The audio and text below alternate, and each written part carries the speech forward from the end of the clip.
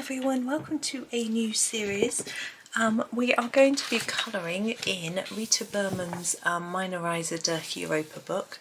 Now there is a double page of smaller pictures. I'm going to do this page. Whether I do this page straight after or not, or leave it for another time, I'm not sure yet. I will just see how I get on, what people might ask me to do, etc, etc. So I'm just going to start and do these 9 in this series, and whether I do the other 9, we'll see. I mean, I will do them at some point, I'm sure, but I just really particularly adore the ones on this page. So I've seen a lot of people doing these as tutorials, but I just really want to have a go myself. So yeah, so I thought I would just have a go, and it just makes a nice little sort of morning series really, because they're quite small, and having coffee first thing just feels right, doesn't it? So we have our bean grinder, our coffee pot and our cup. It's a rather nice little picture. I've got my Polychromos. I feel like I was going to use my castles, and then I realised I've been using them quite a bit, so I thought I'd switch to Polys today for this whole series. Keep with the same pencils throughout. And I also, because this is going to be silver, I wanted a set that I could make silver from, and Polychromos is that set. So I'm going to make a start actually with the coffee pot. My husband's got one of these actually. I'm just going to sneeze, hold on. Right, let's get that sneeze out of the way. I'm going to start with a sort of mid-grey. This is cold grey 3. And which way is it best to hold it? That way. And I'm going to sort of start some of the shading and area on here, and then I will use a darker one as well. Now I'm looking at the shape. Firstly, we've got our spout. This inner bit's going to be a bit darker, so I'm not going to use this colour. But I'm thinking I'm going to start with the edge here and the edge here, and then I'm going to fade the colour towards the middle a little bit to try and make our spout look a little bit rounded, because it's not going to be completely flat. We can do the same on our lid by putting a little more here and then fading it towards the middle, and the same on this side. Now when I've finished with this colour, and I'm sort of going to do all the bits, I'll come in with a darker one and we'll do a little bit more. So this isn't a sort of final piece. And around the edge of the top handle, I guess it is. Now I always find that I'm going to do this. I'm not going to do that under bit. I want that to be darker. Is the handle metal? Is it black? Black. Right. Sorry. Just erase that bit. It shouldn't matter too much because we're going to cover it with a darker colour. Sorry about that. I think that's a black plastic handle. I'm trying to think about the shape of these. These are dipped in, but are these sticking out? They look to me like they're supposed to be sticking out. So I'm going to colour them like that. So a bit darker here and lighter towards the middle. Whereas if we colour them as if they're inwards, we'll do it differently, and I'll show you on the bottom one. I feel like they should all be sticking in really, but it just feels like the way they're drawn. It should be like this. Yeah, always try and leave a bit of white. That's what I was trying to say before I distracted myself with doing it wrong, because it just helps to show the shine a little bit. So here I'm going to leave it in the middle there, and then a bit there, like that. See here, I think these are dipped in, so we want a lot of dark here. We'll put in some darker pencil as well, and then lighter in the centre. Does that work? No, it needs to be darker in the centre, doesn't it? And lighter on the edges a bit. Sorry.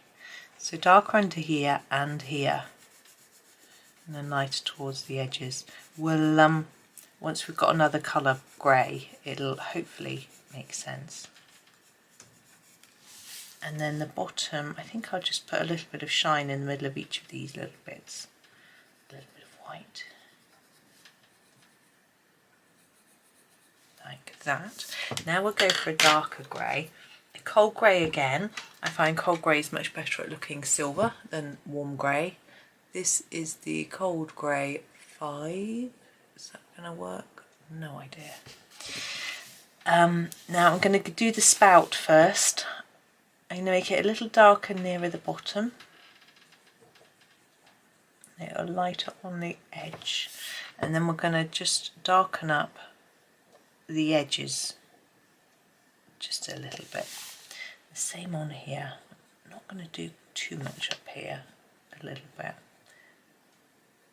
I'm not going to do the top of the handle, I think that'll be reflecting the light. A bit of dark here and here.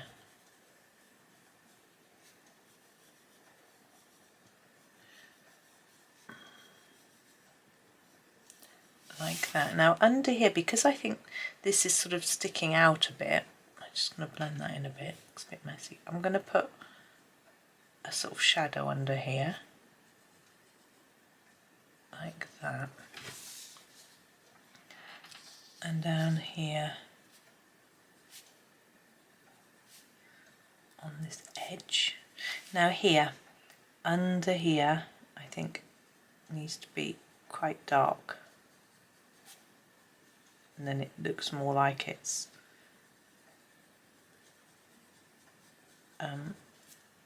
dipped in like that, a little bit here and here. Now let's do the handle. Get my black. Now I want 2 shades of black, which sounds a bit, some sets come with 2 blacks, but this one doesn't. So this bit under here I want to be darker, and then this bit a bit lighter. You can just press less hard or do less layers, and it looks a bit less deep, intense. Leave a little bit of a shine there because it's plastic, it would be a little bit shiny. So there we go. Now we have got our steam, which comes out into a little heart shape. Not sure yet, I'm going to leave that for now. We'll move along to this little grinder. Now I'm thinking maybe it would be wood here, but the mechanism metal. So let's grab our greys again. I'm going to use the Cold Grey 5 this time. And do the edge here. Because this is rounded, I want this to be dark, and then a bit lighter in the middle, and then dark on this side, like that, and the same here.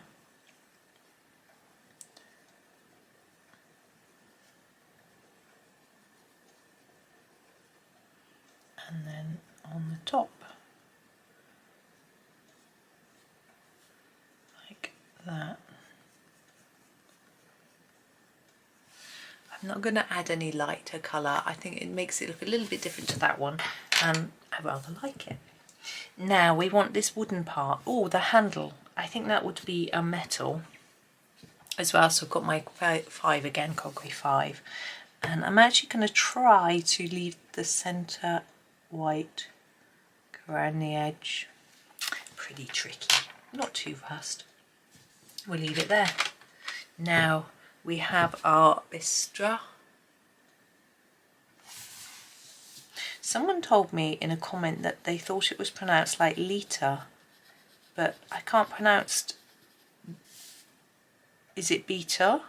Is the S silent? I can't say beaster, beaster. I can't say it. So I'm going to look it up somewhere. What you can do on Google is you can put a word in and ask it to tell you how it sounds. So I do that. There's some shadow under here. I'm thinking this is wider, so it's going to be casting a bit of shadow there. And maybe there'd be a little bit more down here too. But this doesn't look like wood, it just looks like brown. So let's make it look more woody with our burnt umber. And I'm just going to add to the shadow a little bit first. Putting a line in there. Maybe a little bit under here. Maybe I'm just fussing about a bit. And then I'm going to put some wood grain in. you'll need a fairly sharp pencil to get some little lines. I'm thinking let's go across like that.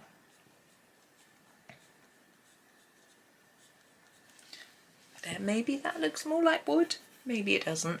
Now we need our cocoa beans. I think, what colour is closest? I think I'm going to try the walnut brown. See how that works. Now the bit in the middle, this sort of line, that's going to be a bit darker because it's dipped in. So I'm going to put a bit more colour on that one and a bit less there, but I want them to be the same colour.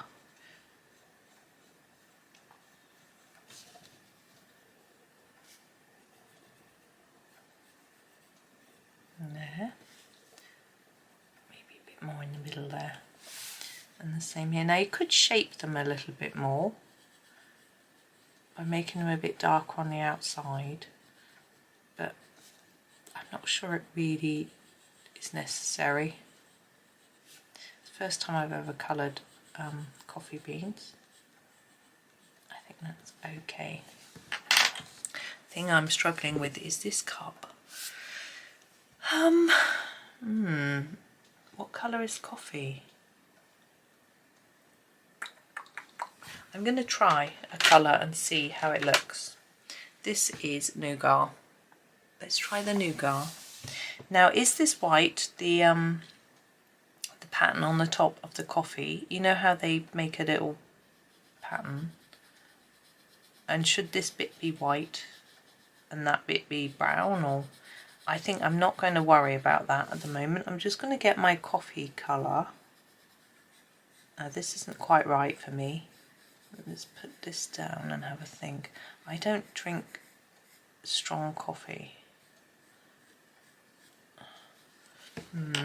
I'm gonna lighten that down a little bit with the raw umber.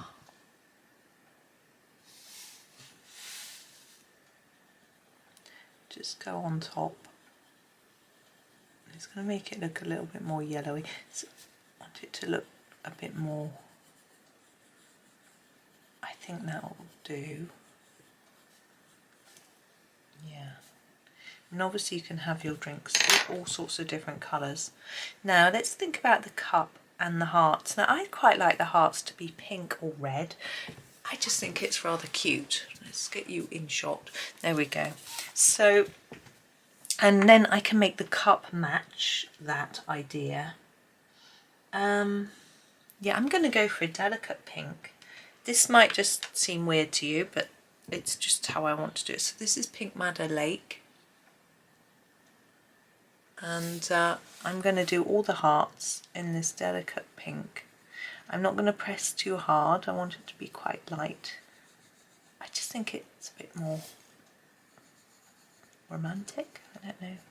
It doesn't make any sense, but then nor does this. So I think it's fine. Oh, loving a coffee cup.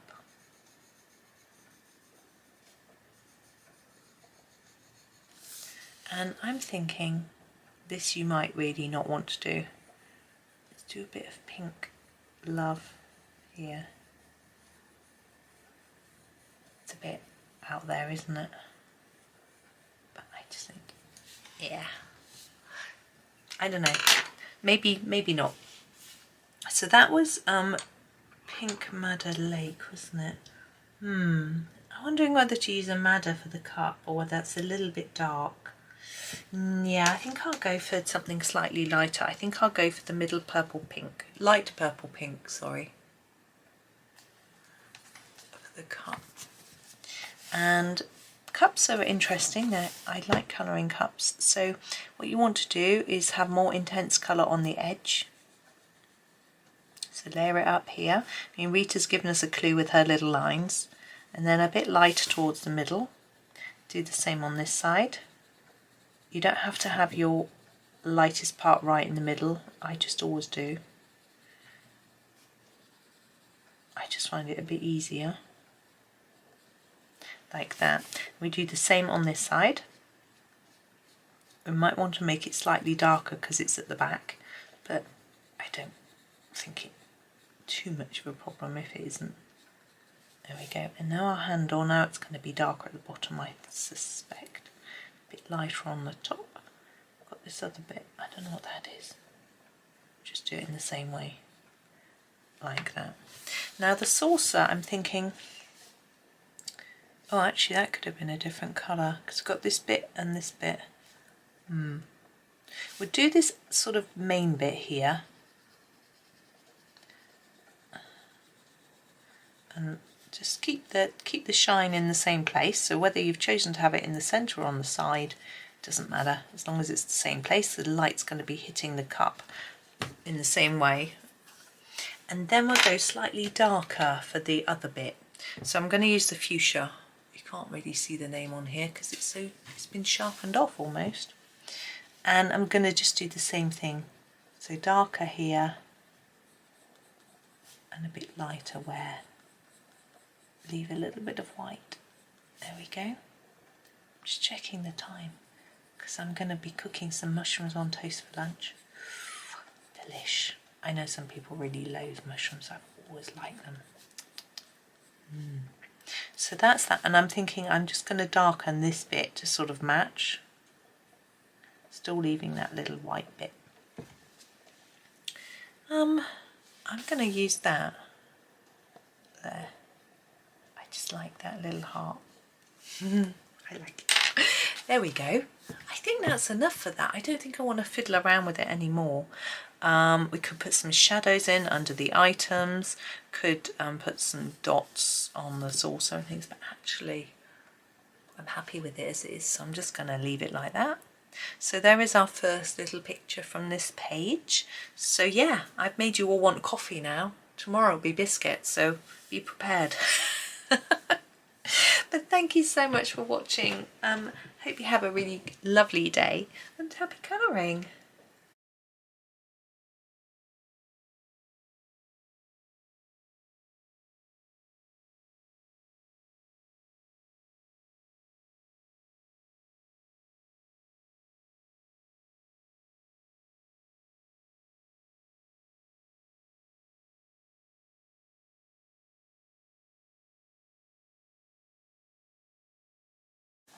Hi everyone, welcome to the second video in this little series from Rita Berman's Europa book, and we have a little selection of biscuits today, so or cookies maybe you might call them in America, I don't know. So they look rather tasty. I've got a few ideas on what to do with these. Some of them look slightly familiar to me and some of them really don't. Now this one here, to me, looks like it might be a chocolate digestive, and this might be the chocolate side of the biscuit. So we're going to do that first. I'm going to try using the burnt umber to do the chocolate. I'm going to do a layer all over first. I'm going to ignore this crosshatch pattern just to start with, and we'll fill that in after as if there's a texture to the chocolate. Those of you who know what a chocolate digestive is will know there's a bit of a texture on the back of the biscuit. I'm sure everyone has chocolate coated biscuits. It could of course be like a Stroop waffle or something like that, but it's a chocolate now. I don't even know if I've said that right or if I'm thinking of the right type of biscuit, but anyway, I'm not a big biscuit eater, not anymore. I used to like a biscuit. What's your favourite biscuit? Leave it in the comments. I want to know what your favourite biscuit is. This is dark sepia and I'm going to use it for the crosshatchy bit, the thinner lines. Okay. I think as a child I always liked a malted milk, dipped in a cup of tea of course, and a custard cream. Oh yes. Chocolate biscuits never quite so keen on because they would melt all over my fingers and make a horrible mess. So, and I like dunking biscuits in tea. You can't really do that with chocolate. It melts and makes the sweet tea is disgusting. Although, if you dip something like a malted milk in, the crumbs fall to the bottom and it doesn't seem to sweeten the tea.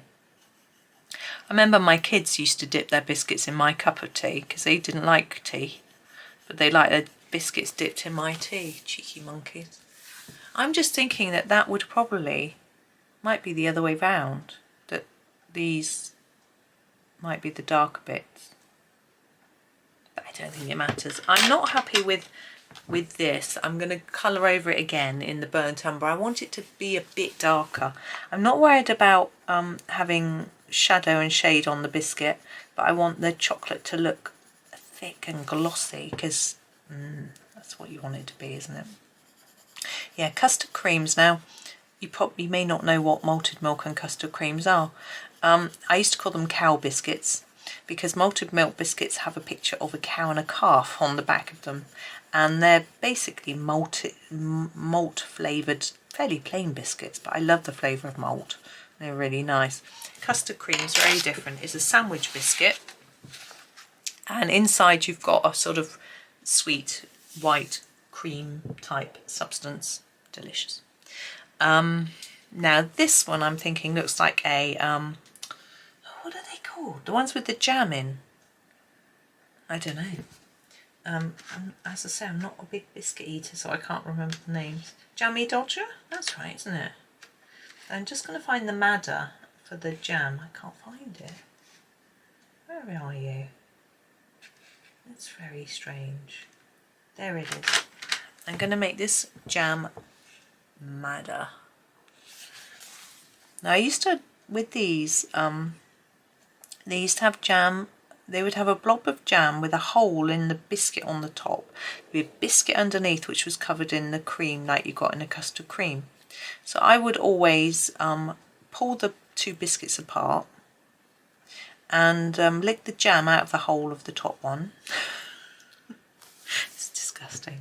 And it was really hard and set, like almost like a jelly sweet. It would take a lot of, you'd have to keep pushing it back and forth to get it out, and nick that out, then eat that bit of biscuit, then bite the cream off the bottom one. God, I sound like I was brought up, I don't know. It's not really polite, is it? So this is the brown ochre that I'm going to use for the biscuit. I want it fairly light. They weren't, biscuits are quite beige. We don't really have a beige in our Polychromos, so I'm just going to put a really light. To keep it lighter, put the pencil on its side, hold it further from the tip, just a gentle movement to get some colour down. Now, to me, this looks like it's supposed to be, this bit is higher than this bit, so I'm just going to put another layer of colour just in here to make it look a little bit more three-dimensional.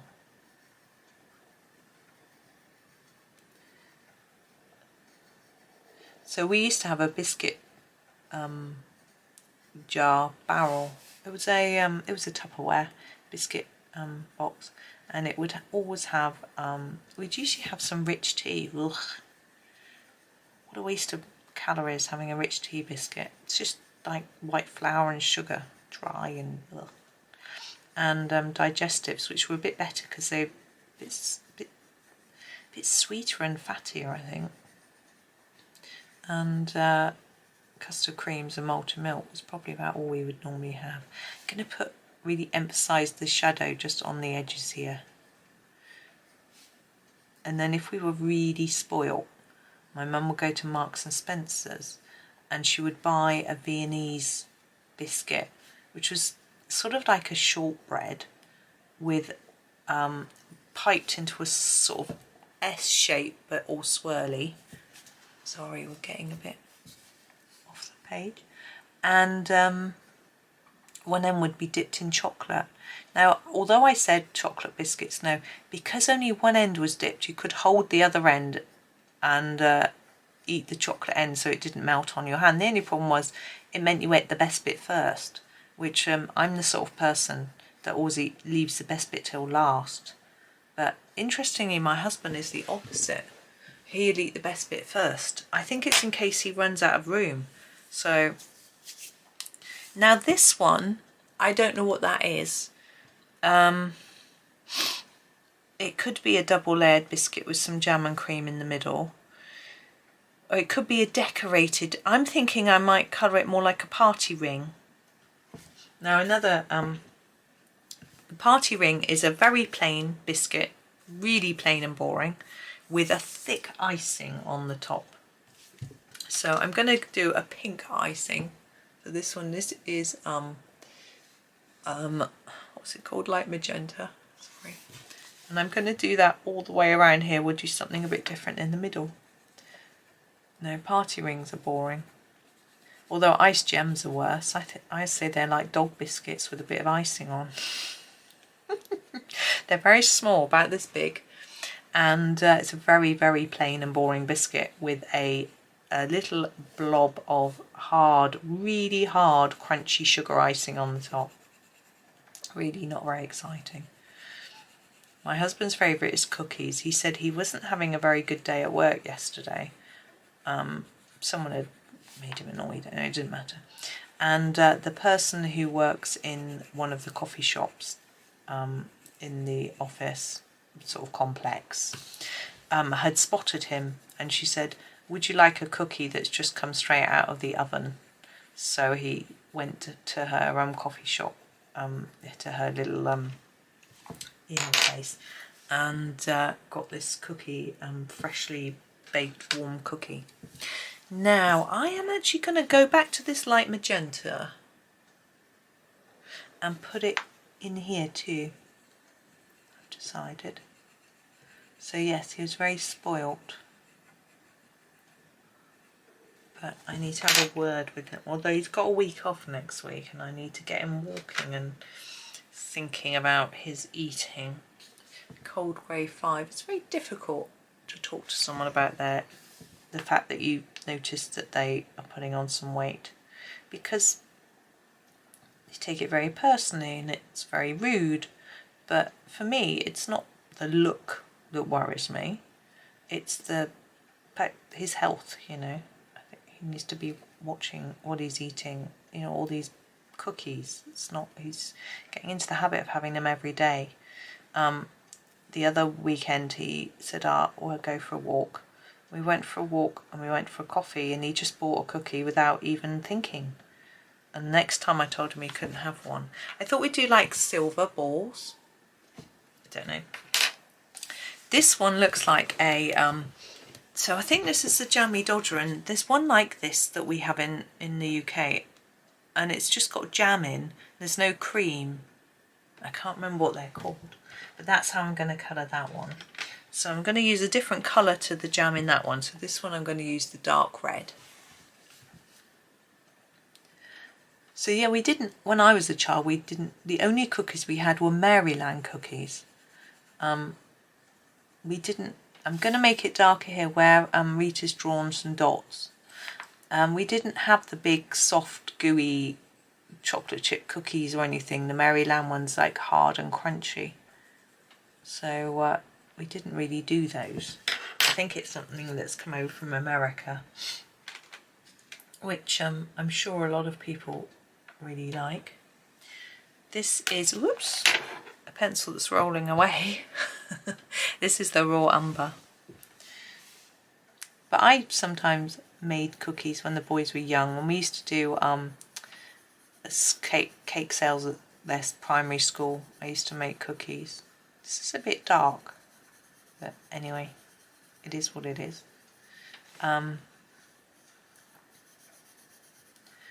These remind me of sports biscuits. Does anyone remember those?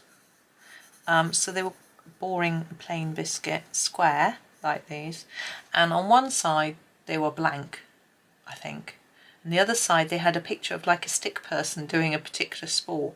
It's quite strange. Skiing or whatever it might be.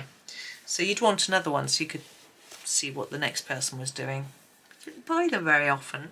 I don't think they were very exciting. The ones we never bought, there was a lemon flavoured biscuit. And my mum wouldn't buy them. I'm trying to find a different colour to colour these. I'm just going to colour them plainish, I think. I'm going to try the green gold this time. And my mum would never buy these lemon ones because she said that when she was a child, she had a filling or something at the dentist, and she had gas to knock her out, and it made her feel quite unwell. and someone gave her one of those biscuits to eat afterwards, and so she just associates that biscuit with the sort of nausea feeling that she had after the gas, so she would never buy those. My grandfather used to eat squash fly biscuits. Did anyone else have those? So those were, I think they still make them. I'm going to make it a little bit darker all around here. Fig rolls. He used to call them squash fly biscuits. But we also used to have ones with currants in. They were quite horrible. He also called those, I think those might have been the squash fly biscuits. I don't know. Because the currants were really burnt and dry and ick.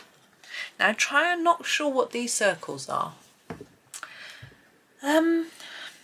I think I might do them in a dark pink, just to sort of, because this is our only pink, just to sort of tie in. What sort of dark pink goes that? What about the magenta maybe? Yeah, because this is our light magenta, so I'll do them in a magenta. And I'm going to try and make them look like they're spherical. I don't know why.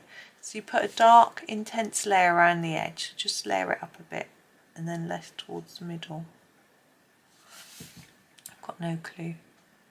Maybe I should have watched someone else's video to see how they coloured it, but sometimes I like to just do my own thing, and if it's wrong, it's wrong. Is there right and wrong? When it comes to biscuits. I'm going to use a little bit of white pen on this one though.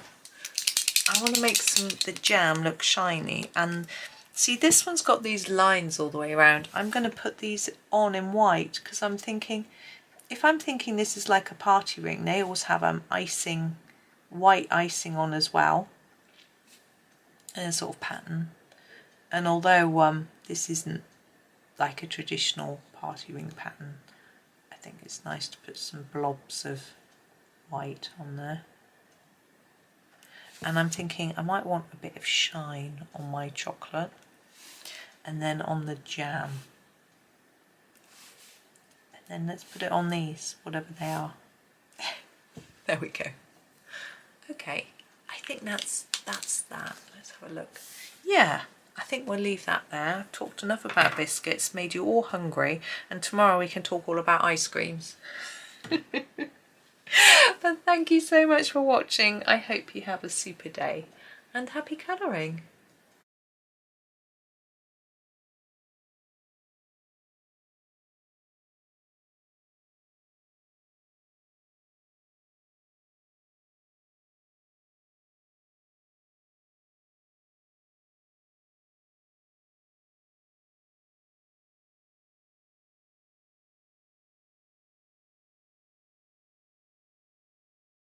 Hi everyone, welcome to the next video in this series from Rita Berman's Europa book. We have an ice cream cone, or cornet as we used to call them, to colour today. And I'm using Polychromos pencils, as I will be for the whole of this little series. So let's start with our waffle cone. I'm going to use quite a pale colour to start with. Oops.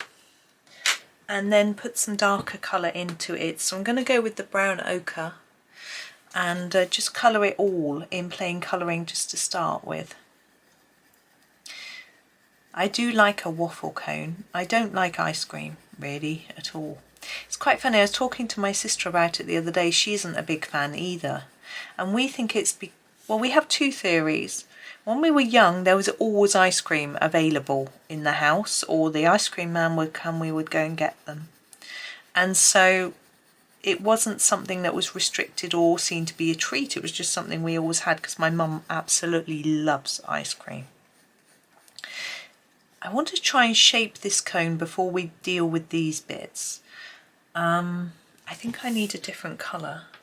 I think I'm going to use this slightly darker raw umber to just make these edges a little bit darker. So we had a theory that either it is because we had so much, it just isn't a treat in our heads, so we don't really see it as anything too special. We also both prefer cream rather than ice cream. The texture we prefer, you know, the mouthfeel sort of thing. Just going to go across here too. And also, we used to buy, my mum used to buy sort of not the best quality ice cream. This is Van Dyke Brown, which I'm going to use for all the little bits. Now I'm looking at Rita's shading a little bit, but I think I'll just try and make it a little bit darker on the edges compared to the centre, I think, of each of these little bits. But I'm just going to work some colour down and see how it looks.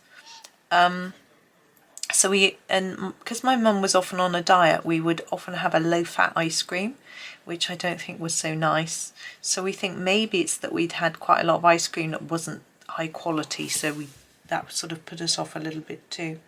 My dad always used to say it was too cold. I remember him microwaving ice cream to melt it a bit. But we would, the ice cream man would never have a waffle cone like this, and we didn't used to buy these anyway if they were an option in a shop because they were more expensive. We would usually have one of those other wafer cornet things, which would go very soggy very quickly from the ice cream and not have a lot of flavour, just be very dry. So when the ice cream man came, what would you have? What was your favourite?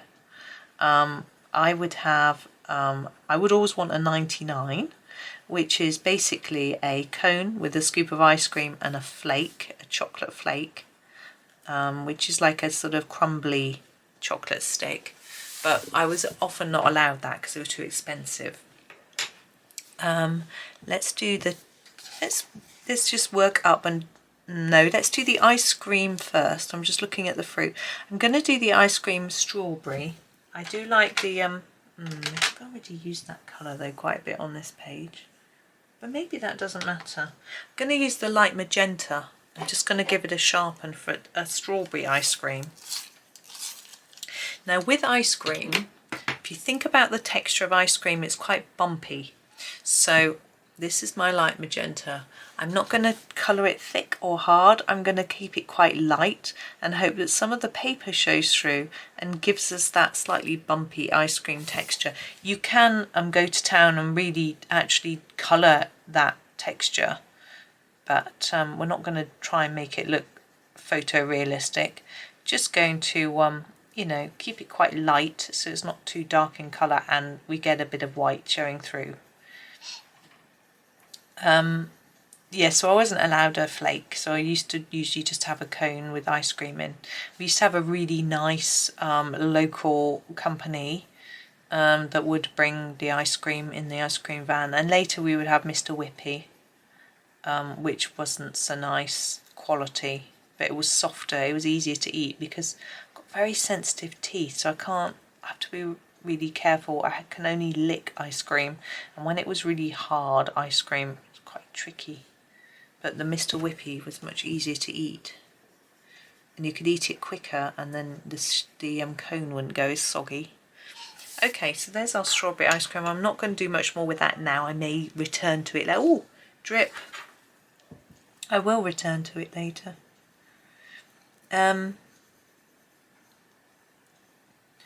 But I often would have an ice lolly, actually, which I loathe now. Ugh. Think of anything more vile. But anyway, middle purple pink.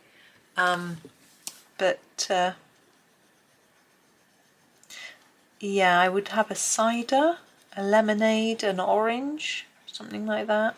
When I was little, we used to have those milk ones. What are they called? I wonder if they still make them. They're sort of more of a milky ice cream. I used to like a strawberry split, which was like a ice cream on a stick with a shell of strawberry ice lolly. They were quite nice. That's just not the right colour. I'm going to turn it into a black cherry using the red violet.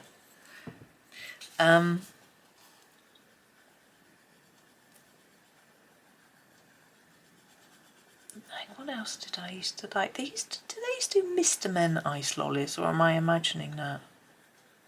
Can't remember. Now often this stem of the cherry is the same colour as the cherry, so I'm going to do that, but I'll go over it with green.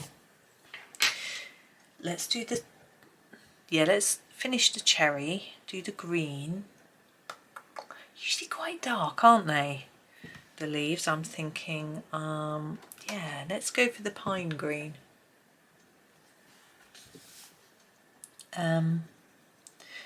They used to have the rocket lollies, of course, which were 3 different colours. I don't know if they were 3 different flavours. And they used to have, oh, the Fabs. They were nice. Do you remember a Fab? It was, the top part was dipped in hundreds and thousands, like sprinkles, I suppose. Let's do our strawberry next.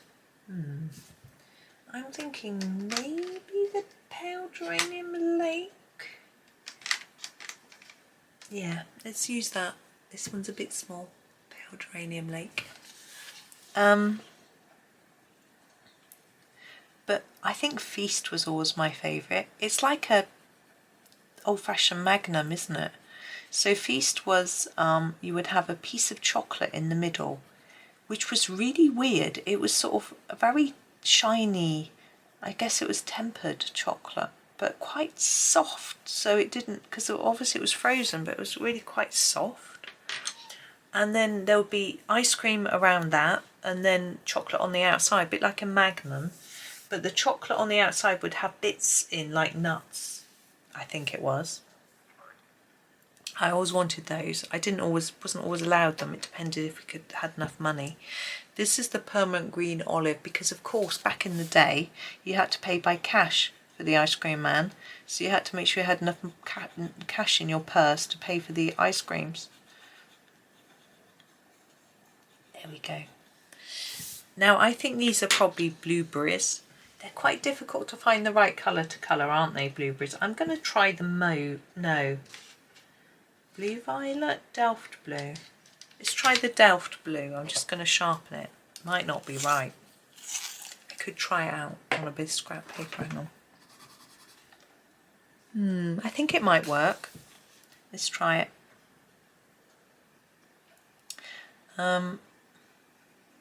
Yeah, I remember getting the milk ones. They were like a really small lolly, just long and thin.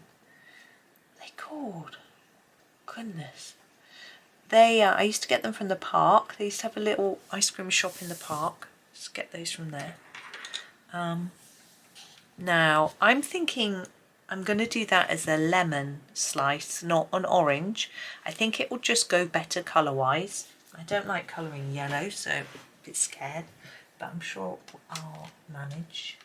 This one, I'm just going to have to look it up because it's teeny tiny, is 106.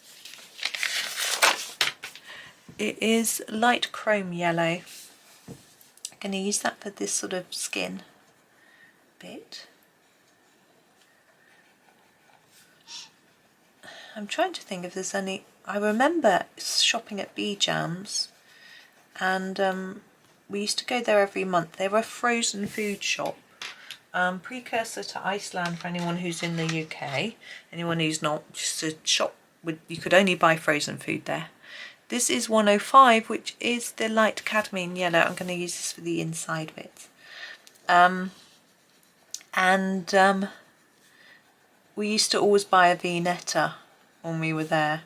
Now, Viennetta was white coloured ice cream rather than cream, and it was in layers with chocolate in between. It was mint chocolate, I seem to remember, and you would sort of cut off a wedge or a slice. I remember when I was grown up enough to have a wafer from the ice cream man. So the ice cream man would have a block of ice cream, cut a little piece, rectangle, put 2 pieces of wafer either side, and you would have to pick it up and eat it. So it's quite difficult to eat, so children didn't really get those. They would be messy. A cone is a bit easier, even though they're still quite messy. I'm going to use the burnt umber to do this. I'm going to do this in chocolate because, I mean, it might be supposed to be like a candy cane, but I want it to be chocolate because that for me goes better with an ice cream. Maybe I'm just being weird. You can do it as a candy cane if you want.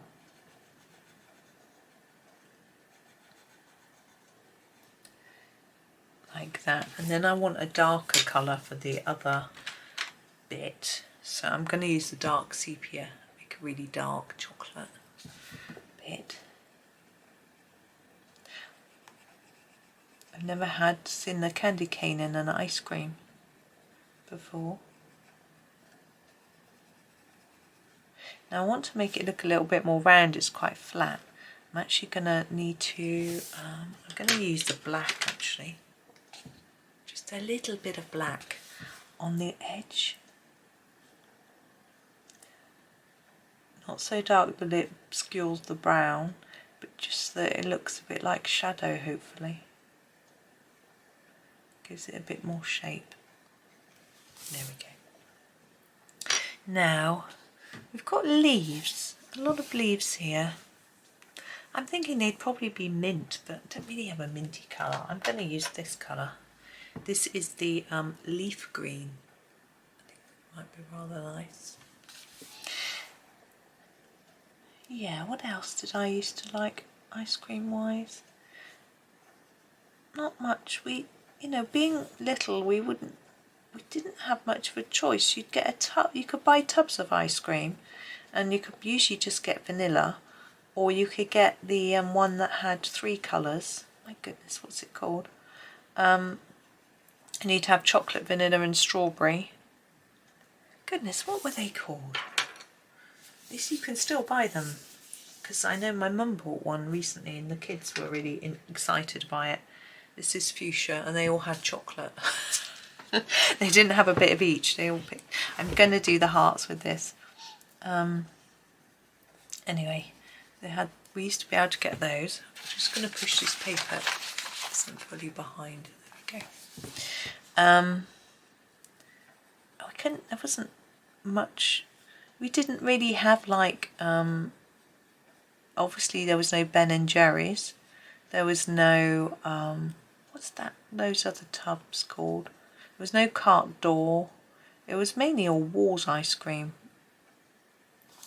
Oh, I can't think what that other little expensive tubs are called. Haagen-Dazs, that's it. Haagen-Dazs? I didn't have that. And Mövenpick, that's quite, I didn't get any of that sort of stuff. And of course there were no dairy-free ice creams back in the day. Now we've got these little flowers. I'm thinking I might go for a pinky red. Let's go for the pink carmine, that's quite a nice pinky red. Hopefully it will look a little bit different to the hearts. Need sharpening, they're teeny, aren't they?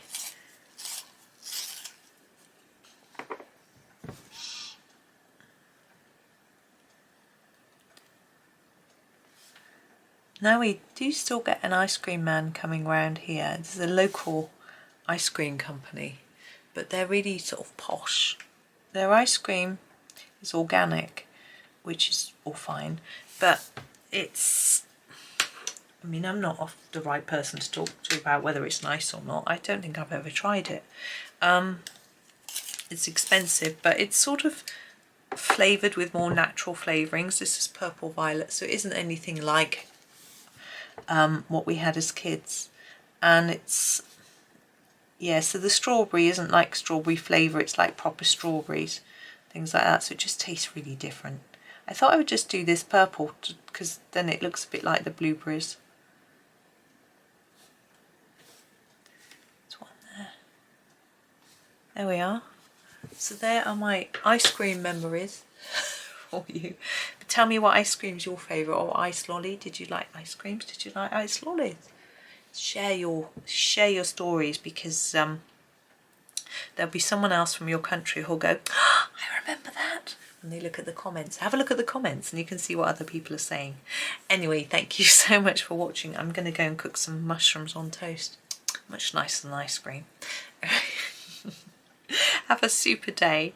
Thank you so much for watching and happy colouring.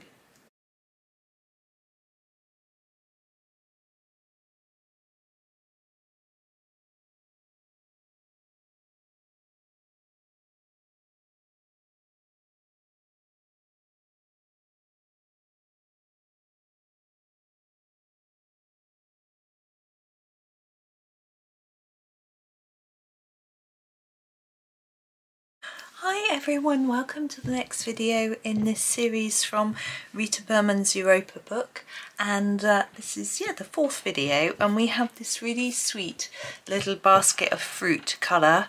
I think I'm going to start with the basket and then do the fruit. I'm going to start just putting a little layer of colour down. This is the raw umber, Polychromos pencils, the same as I've used throughout. And I think I want it slightly lighter at the top of the handle. Actually, I was just going to put a light layer across and then put in some other colours, but I think I'll just make it a bit more intense down there and a bit less up here, but I will grab another colour, another shade of brown in a bit. But you could just leave it like that. But now this down here is a little bit more complex. I am going to just put down a layer of colour and then see how it goes. Just had a lovely walk along the canal. It's going to be a bit warm today, 26 degrees, too hot for me. I know some people really like it hot, but not me. So we went out early.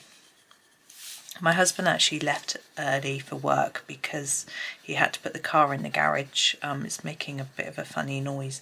I think it's the brake discs or something, so it needed to be sorted out fairly quickly. And oh, I'm going to sneeze. Hang on. Oh, sorry about that. Van Dyke Brown. Yes, so he's got put the car in, so he left early. So pretty much as soon as he had left, we left. Took the boys with me.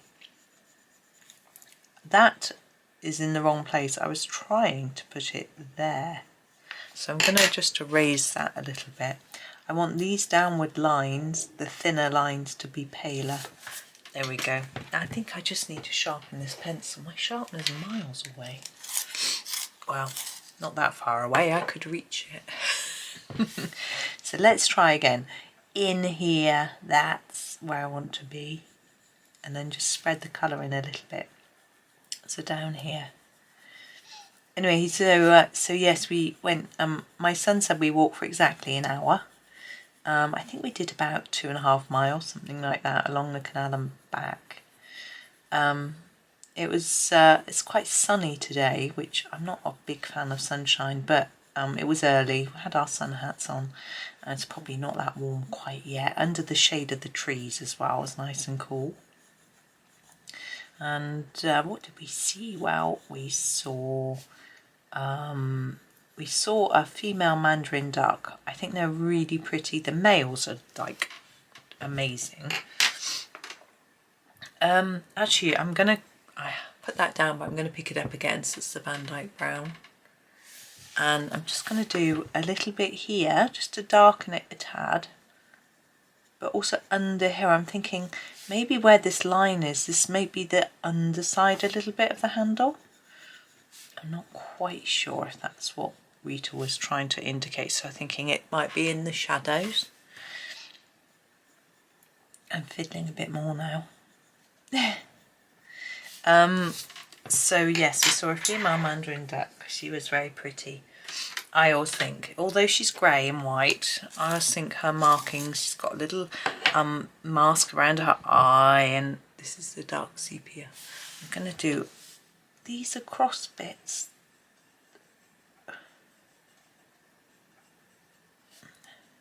And we saw a heron in exactly the same spot as I saw the heron the other day when I walked with my friend. I think either it's a really good fishing spot or there's a nest nearby, but the heron was there. And we saw a boat, which was there were quite a few boats. There's some dredging work going on, so the sort of workers' boats, but we also saw a houseboat, which I've never seen on our canal before because it's, you know, newly restored-ish. So that was interesting. And the boat, it was on the far side to where we were walking, where there's not really a footpath, there's sort of a woodland. Sorry, we're moving about all over the place. Let's do, where should we go next? Should we do the strawberry? What colour for the seeds? Black. I'm going to do black seeds on my strawberry. Black. So there was a sort of bit of a path from the boat up into the woodland. There were some bicycles under the tree, so I assume they left their bicycles there.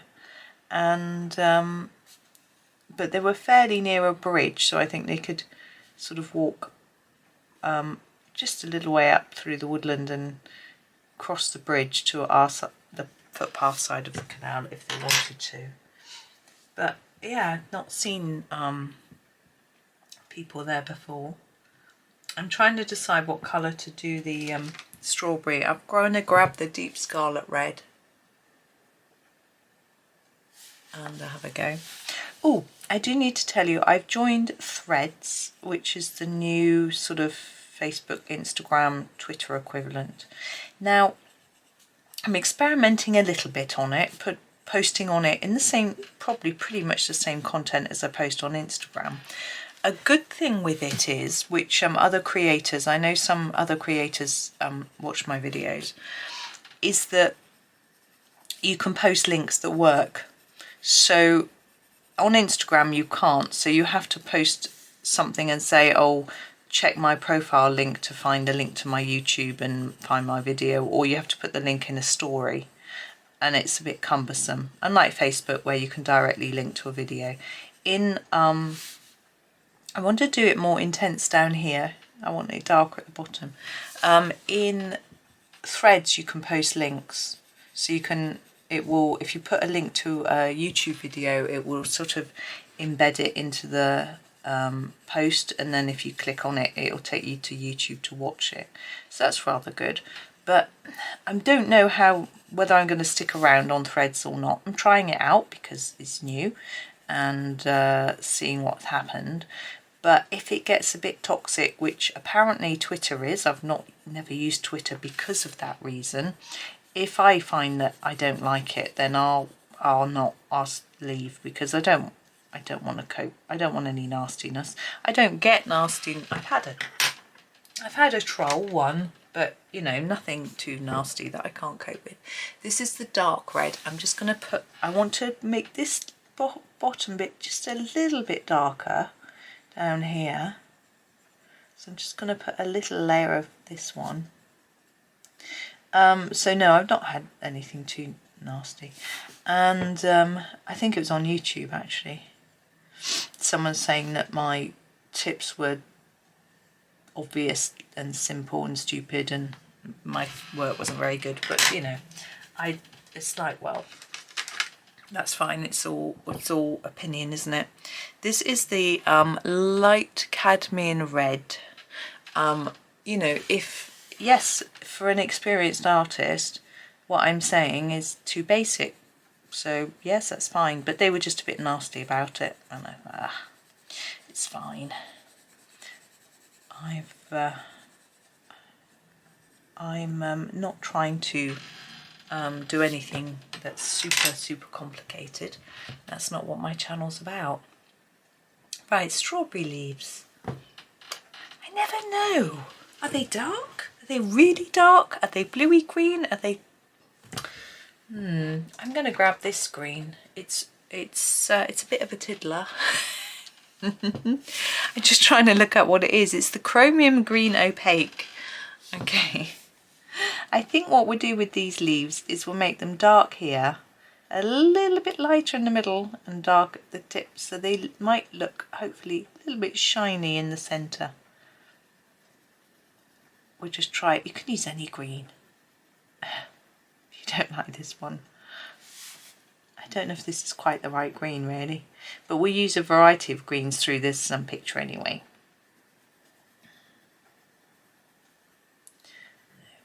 I remember actually Johanna Basford had a troll on her on one of her lives. I think it was a Facebook live, sort of saying how stupid what she was doing was, etc. She just ignored it, which is always the best thing, I think. These grapes, I always like doing reddish, pinkish, blackish grapes because they're much easier. I don't know. The sort of green grapes are really pale. I just don't have that colour. So I am going to start with this crimson for the grapes. and then go over it with something slightly darker after.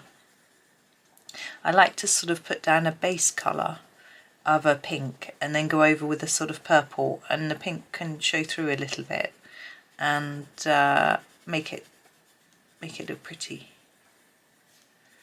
I also do this with things like cherries and blackberries. Now I don't know whether through here we would really be seeing the leaf or the more grapes. I'm going to colour it as if there's grapes behind, because if you think about a bunch of grapes, they're usually all on top of each other. Have grapes every day. I really like them. Red grapes. Apparently red grapes are really good for you. I'm going to try the magenta, I think. I think that might work. Yeah, I realised I could come in just a bit more. There we go. The thing that's healthy about grapes is the sort of skin, and the sort of they've got tannin in, I think, which is healthy.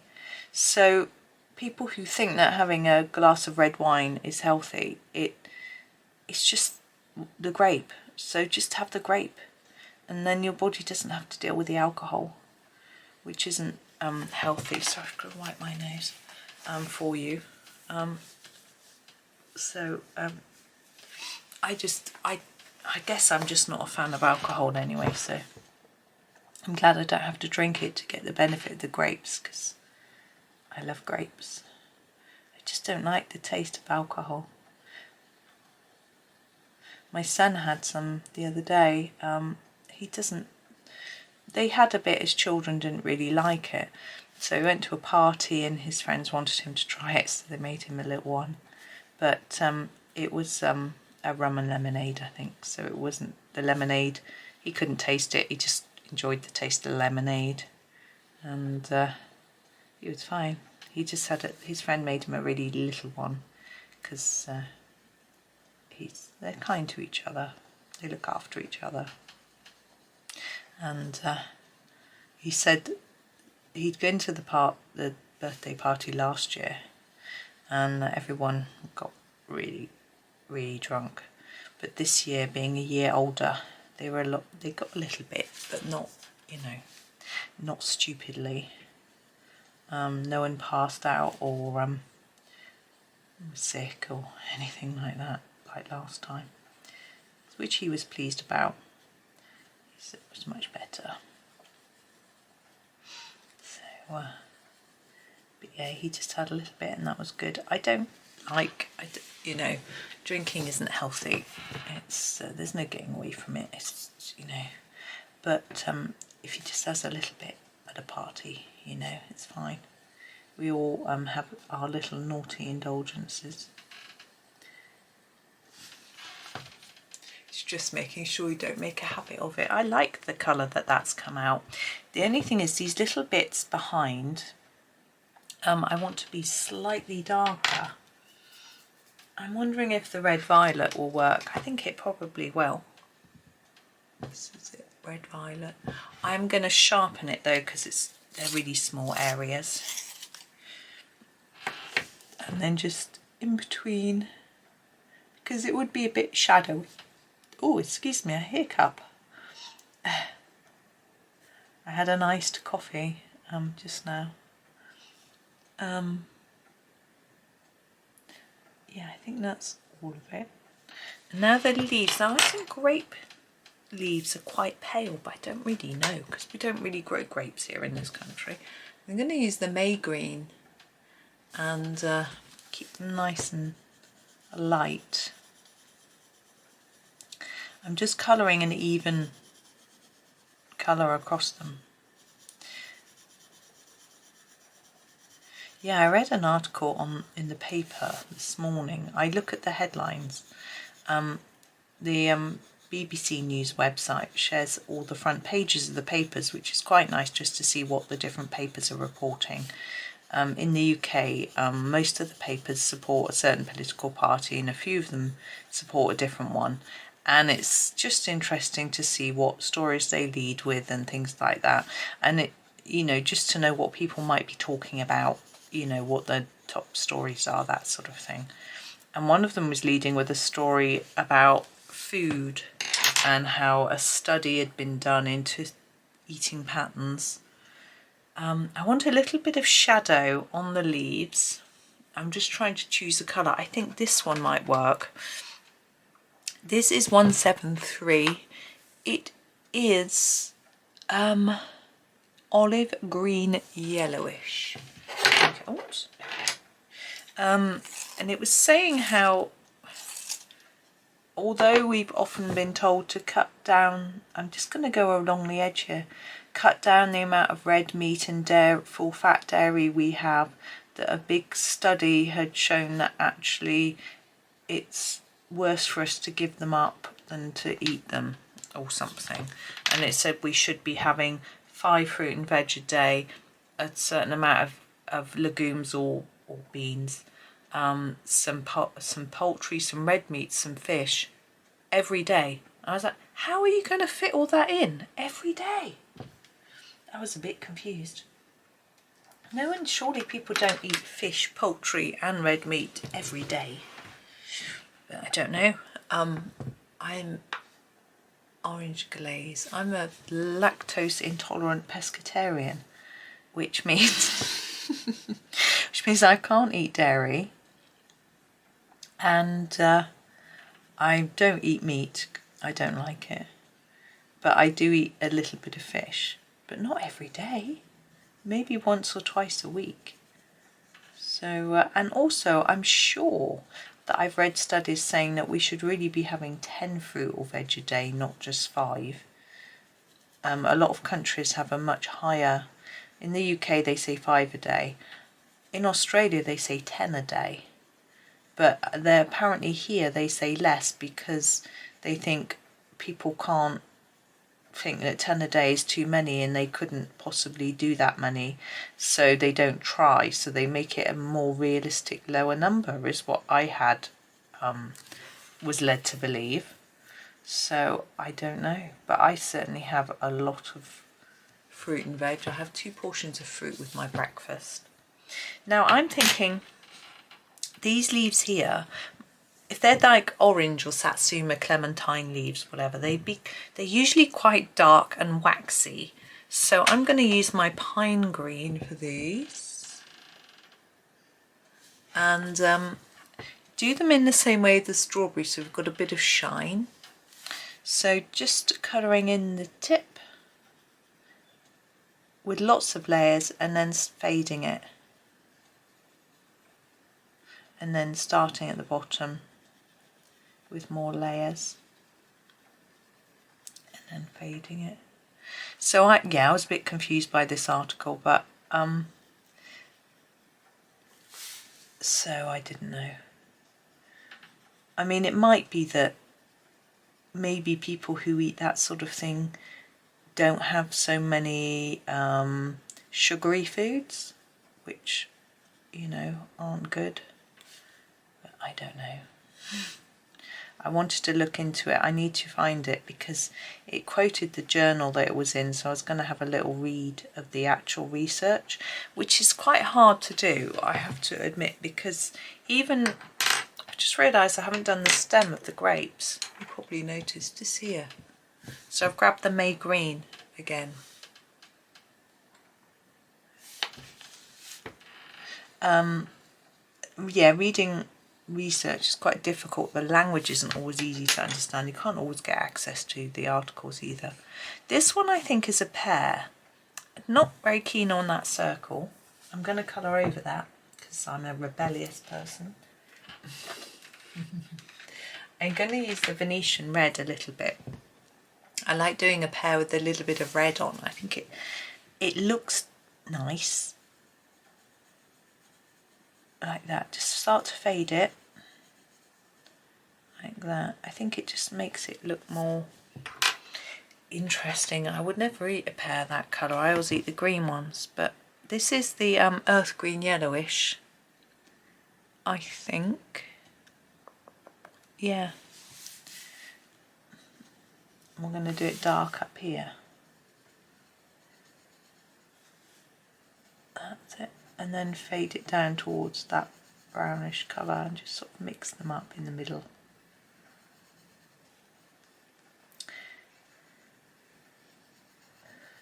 I think health advice is really difficult because we get so many conflicting stories, and we also have to look very carefully at who's funding the research. This is permanent green olive. Because there's certain big food companies want us to eat their food. They want to tell us that their food is good for us, etc. It's really difficult. And even doctors tend to seem to be influenced by these companies, you know. Now, what's that? I am thinking, is that 3 bananas? The edge of them, and they're going into the basket. That's how I'm going to colour them. I have got no idea.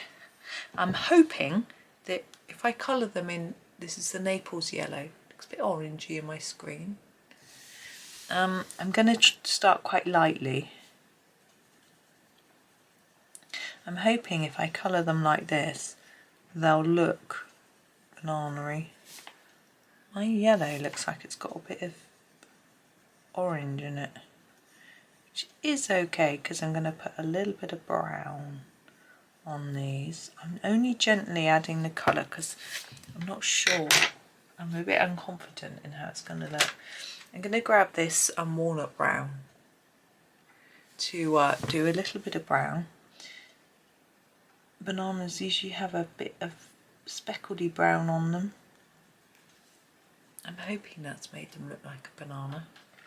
Oh well, I've done my best. Flower.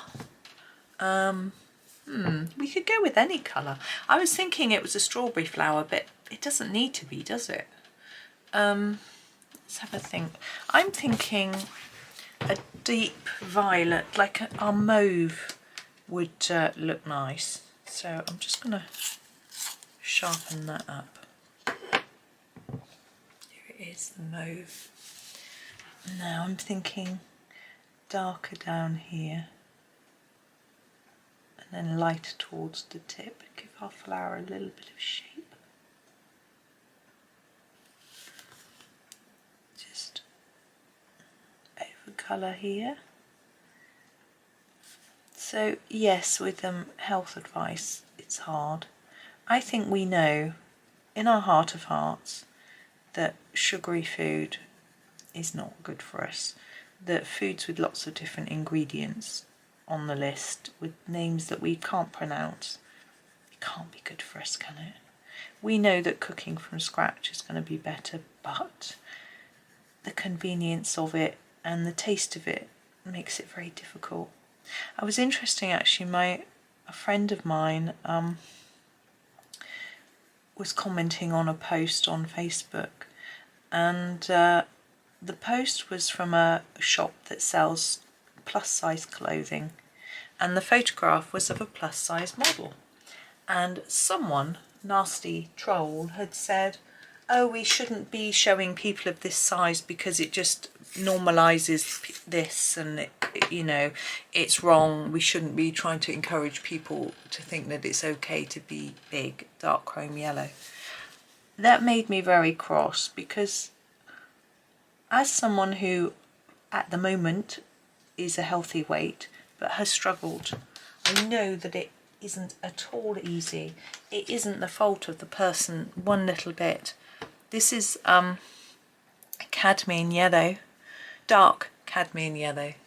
I think there's a lot of reasons why people can be overweight. There's medical reasons, could be physical health, mental health. It could be genetic. It could just be because they don't know what to do, or they don't have the time or the money. There are so many reasons. This is permanent green. And to just say, you know, that it was just so rude. I think we need to do more to help people there's lots of things that need to be changed and done. We need to have, I personally think we need to have a tax on unhealthy foods and use that money to subsidise healthy food. So, you know, tax the biscuits and the cakes and the sweets and the chocolate and use that money to make fruit and vegetables cheaper. You know, that sort of thing I think we need to do to help people. And to, we are trying to teach it in schools a little bit, but schools have a limited amount of time they can spend on teaching these sorts of things. They've got so much to do. I want a darker green in there. So that's my thought on it. I think I would never blame the person. I think, you know, there's so many, it's deep cobalt green. It's also, you know, there's sort of habits and things you grew up with. You know, if you've always grown up having a pudding or having lots of food at happy occasions. Another thing, you know, if you grew up in a family where if you didn't eat your share right away, someone else would eat it, it can cause you to eat perhaps more than you should and things like that.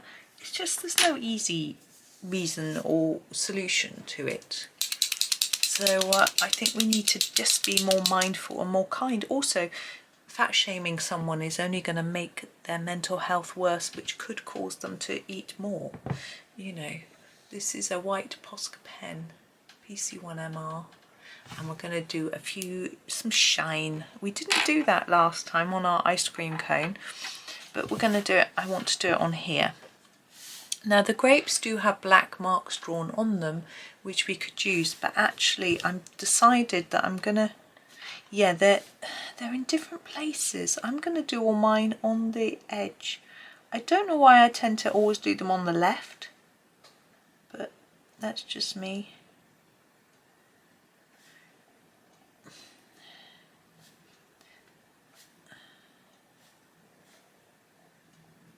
Here we go. Now I'm going to do some dots on my flower. Why not? It's not a realistic looking flower. We've got these dots actually. I might just cover those. I'm not sure that the pear and the oranges would have a lot of shine, but the strawberry would. And I'm wondering, I'm going to put a tiny dot on each of these seeds because the seeds are really shiny often on a strawberry. If they're black, if they're yellow, they're quite dull. It's very odd. Or maybe you just can't see the shine because they're yellow. But I also want to put a shine line here, like that. And I'm wondering, do we do it on just a small one on here? I don't know. Whether, I put my hand down on the pencils and my fingers are a bit warm, they stuck. There. I think that's enough. If I fiddle faddle more, it's going to be a bit too much, but there is our basket of fruit. I just want to pick up one of those grapes and eat them. Tasty. Not so keen on the oranges, but yeah, that's quite big strawberry, I'm just thinking. Anyway, that's me for today. Thank you so much for watching. I hope you have a super day. Enjoy some tasty fruit and happy colouring.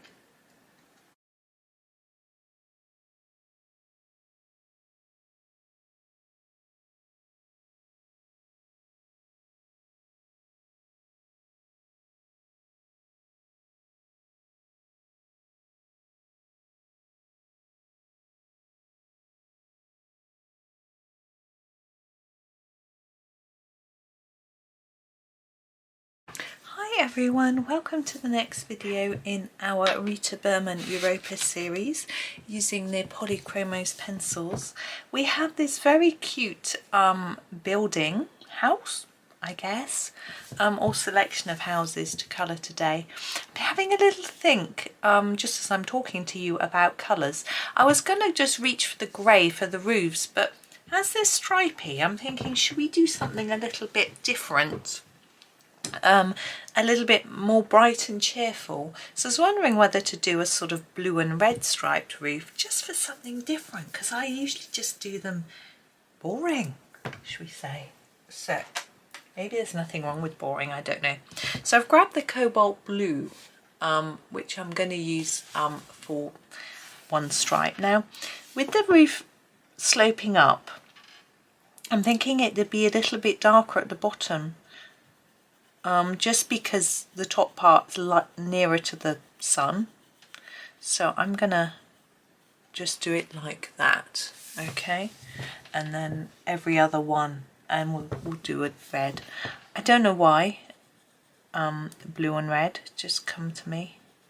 You can do whatever you like. You could do 2 shades of grey if you want it a bit more traditional, maybe is the word I'm looking for. I don't really know what word I'm looking for. So lightly there.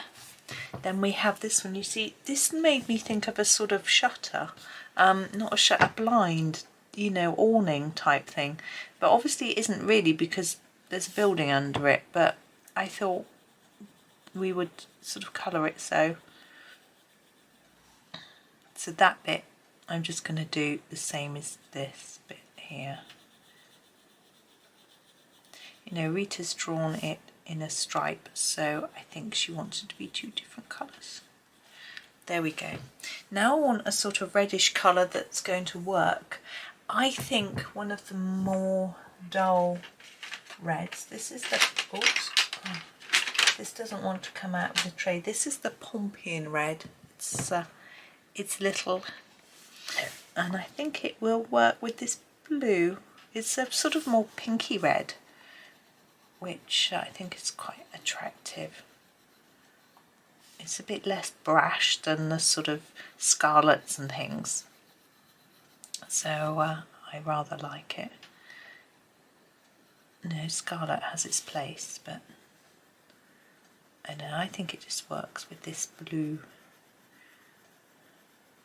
Now behind here we have what looks like clouds, but they could be tops of trees. I haven't decided yet whether to do them as if they're green, but I'm pretty sure they're supposed to be clouds. Now we need to do the edges of here and these roof edges.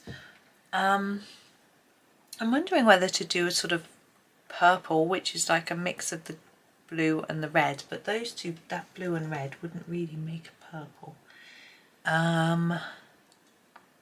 Something that's going to match them both. What about a Delft blue? That might work. Will it? Will it? I'm going to try it. Don't copy me until you've looked at it and decided if you like it. I'm not going to do it really hard, just a bit. I'm not sure. I'm still not sure.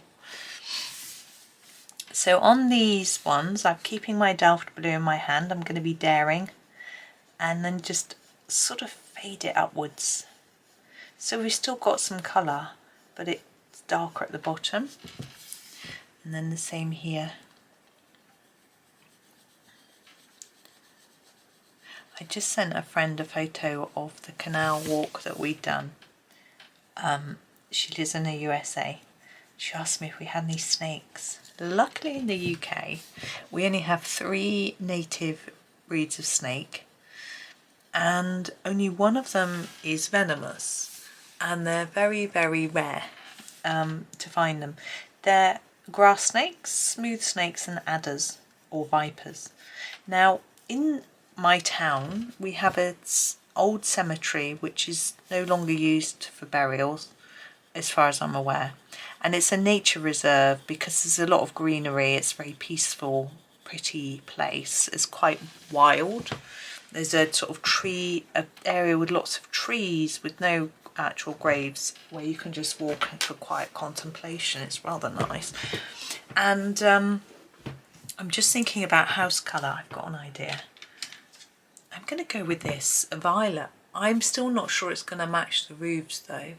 Should we go for yellow? Cream. So how many times is she going to change her mind? Cream. So I'm going to do all the main bits of houses in this. I need to sharpen it. So apparently there are adders there, and they're often spotted sitting on the gravestones, sunning themselves. But I've never heard of anyone having a bite. I'm not a big fan of snakes in any sense. I just can't, I find it hard even colouring a picture with a snake in. But yeah, we don't really have them. Now, I know along the canal, a friend of mine who's lived in Stroud longer than me, in where we are, the town where we live, she said that when she first moved here, she saw one by the canal. But since our houses were built and lots of other houses around here, they've just disappeared because it's just too noisy. I'm not sure what to do with this because there isn't one on here. Ah, that's the house. That's the house behind, isn't it? This is a little porch in front, so this is a bit of this. But no, so we don't really see them. I did see a slow worm once, and it looks like a snake, and I was a bit frightened. It's the second time I've seen one in my life. I saw one on a hill walk once, and I screamed, and there were lots of people around, and I was about 25, and I was with my parents, and they were absolutely appalled at how I behaved. I thought it was a snake. But anyway, the second time I saw one, I was on my own, and because I was a mum by then, you get used to being you have to be a bit braver. You know, you don't want to show your kids your fears. So, and they weren't with me, but I was a bit braver and I didn't scream. I just had to step over it. This is the light yellow glaze. I'm going to use it to add a little bit of shadows on my... So because this one is set back from here, I'm going to put a little bit here and underneath here. I don't know how much it's really going to show up being as it's yellow, but I'm going to give it a go. Yeah, so I had to step over it, but I could have turned and gone a different way because I was right on an area where the canal is near the road, but I was brave and I stepped over it and I carried on walking, and I was, you know, but because I knew what it was, that it wasn't actually a snake. I'm going to do these bits in a sort of browny yellow, I think. I want a slightly different tone. So I'm going to use this, this is the dark Naples ochre, and I'm going to use it for this bottom part here. Make it just a tad darker where it's near the near this building, and then a bit lighter. I don't want to make it too dark, and I'm going to do the bricks. You might not be keen on this colour. You know, I traditionally do houses in like the cinnamon and things like that, but just wanted to do something a bit different. So bricks, and this window box I'm also going to do with this colour. Make it a little bit darker under there, and then this one darker under the plant. It's a very bushy plant, isn't it? So no, in conclusion to my little story, we don't really get snakes along the canal path, luckily. But yeah, I can see why it would be. I'm wondering whether to do, and I think I use a different colour for the window frames. Now the steps, this bit. Let's just do it quite lightly. Now stairs, should that be that bit behind there? Stairs are tricky. I'm just going to do them really lightly. Now we have to think about the shape of them. We're looking flat on to a step. This one would be further away from us than this one, and this one be closest.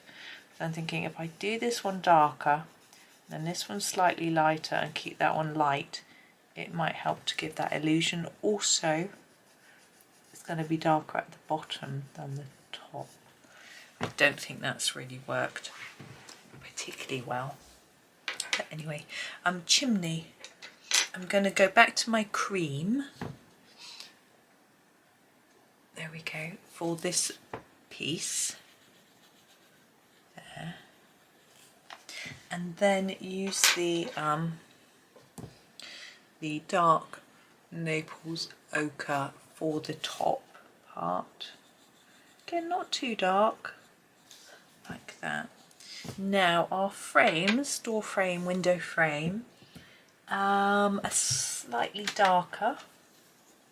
So we can use this light yellow ochre for that. So I'm just going to go around here.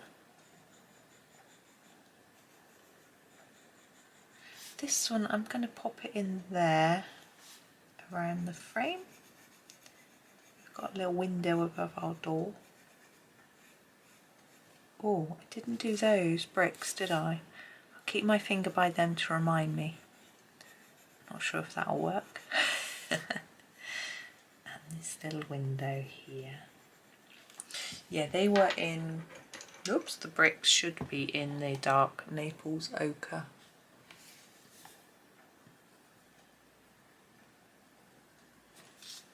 There we go.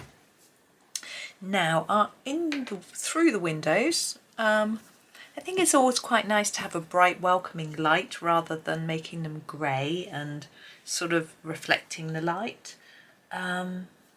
So I think, oops, I'm going to use the, is that the dark cadmium yellow? Yes, or deep, is it called deep or dark? Dark cadmium yellow. And I'm going to layer it up a bit so that it stands out, so we can see there's light rather than it being the colour of the house, because it's a different type of yellow. Hopefully it looks like we're looking into the light. I'm really going to just make that quite intense. Okay, I'm just seeing what we've done and what we haven't done. We haven't done the door. Now I'm thinking we could do the door to match one of the two roof colours, either the blue or the red. I think I'm going to use the red. So this was the, oh yeah, it was the Pompeian red. You know, I don't use the Pompeian red that much in videos. Should I tell you why? Because I can't spell it. And when I have to do the, I'm colouring over the handle because it's too small. When I write out in my description what pencils I've used, I have to think hard. I think I spell it wrong anyway. It's spelt quite strangely on the pencil itself. No, it's not. Pompeian. Pompeian. Quite difficult, I think, to spell. Anyway, I'm not that good at spelling. There we go. Now we have some greenery to do. Now, I'm going to grab this green, whoops, to start with. This is the leaf green, and I'm going to use it for these, for the base of these. So I'm going to just put a bit down here and then fade it a bit, and we'll put another colour on the tip. And we'll do that through. And we'll do the same on that one down there as well. I think they look slightly different, but I think it's nice to match them up. I'm not sure about that, whether I'm going to do it the same or not. I'll have a think. Okay, and I'm going to grab a lighter green. The lightest, green, is the light green. So just colour in the tip and sort of blend it over the whole thing, really. That's what I'm going to do, keep it really simple. It's quite a nice, just general mid-green that sort of matches most things, I think, these. It's not bluey, it's not olive, yeah, it's just mid. Now we have this. I'm going to draw over those dots first. I'm thinking, I was thinking I could use the colour I've used already, but then I was thinking, would it be blue? Don't really get blue flowers, not a lot on a bush. We could use red, but we've already used red again for the door. Could use a purpley colour. Let's introduce a slightly different new colour. I don't always like doing that. I tend to like to keep to a more limited colour scheme, but I'm going to use the middle purple pink. And just, I'm really going to put a very intense splodge here. Now I'm doing this because I'm going to colour over this with my green because it's very small. I know that if I burnish it down hard enough, when I say hard, I'm not pushing it, making a dent in the paper, I'm layering it up. If I burnish it down with enough layers, the green won't affect it, and I know these pencils don't smudge. I'm going to use a layer of light green first. I'm going to use the same two greens as I have for the leaves, but I'm just going to use a layer of light green, and then I'm going to put some of the dark green on top at the bottom. I think it'll be easier this way around. It doesn't really matter. So this is the leaf green we used before, and I'm just going to put, I want it at the bottom where I think it would be a bit darker, and then I'm just going to sort of fade it up. So just put a few layers down here, and then a bit less as you go up into the bush, like that. Just going to go over that a little bit, and then I'm going to grab the light green again and go over that, take it a little bit higher. I don't want to put any more up the top there. I want that to be quite pale, so that you can just see that there are different colours in it. Now we have dots of shadow under here as if there's pavement. You could just leave that because we haven't done anything anywhere else where we've put any sort of backgroundy bits. But I'm just going to grab a grey, a warm grey. This is warm grey 4, and just put a little bit down just in there, maybe a little bit there and around here, just to, you know, get that shadow in. And now we have these cloud trees. I'm thinking, I know, we'll make them clouds, we'll do them, we're going to use the same grey, that, yeah, we'll use the cold grey, the warm grey 4, because I'm thinking clouds can be quite more of a browny grey. You don't want a real brown, but a slightly grey. I'm going to make them lighter towards the top, I think. Often when I observe clouds, the black bit, the grey bit tends to be at the bottom, and then the top can be a bit lighter. In fact, sometimes the top is completely white, where the sun's catching it. But I'm going to do them all the same with a bit of grey.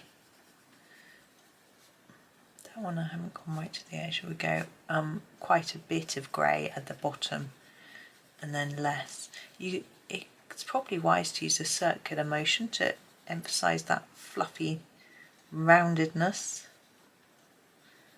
which obviously clouds aren't always, but they can be. Now, although this one's behind, I'm doing it a bit lighter.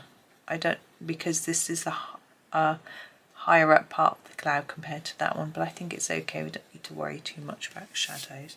Now, what you could do now is you could get your Posca and you could draw over all those lines to make it look whiter. I think I'll have a go. I'm not sure how much it's going to show up, but I'm just going to go over these curved lines that Rita has drawn in. For some of them it might just erase it and you might not see the white pen. It sort of depends how close to the top, and I can do these dots all show up a bit. Let's try and hold the page still while I do this.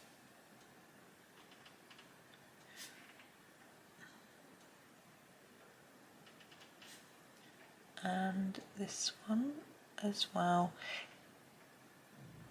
There we go. I don't think I want white anywhere else. There are dots down here, but these are more to show the shadow, which I think that one was really as well, but I've put white on it now. But I think I'm happy with that. There we go. Oh, there's a little bit I've just noticed here of dots, but I'm not doing, I think if I put some grey there it'd look quite strange, so I'm just going to leave it there. So there's our little house. I think it doesn't look very English, that's for sure, but I think we're in Venice. Oh. Let me just look back. Yeah, we've got the Leaning Tower of Pisa. Yeah, we're in Venice. So perhaps I should have looked up what houses in Venice look like, but there we go. This one's cream with a stripy roof. So that is that. Yeah, that's me for today. So thank you for watching. Hope that was okay. Have a super day. Yeah, happy colouring.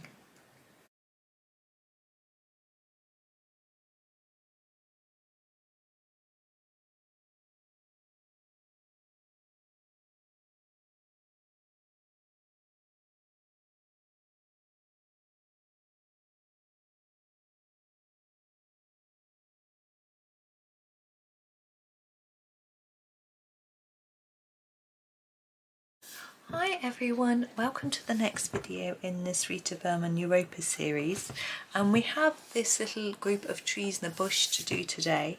Now this is Venice. I'm not really sure what might be on the tree, but I'm thinking I want to do oranges. We have oranges in our basket of fruit, but I just feel like citrus is the way. And when I was in Europe, I remember the smell of the lemon groves being gorgeous, but these are round, so I'm thinking orange.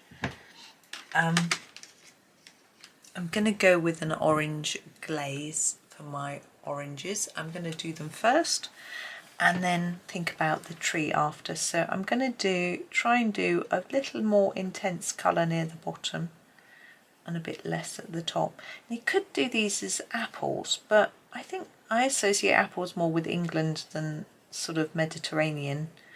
I sort of think more about citrus. I just remember driving, we had no air conditioning in the car that we'd hired. So we had the windows down and we just drove along this road, and there were lemon trees each side, and you could just smell sweet citrus. It was just divine. It was just, I'd never smelled anything like it. It's lovely. So I'm just going to make them both orange trees, and then we'll think about the colour of the actual leaves. I'm not really sure what colour. I think we'll do a mix of colours is always nice, but green obviously for the leaves. So permanent green olive, I don't know if you can see that, maybe that way is better. And we'll do some, this will be our darkest colour. I'm going to ignore these loose leaves at the moment and just do the sort of bushy bit and just put down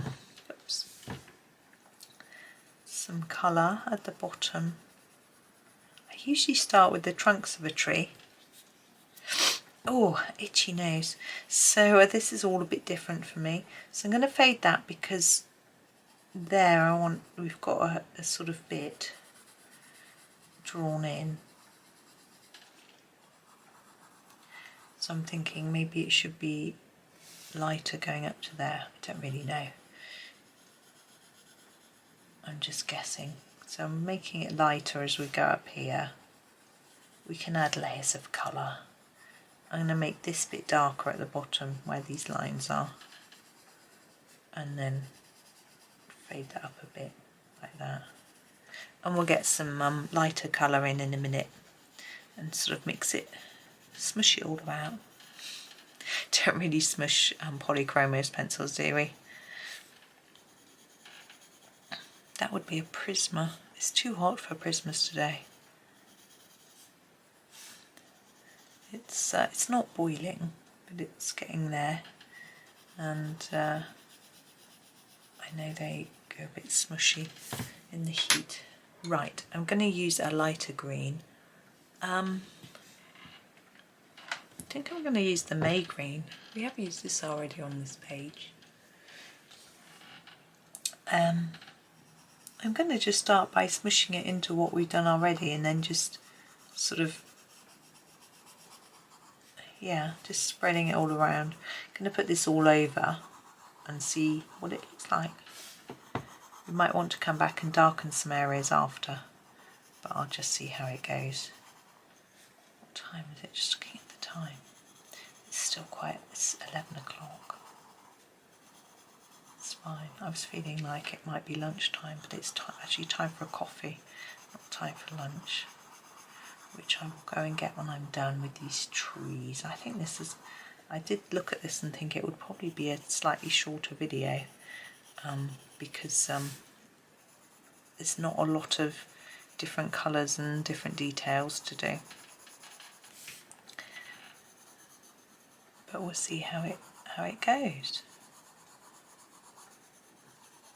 Sometimes I'm surprised at how long or quickly it takes to do certain things.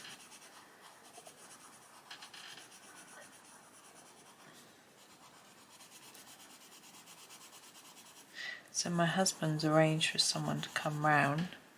I'm trying to think, yeah, it would have been before this, long before this goes out, he's measuring for the balcony, but he's got a few different ideas about what he wants doing with it. He suddenly said to me, well, how's this going to look? What's this going to be like? I was like, I don't know. You know, I just want something new that looks better than it looks now. Right, I'm going back to my permanent green olive, and I'm going to emphasise where I want it to be a bit darker, because it's a little bit pale in areas. Polychromos do sometimes benefit from a few extra layers. I'm also thinking where this is overlapping here, it might make sense to put a little bit.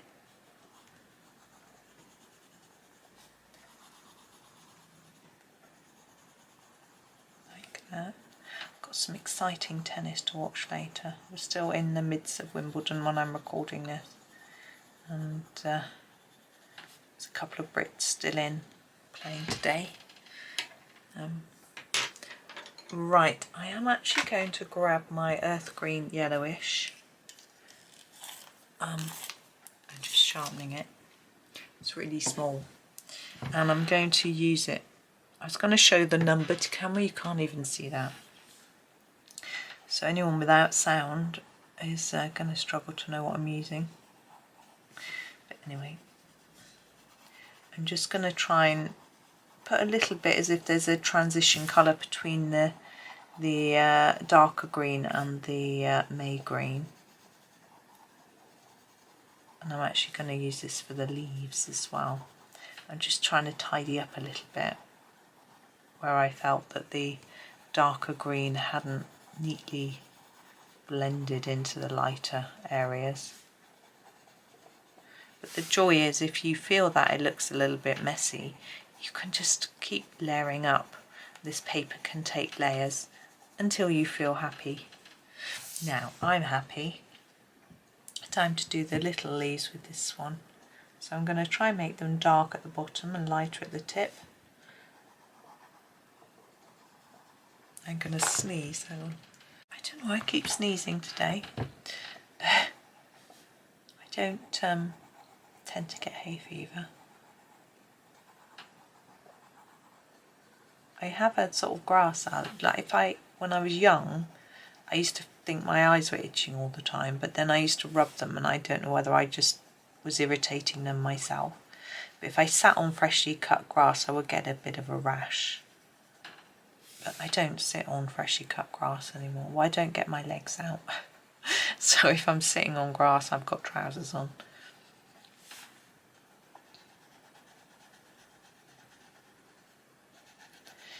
Right, now we've got a little bush down below. Oh, I missed one out.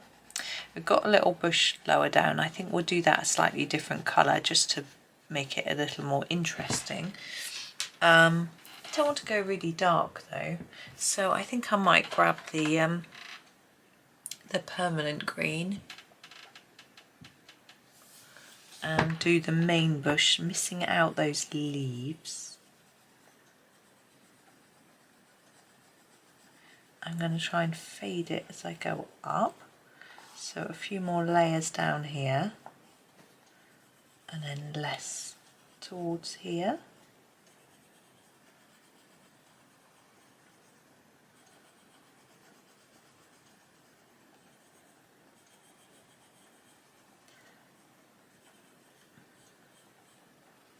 Yeah, there we go. And then the leaves in the middle, let's try the grass green.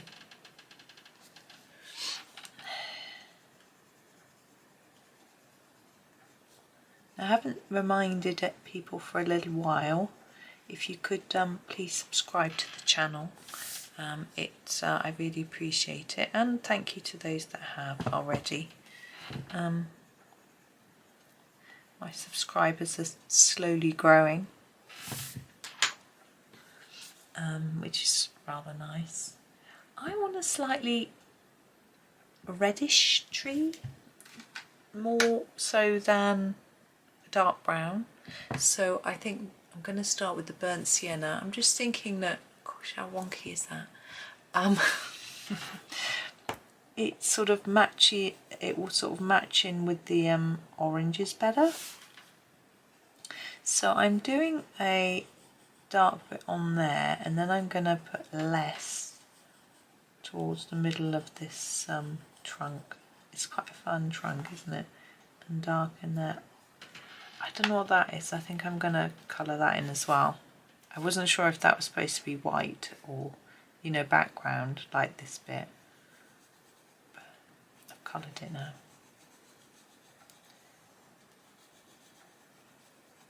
There we go. It's quite nice to make it just a little bit dark on the edges. Just gives it a bit of shape.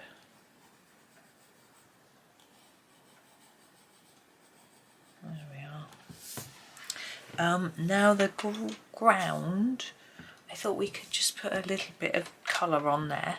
Oh, we did it for the last one, we haven't done it for any of the others, but I'm just going to use the light green and just put a little bit there and there.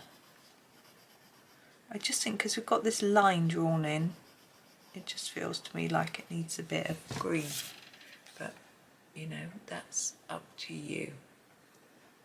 There we go. I'm just trying to flatten the page a bit. It's difficult when it's near the spine, but I think that's done. I'm happy with that. I rather think that orange works very well. I always tend to, if I'm doing orange flowers, use those shades of green with it. I think it works really well. You could draw some shine on your oranges. There's some lines on them, but for me oranges aren't really shiny, particularly when they're on a tree. If they're in a shop they might be waxed. They might be a little more shiny. There we go. That's a bit. But I'm happy with it just as it is. So there we go. So thank you so much for watching. Hope you have a super day. Please like, subscribe, comment. All that is lovely. Thank you, and happy colouring.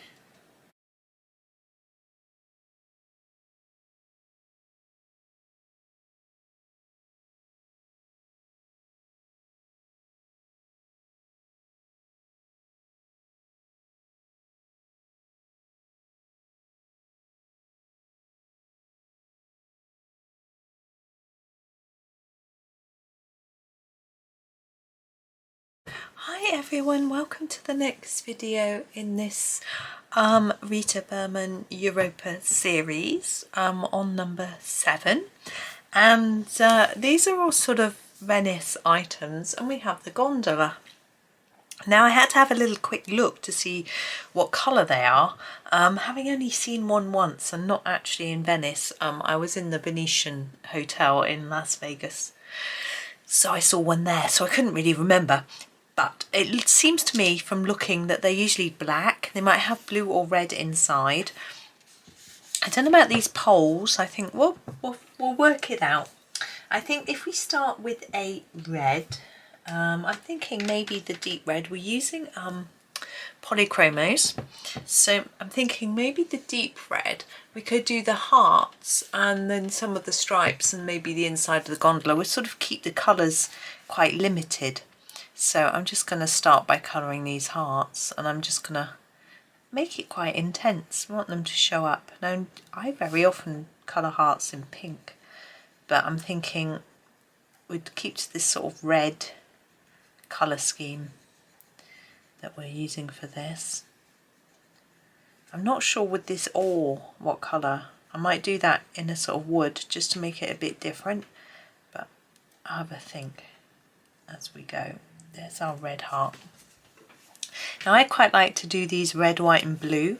I'm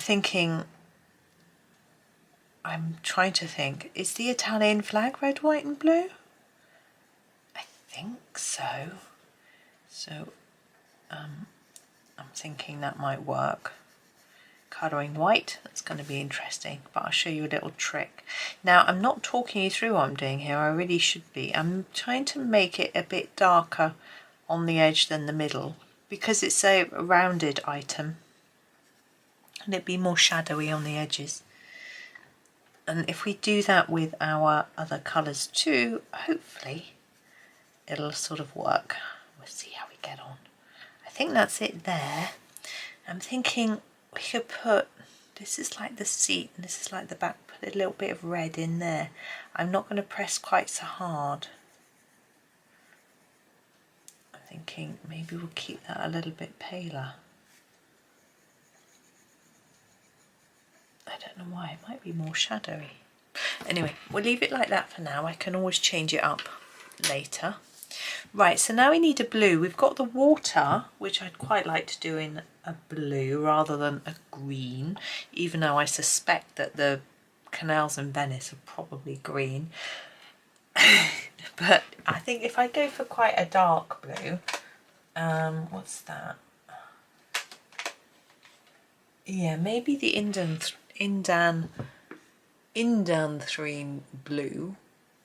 Then I won't be doing the water that sort of colour.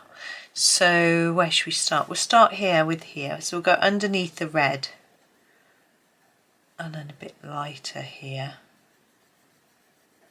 Like that, keep that lined up. Just had my lunch, it's yum.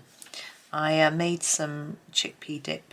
I just basically got a whole jar of chickpeas, took the, washed them off and put them in a, I'm going to put a bit of blue there, put them in a food processor with and in here I'm going to make that like the seat and this like the base, I think, with lemon juice, just concentrated lemon from a squirty bottle, and extra virgin olive oil and a little bit of salt, and just left it until it went smooth. Very nice. Okay, let's do the, I need to be careful, I need to make my white look different to this bit, which I'm going to do in silver.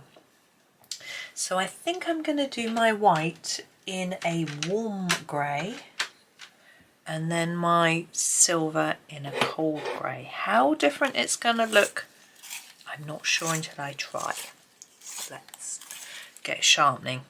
Right, so this is the warm grey 2. It's very pale. And I'm just going to put a little bit on each side, like that. Ooh, not too much. There. Then I want my silver, I'm going to make it a lot darker, and then hopefully you'll be able to tell the difference. Oops, this is, I can't get it out of the tin. This is the Cold Grey 5. And what I'm going to do is I'm going to start with this piece because I think that's easier. Just work it a few layers and then less towards the middle. Like that. You want your shine on your silver to line up with the shine on the rest of the... I just realised something. I haven't got my light on. My goodness, I hope you could see. My camera might have carefully adjusted. I couldn't work out why it was so dark. Right, there's our silver top.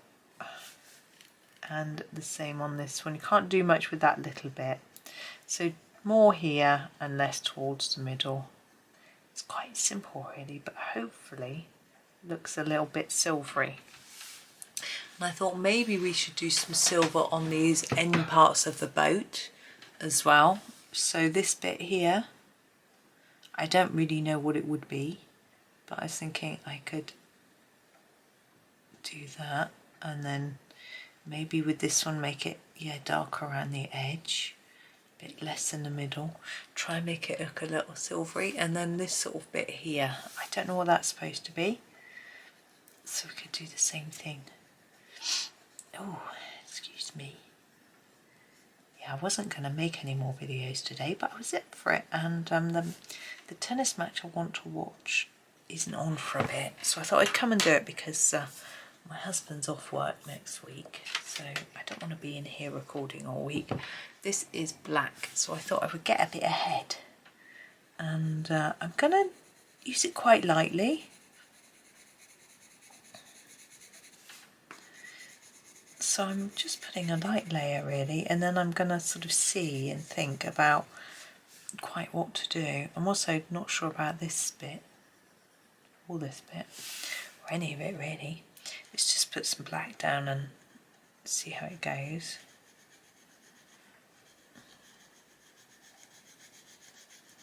I'm thinking this bit would also be black. Oh. And this bit.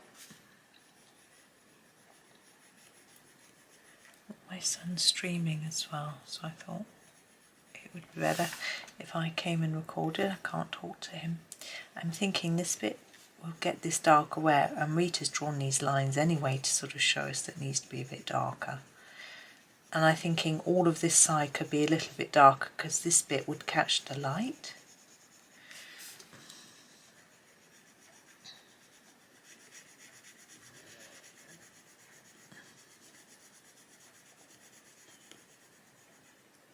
Oh, I think, is that water?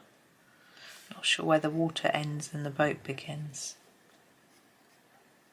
Just putting, I'm just filling in where I've missed bits there, not actually making it any darker. I'm going to do this one, whoops, so that it looks a little shiny there.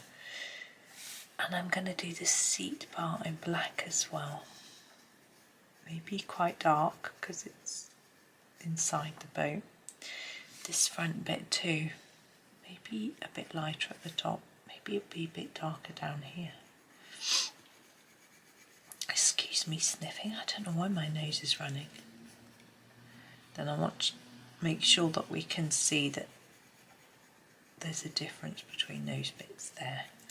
There.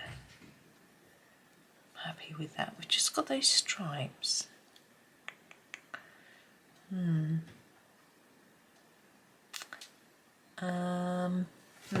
thinking I'd quite like them to be blue and white, so I'm going to get the indanthrene blue again and do this one in blue. It would actually, I think, be darker at the bottom, like that, and then this one. Oh.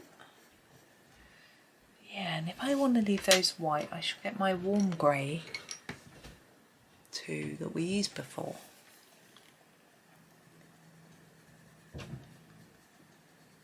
Like that. Yeah, and now we'll do the oil. I'm thinking I don't really want a warm brown because these colours, although the red is sort of warm, the blue and greys, black is quite cold. The nougat to me always looks fairly like a greyish brown, so let's use that one. I need to sharpen it a bit. There we go. So I'm just going to put a layer, a lightish layer, across the whole of the ore. And then I'm thinking maybe it'd be darker at the bottom here. So I'm just going to go over the top of that bit a little bit. You could go around both edges and make it look a bit more rounded, but it's quite narrow, so I think it's easier to just do it at the bottom really. Now the water. Water is always a tricky colour to decide on, I always find anyway. I think I'm going to use this. This is the Cobalt Turquoise. Now I think what I'm going to do is colour it quite thickly and then use a white pen to go over the sort of waves. I think that might just work the best.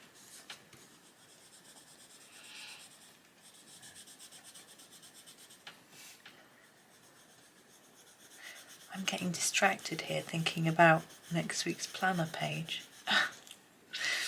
What to do. It's sitting next to me on the desk or nearish, and I'm thinking, what colour, what pencil should I use?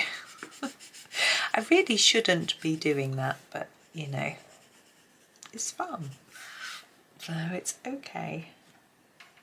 I have got a few ideas on how to do it. Right. Got a busy day tomorrow though, I think. Well, maybe not. It's Saturday, isn't it? I was thinking it was Sunday. I don't know why. I'm going to try and make it a bit darker around the boat where there would be shadow. It's funny because my only experience, as I said before, of gondolas is the Venetian hotel in Las Vegas, and when I went it had only just been built, so you can tell how long ago that was. I'm going to use the Posca. I'm going to put a few shine marks on the hearts first. I sort of quite fancy doing like that. And I'm thinking maybe down here, just to make it look a bit shiny, and then I'm going to go across these marks on the water. Yes, and the water in the Venetian hotel where the gondolas were had lots of chlorine in it because it's stagnant. It would, well, it's still water, so it would go stagnant otherwise. So yes, so when I see a gondola I just think of the smell of chlorine, but I understand that Venice actually smells quite nasty because obviously they don't put chlorine in the canal water and it's quite still, so I understand that it's actually quite smelly, but fortunately our canal generally doesn't smell very much.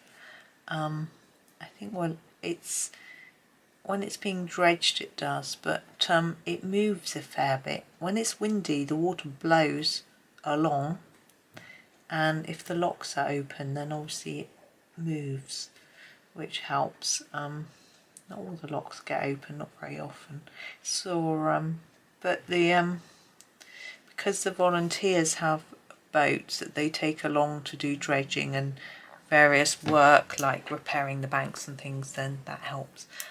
I'm just going to put one there. I think it just matches. There we go. I'm going to leave that like that. I think it's I'm happy with that. It hasn't taken a particularly long time, but I don't want to fiddle with it anymore. So there we are, our little gondola. That's yeah, I'm happy. I wasn't sure whether it would come out very well, so I'm just pleasantly surprised. So anyway, thank you for watching. Hope you have a super day and happy colouring.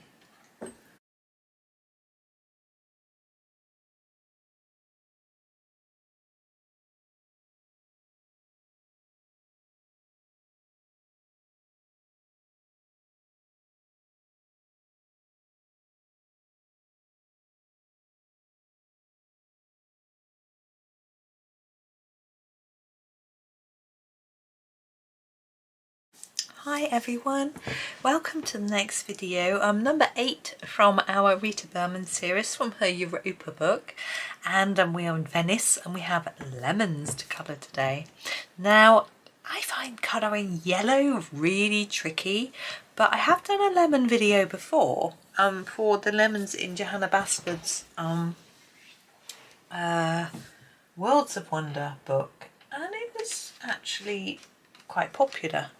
So I'm hoping that this might be too, I don't know, who knows. But we're going to start with 106 in the Polychromos. We're using Polychromos today. This is the light, hang on, I can't see my list. This is the light chrome yellow. And I'm going to start with this one here and just pop some colour down. Yeah, for me, lemon yellow is a tricky colour, but we'll just see how we get on. Can't do anything but try. I often find that when I'm using yellow I miss bits, and there's bits of white paper and I don't always see them immediately, or I just, you know, until I edit the video and zoom in a bit or whatever, I just can't see that I've missed it, so it's a little bit awkward. But so you'll have to forgive me if I do that in this one. And I'm going to put the skin of this piece the same, like that. Now I'm going to add a slightly, I quite like adding a bit of this one. This is the cadmium yellow lemon, but it's actually, it doesn't look like that in the camera to me, but it's actually a little bit greeny. I'm going to use it down at the bottom to make this bit a little bit darker, I think. So I'm actually putting quite a lot of layers down, making it quite intense down here. And then I shall sort of put less up here, maybe a little more at the top, just to perhaps add, oops, out of the lines, add a bit of shape.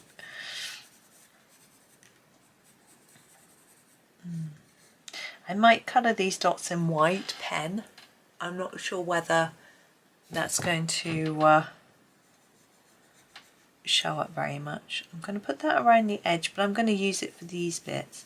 Now I'm assuming these, those bits that look like petal shapes are supposed to be like drips of juice. I don't really know how to colour them, so I'm going to just do that. Not sure. Now the flowers on a lemon tree are white. I'm colouring flowers in white. I find tricky. I don't really know what to do with white, so what I did last time I did lemon flowers is I cheated and I coloured them pale pink, and I'm going to do the same thing this time. So we're going to step back into my comfort zone and out of reality and do some pink flowers. I'm just trying to think, does pink and yellow even go? Don't know. This is Pink Madder Lake. Okay, it's one of our paler pinks. There we go. And I don't want to put too much down, so I'm going to just really lightly kiss the paper and then try and get it even lighter as I go towards the tip of the petal. Really light. But just so you can just see it, there's a hint of colour. You see, just about. This one will be slightly darker because it's sitting behind. But really, I still don't want that much colour down. Think about a daisy or something, you know, the ones you get in the lawn. They have just the tiniest bit of pink in some of them. Gosh, it's so sunny today. It's been all the July so far.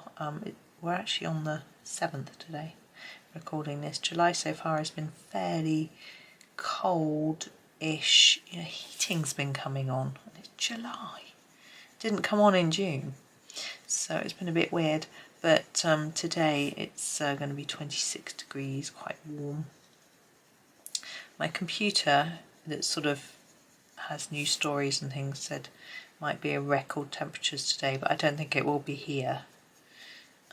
But because the house is so cool still from it having been cool the last few days, it's rather nice. It'll probably be hot tomorrow in the house because it takes a bit of time. I think that's quite pretty. It doesn't necessarily, it's not right, but it's pretty. Now with the buds, buds, I always my pencil's rolling away. I just want to get my brush. I tend to do them darker. If you look in nature and observe, you will probably find that most buds are a little bit darker in colour than the actual flowers. So just making this a bit darker. It may depend on the variety of the flower, of course, whether that is true. But this is an imaginary flower because it doesn't look like it's supposed to. So it's going to be how I've decided. Now the centre, I think we could do a little bit of a darker yellow so that it doesn't look like the lemon, you know, just so we can see that it's different. So I'm going to grab this pencil. This is 107, which is the cadmium yellow. You can see it's a little bit orangey compared to the, and I'm going to do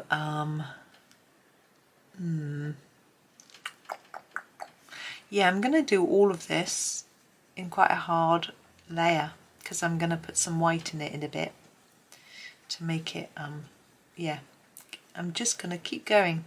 Yeah, I'm making it really dark because I'm going to use my white Posca pen at the end to circle each of these and to there and maybe put some dots. So I need it to sort of stand out. So at the moment it probably looks a little bit odd.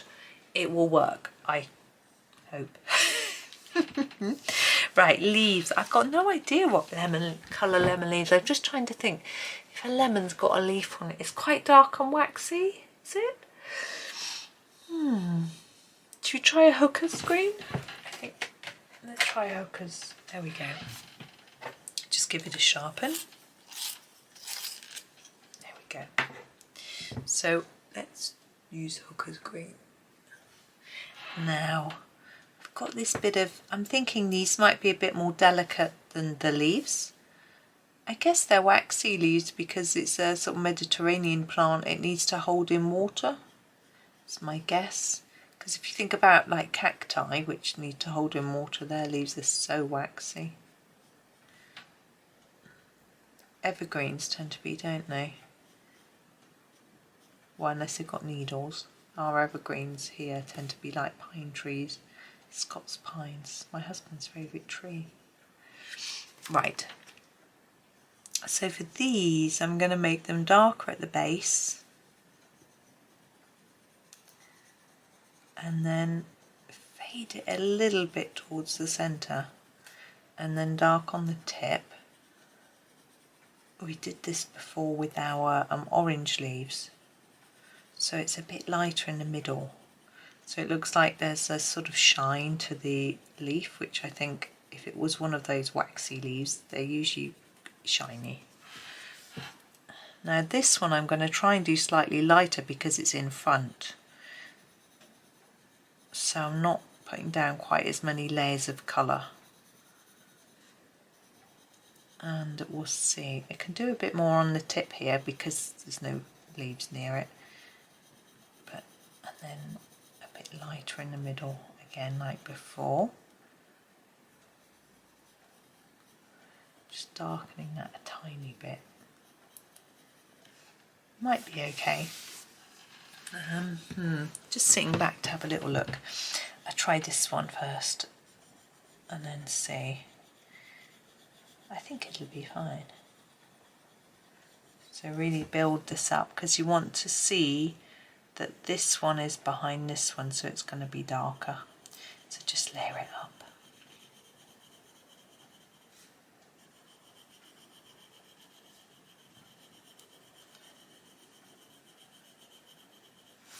And then, as before, a little bit of a lighter part.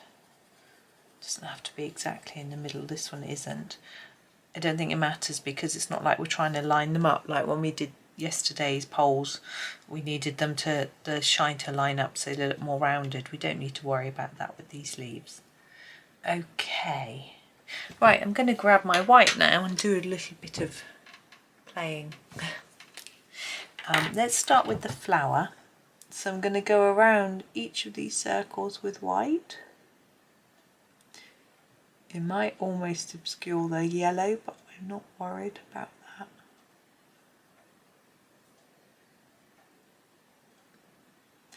I'm hardly breathing. I think I need to breathe. It's funny how I hold my breath like that. And I'm thinking I want to go over all these black marks with white as well because it's sort of a white, should be a white flower. Thinking I want it to be a bit more delicate and not show those black lines. So we'll just work through bit by bit.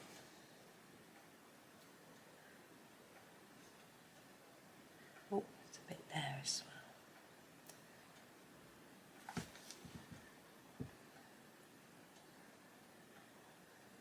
There we go. Someone was talking about autumn the other day to me. Oh yeah, it was her shop. She'd put a summery floral display in her window, and I said, oh, it looked nice and colourful.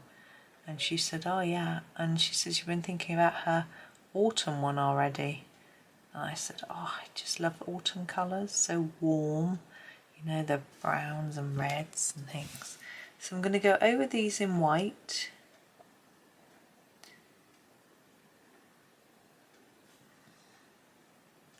I think they're supposed to be white. Now, under these sort of drips that I thought might be juice, I'm going to put a bit of white on, like shine. I think that's probably it. I think I'm going to leave it there. Now, we do have the bit of the lemon that's like the pith, which I've left completely white. I'm happy with that being white. I think that's the colour it would be.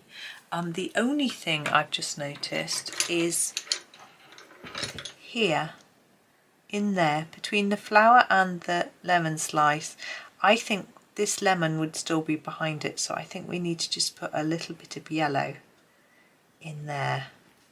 Maybe I'm being a bit too fussy, and maybe in there too. Depends how, oh no, maybe, I don't know, the lemon wouldn't be that long actually, would it? Might just come to there, but not to there, but I've done it now. Oh well, maybe there's another one there just facing the other way. That'll do anyway. Okay, so there is my lemon. As I say, the flower's completely wrong, but I think if I'd left it white, it might have looked a little bit plain. I think if you're doing a white flower, I need to do a tutorial on this, but I haven't really learnt how to do it myself. You need to do a background really around it, or you need to do greys and in it to make it look like it's got some shape. It's not easy, so that's why I don't do them. I just do something that I can cope with. So there we go. I hope that's okay. And of course, it might not be the lemon flower. It might be a flower from a completely different plant just resting on the lemon. So, you know, that gives you the license to do any colour you wish. But I hope you have a lovely day. We've got the last one coming up tomorrow with the deck chair, which looks like there's lots of potential for lots of bright colours, so that's going to be good. But for now, thank you for watching. Hope you have a super day. Please like, subscribe, comment. Tell me if you like lemons and what your favourite, what's your favourite food with lemon? Mine is what I have for my lunch, lemon and chickpeas and olive oil to make a chickpea dip. Yum, I love it.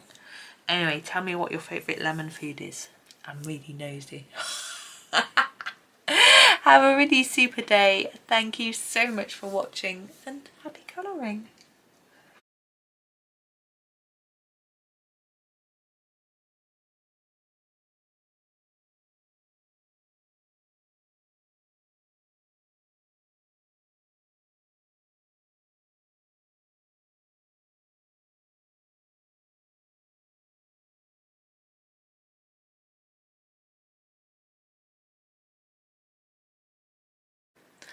Hi everyone, welcome to the last video in this Rita Berman's page of 9 pictures from Venice. The next page, this facing page, also has a selection of small images. I am intending on making a series from that as well, but whether this flows directly from this one or not, I don't know, because I'm going to take a little break from this book to make some afternoon videos, so I will decide whether to do the next page now or something else, depending on what I'm in the mood for. But anyway, we'll start colouring. I thought I would start with the sand because that would help me with the other colours. I'm going to start with a light colour, the Naples yellow, and then I'm going to add, just going to zoom out just the teeniest bit in case the book moves, then I'll still be in shot. Then we'll put some slightly darker colours on here as well. I thought we would get a base colour down. If I do the yellow first, then when I'm deciding on the colours of the other items, I will make sure that it works together with this with the sand colour. This yellow has got a bit of orange in. Can you see it's leaving a tiny bit of pigment? It's really unusual for Polychromos to do that. I've had it happen with Prismacolors a lot. One of my oh, which one was it? The chartreuse, is that how you say it? Had some pigment in it, and it was all the way through the whole pencil that I had, which was slightly irritating. But I don't get it happening with Polychromos that often, but it just shows you, I get it with cheaper sets, but it just shows that even the most expensive set can do that. I'm just looking at the pencil. I can't see it, so I don't know. But we're going to add a darker colour anyway to parts of this, so it should sort of disappear, I hope.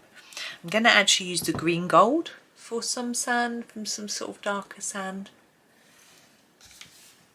Reminds me of beach holidays. When I was young, we always used to go to the beach for a holiday. So when I was really young, we used to go to Weston-super-Mare because we had relatives there, so we would stay with them. So it was a nice cheap holiday. We couldn't afford to go away. Then our very first holiday away, you know, without family, staying with family, was in Appledore, which is in Devon, I think. Then we went to Saundersfoot, which is in Wales, quite a few times, probably 3 times. We went to Paynton, which is in Torbay, near Torquay and Brixham. And we went to Bude as well. And then once I got older, my dad had more money. I want to do some shadow under the beach ball because at the moment it looks like it's floating in the air, although,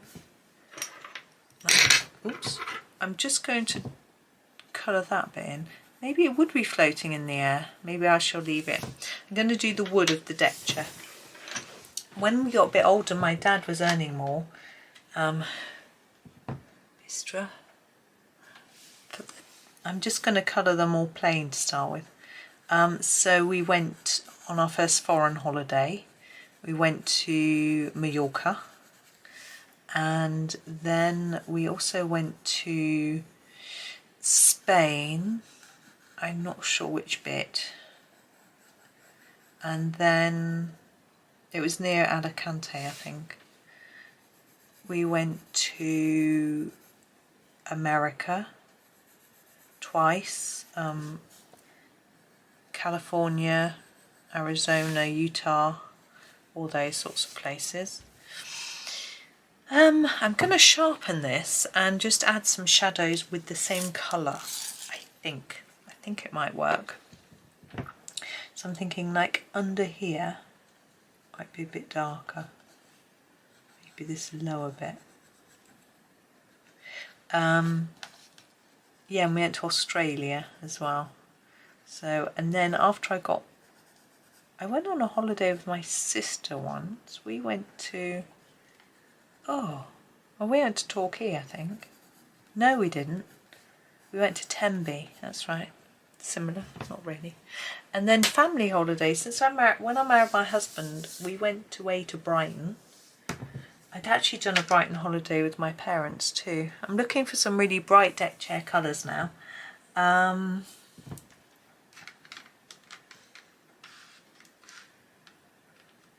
thinking deep scarlet red for one of the stripes. So yeah, with my husband I went to Brighton. We went to Palma in Mallorca for our honeymoon. Went to Amsterdam. And then once we had the children, we went to, I'm making the bottom bit a bit darker. I think it would be a bit darker at the bottom. Now, should I do 3 different colours? Yeah, let's do a blue and a green. Phthalo blue. We went to Goran Haven, which is near to Mavagissy. I think it's in Cornwall, but I can't quite remember. Yeah, because we tried to go to Mousehole. That's right, it's in Cornwall. Or Mousehole as it's spelt, but we couldn't find it. We absolutely swore that the road signs were purposely confusing so you couldn't find it. It's really hard to find. And which green? Sorry, just wiping my nose while I'm choosing. I think that this is the permanent green, isn't it? Yeah, permanent green. We took the children to Centre Parks in Longleat. We've been there twice actually, and we went to Bluestone, which is also a sort of resort type place with chalets in Wales about 3 times, I think. I was hoping to go this summer, but no one wanted to go on holiday, so we haven't been. Now, I was wondering whether to use the same colours for the brolly and the ball, but I think we'll use a few different colours. I think it's it can potentially be a really colourful picture. Now, I'm thinking maybe with the brolly, we could not do all of these the same colour. We could do them different colours, and I think that might be a bit more interesting. And we'll do them not primary colours like the deck chair. We'll move away from primary. We'll do a purple, but violet for the spots. And I'm thinking, do we keep the spots all the same colour and the segments different? I think I might do that. I'm trying to put down a fairly intense layer so that when I do my next colour, I can colour it over the top of the spots and it will work. So yeah, we had quite a lot of different holidays. I've also been to Glasgow with my husband. I wanted to take him up there because I used to live there to see some of the places that I used to go to. I don't know how we got there. Must have gone on the train. It's too far to drive. Well, for us Brits, it's too far to drive anyway. But yeah, we haven't had a holiday for quite a lot of years, but nobody wants to go. My husband likes being at home because when he's at work he's not in the house, and the children like playing on their computer, so we just don't really go anywhere. Now I'm thinking a pale pink and a dark pink. That's my thought.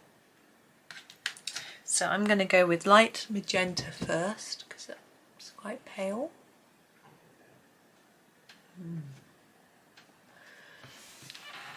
This segment. Now with an umbrella, this piece here is usually dipped in a bit, so this sticks out. So what we want to do is to try and make this bit darker here, and then it get lighter towards the centre, and then darker again on the outside edge.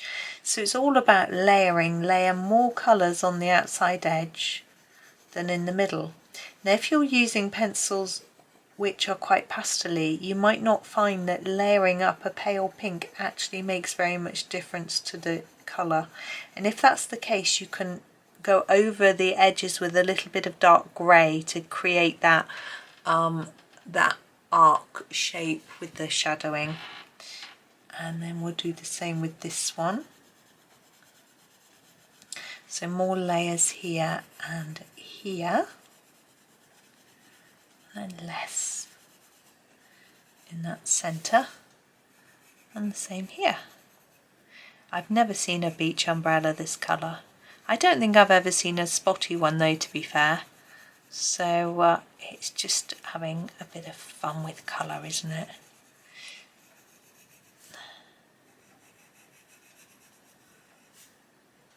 There we go.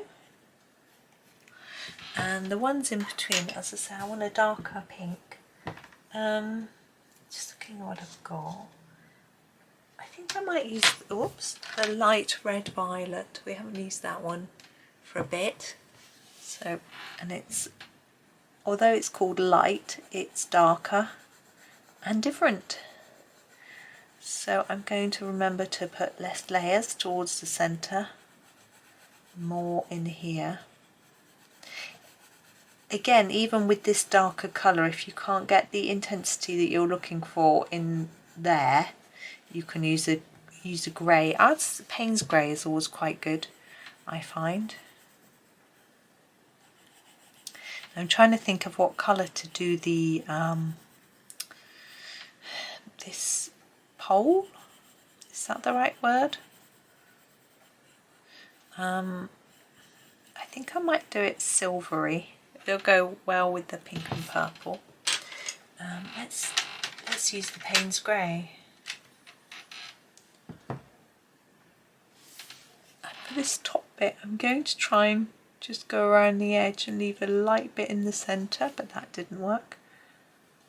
And the same here, leave a lighter bit in the middle.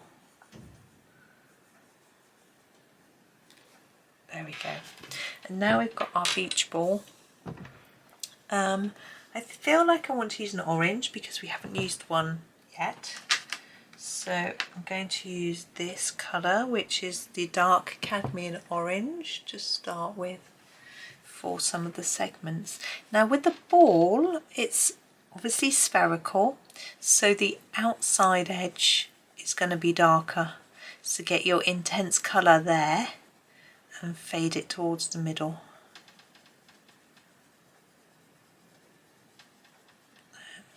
Like that. And every other segment, eek, they don't add up evenly. Oh, Rita.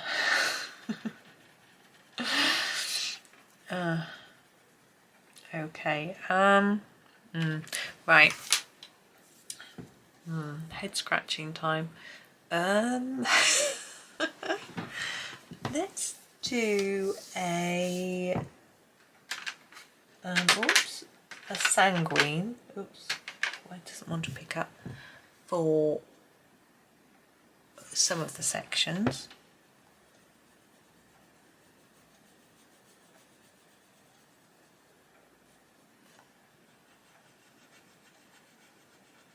And this one. gonna look odd. If how many are there? 1, 2, 3, 4, 7. I don't even know a maths how you could do that. You could do, I don't know. And lastly, oh, I know. Oh, I can't get it out. Here we go. The burnt carmine. I'm going to sharpen it. I think I need to swap out a few of my little pencils. But anyway, so again, more intensity here.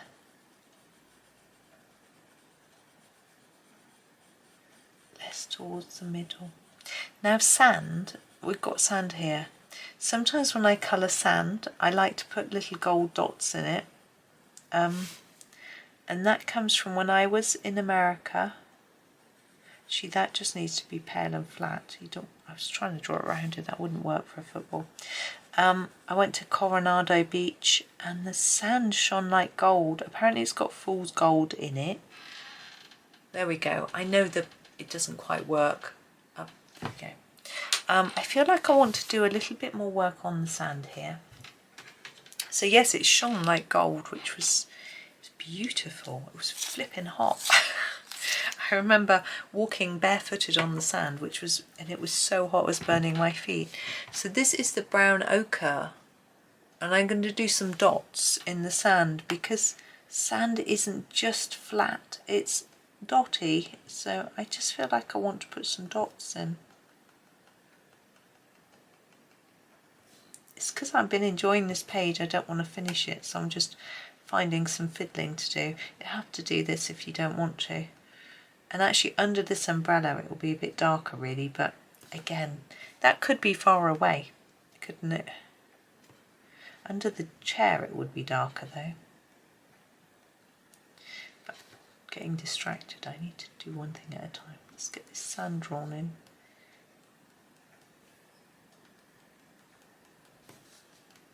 If it's sharp enough you can do this, but if it's not you may have to do this sort of movement. So I'm just going to make this a bit more shadowy. Where would the shadow be? Just like that. There. Now, do I want... Yeah, I'm going to put a little bit of white on this picture. Again, I'm fiddling, as I said, because I'm having fun. I'm going to draw around each of these dots, I think.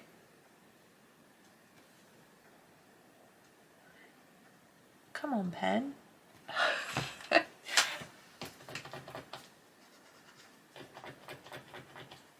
Oh, I'm just scribbling it on some scrap paper. There we go. I was about to give up.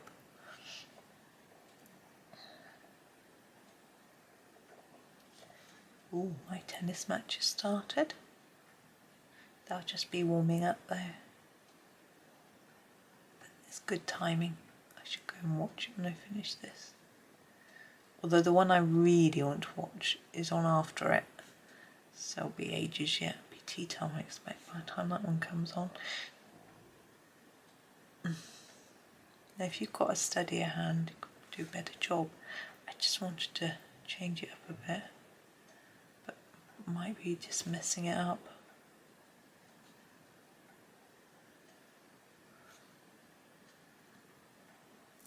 To stop breathing, that'll help. It's like the man who makes the really tiny engravings into the end of a pencil.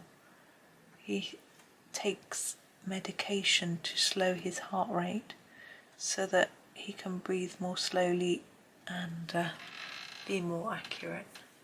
Right, do I do some shine on the beach ball?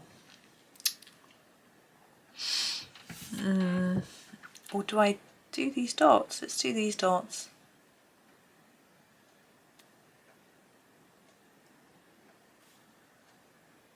Let's do that instead.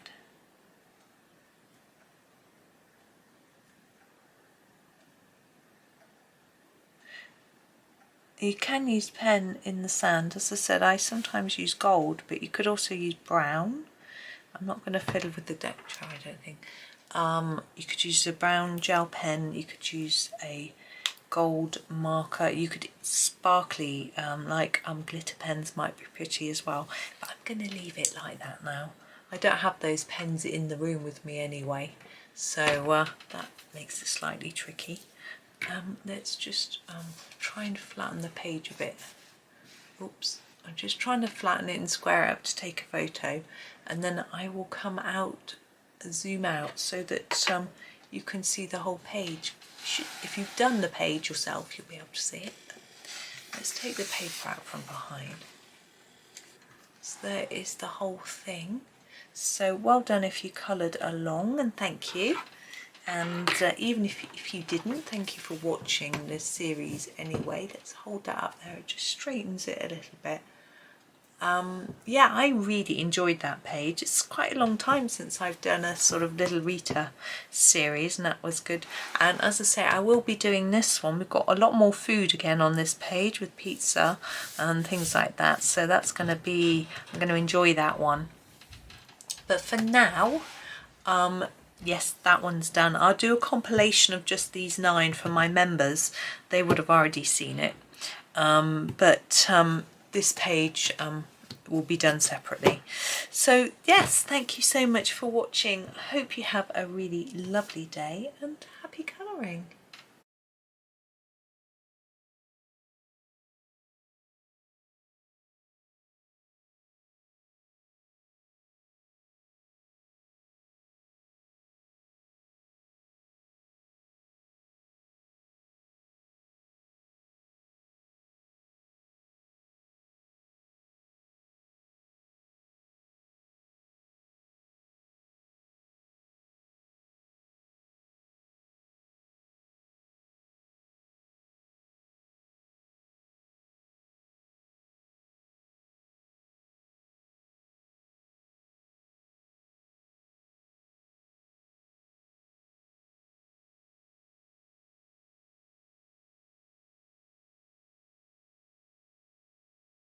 Hi everyone, welcome to a new 9-part series. This is from Rita Berman's Europe, or Meine Reise Durch Europa, my Travels Around Europe book. And I'm going to be doing this page. I have had a request to do a page from Europa, and I have been saying for ages that I was going to do this page, so I thought I might as well just get on with it. I've also been asked to use Castle Arts pencils in some videos, so that's what I'm going to be using today. These are the 120 Castle Arts Soft Touch set of pencils. Let's come in. Sorry, I'm out of breath. I've just run up the stairs. I was just about to start and I noticed husband had left the downstairs hall light on when he went to work, so I just rushed down to turn it off. Right, we have a picture of olives and olive oil, delicious. So let's have a little look. Thinking about the colour for olive oil, I think we'll do this one first, because I wonder if this one is in a dark bottle and this one is in a see-through. That's how I'm seeing it anyway. So I'm thinking maybe the green gold might be a good colour. I'm going to give it a try. Oops, if I can get it out of the pot, because I think it's got a slightly greeny tinge to it without being too green. I'm going to apply it really lightly because I'm going to think about whether I'm going to put another colour in it or not. I'm going to colour over the bubbles too. We'll deal with those in a minute. Once I've sort of thought about this colour, to me that's a little bit too brown.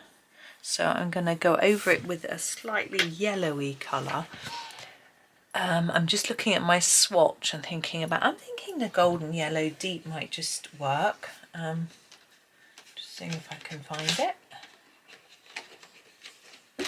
Oops. There we go. Here is the golden yellow deep. Now I'm trying to remember if I have got a comparison swatch chart between castles and other colours, because I know some of you won't have the castles, which is fair enough. So I'm trying to think if I've got one, but I don't know if I have. If I have, I'll put it in the description. If I haven't, I might make one. So I'm going back to my green gold. Oops, sorry, I just hit the tripod. That's always a good start. Give it a sharpen. So it's got a nice sharp point. They always go a bit wonky. I don't know if my blade's a bit weird. So back to our green gold. And I'm just going to darken a few areas with this. Very lightly, just at the bottom and edges. I just think there might be a bit more shadow around those areas. Now this series is going to be disrupted in the middle because we've got Valentine's coming up, and I've got a few, the bubbles are going to be really dark. Excuse me when I say really dark. I'm going to layer up quite a bit of this green gold at the bottom. Yeah, I've got a few Valentine's pictures to do. Not too many because I've actually struggled to find them. I've done a lot of them already. But on the sort of 13th, 14th, and also got a planner to do. So there'll be a bit of a break in this series. I just realised we've got three droplets here. As this one's landing maybe near or inside our bottle, I'm thinking inside, I'm going to put them all in the same. So again, remember to go lightly like we did on the base of here. Just seeing that bit looks like I missed a bit. Like that, and this one. I'm just going to have a quick look. Yes, that's it. And then go over those with the golden yellow deep like we did with the in the jar.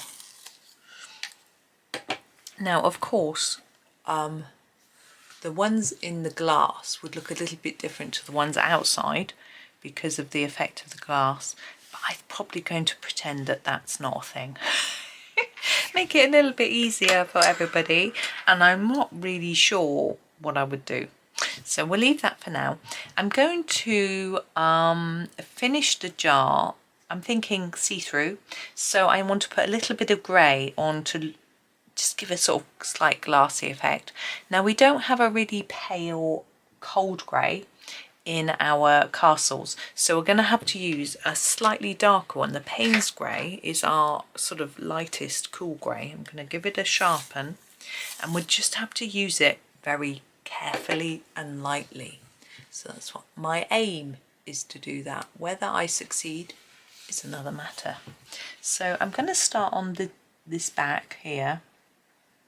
Just put a little bit on the edge here. This is where I think it would be darkest, and then fade it towards the sort of centre of this bit, and just leave a little white bit because it's going to be shiny. It's glass, so that'll be our sort of shine. Oops, put my hand there so you can see, and there and here, and it looks a little bit silvery to be honest, but I think that's okay. And then we need a little bit in the back here for the sort of inside of the glass, and then around our edge. Now some people leave a white line, I sometimes do, but today I'm not going to. I'm going to actually put my shine here, which doesn't tie up with that, but a bit at the bottom and just up and around the edges a little bit. Sorry, I don't know what's going on with my voice. I've got morning voice. It is 9:30. I've got morning voice. I've been up since 6:15. Awake since quite earlier than that. Anyway, there is our first bottle. I might go in. I might use a bit of white pen at the end to do a few more touches, but we'll leave that one. Now with this one, I quite like the idea of doing it a quite dark green. When I buy an extra virgin olive oil, it comes in a really dark green bottle, so that's what I'm sort of thinking. Looking at the dark greens, I'm thinking the Viridian could be a good colour. I'm just trying to find it. I'm not sure where it is. Oh, there it is. I've got my greens are spread across 2 trays. Just need to sharpen it. Now, little tip with your castles, you do need a sharpener that's very sharp, or else the wood can splinter a little bit. That's a Viridian. If you're using Castle Arts Gold, I don't find that such a problem. But with the Castle Soft Touch, the wood is not quite such a good quality, and it can splinter a bit, and it's not so nice in a blunt sharpener. But it's I'm sure it'll work very well in a hand crank sharpener, but I don't use those on video very much, could be a bit noisy. I'm gonna not leave a white gap because I'm thinking we want to see the bottle colour there, but make it a bit lighter here, to try and show that it's a rounded bottle. We'll see how that works out. I do like olives.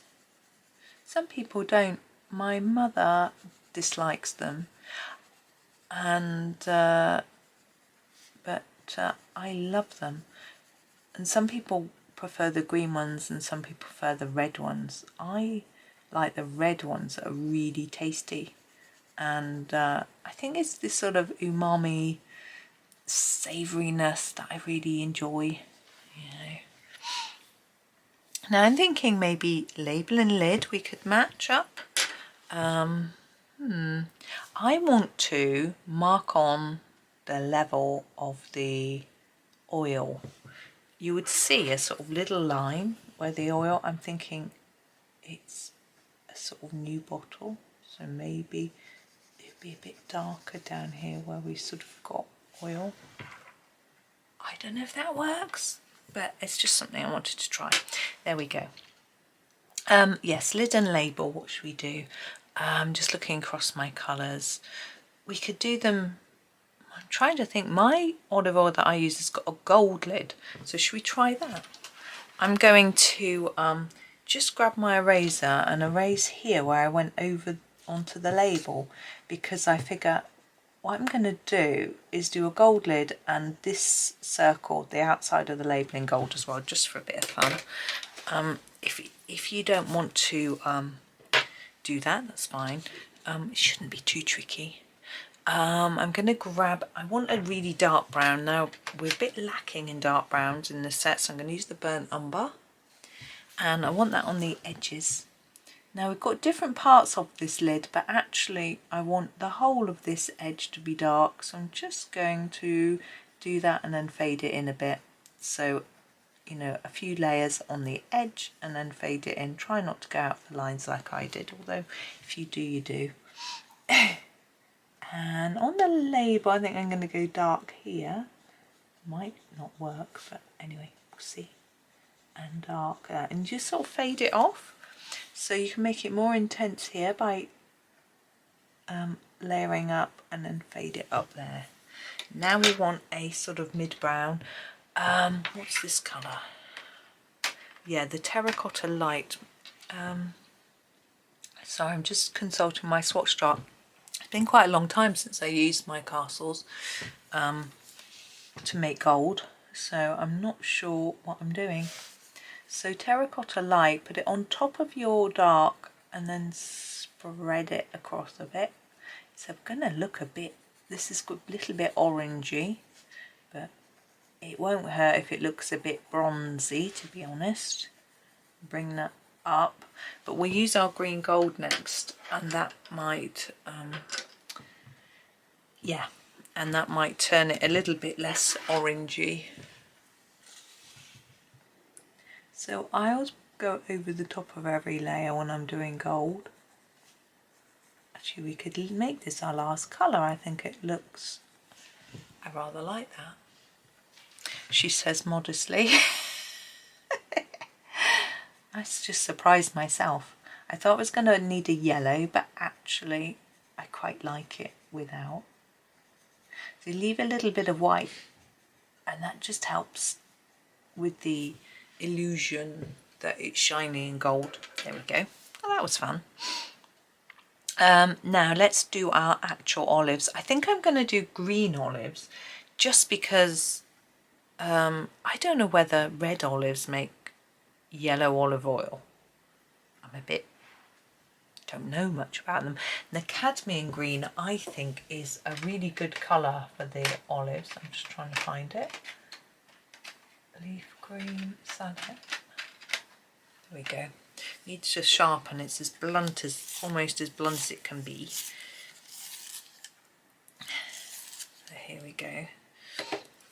The cadmium green, and we might just use this one colour, but I might change my mind. So to give some shape to our olive, I'm going to put more than one layer around the edge, and then a little less layers on this next bit, and sort of less and less, and it will add a bit of shine. Now, I don't know if olives are naturally that shiny, but when I eat them they are, but they're usually in an oil, and the ones I like, I'm just trying to think, 'cause sometimes I have the ones that are in brine. I don't think they're massively shiny. I think it's probably the oil, but the ones in oil are so much nicer. I think the ones in brine can be a bit almost bitter, and the ones in oil aren't. I don't know why. I don't know whether it's the method of preserving or whether the ones that you get in oil are a higher quality. It's certainly more expensive, but I didn't know whether that is because of the quality of the olive or whether it's just perhaps the preserving process they don't keep for so long, so there might be more wastage. Yeah, I don't know. I really don't know enough about the food that I eat. Now this one. Now the little stalks are often a slightly brownish, so I'm going to try and find a browny green to do those stalks and the stems for the leaves. And I've got absolutely no idea what colour the leaves of an olive tree are. Now I'm assuming they're green, but I've got no idea what shade. So I think I might just go for a slightly darker green to the olives themselves, just so that we've got a bit of contrast on our page. Now if you feel that you want to, you can do a slightly darker green around the edges of your olives to make them stand out more. But I'm quite happy with how this is looking with just the one colour, so I don't think I'm going to do a second colour. I might use one for some shadows where they're overlapping and things, and I'll do that at the end. But I don't, and it won't be green, it might be a brownish or a greyish. I'll have a look in a minute and decide, well, when I get to that bit. Okay, so I think that's all the olives. Yes, so slightly browny green I said I was looking for. Now the sap green is brownish, but it's still green, but our browns are all just brown, so I might go for the raw umber and do a little stroke of raw umber and then put the sap green on top, so we've got a sort of brownish. So I need to sharpen this so that we can get into those small spaces with our raw umber. So because we've got this bit here, doesn't want to write, come on pencil, there we go. That one we don't really have a stem. Of course most olives don't have stems. When they come off the tree, they tend to seem to leave their stem behind. It's quite rare, I guess, because I tend to buy pitted olives. Maybe they remove the stems when they remove the stone. Right, so the sap green is my next choice. Gotta try and find it. I really should leave my pencils turned so the names are facing up, and I would know what I wanted.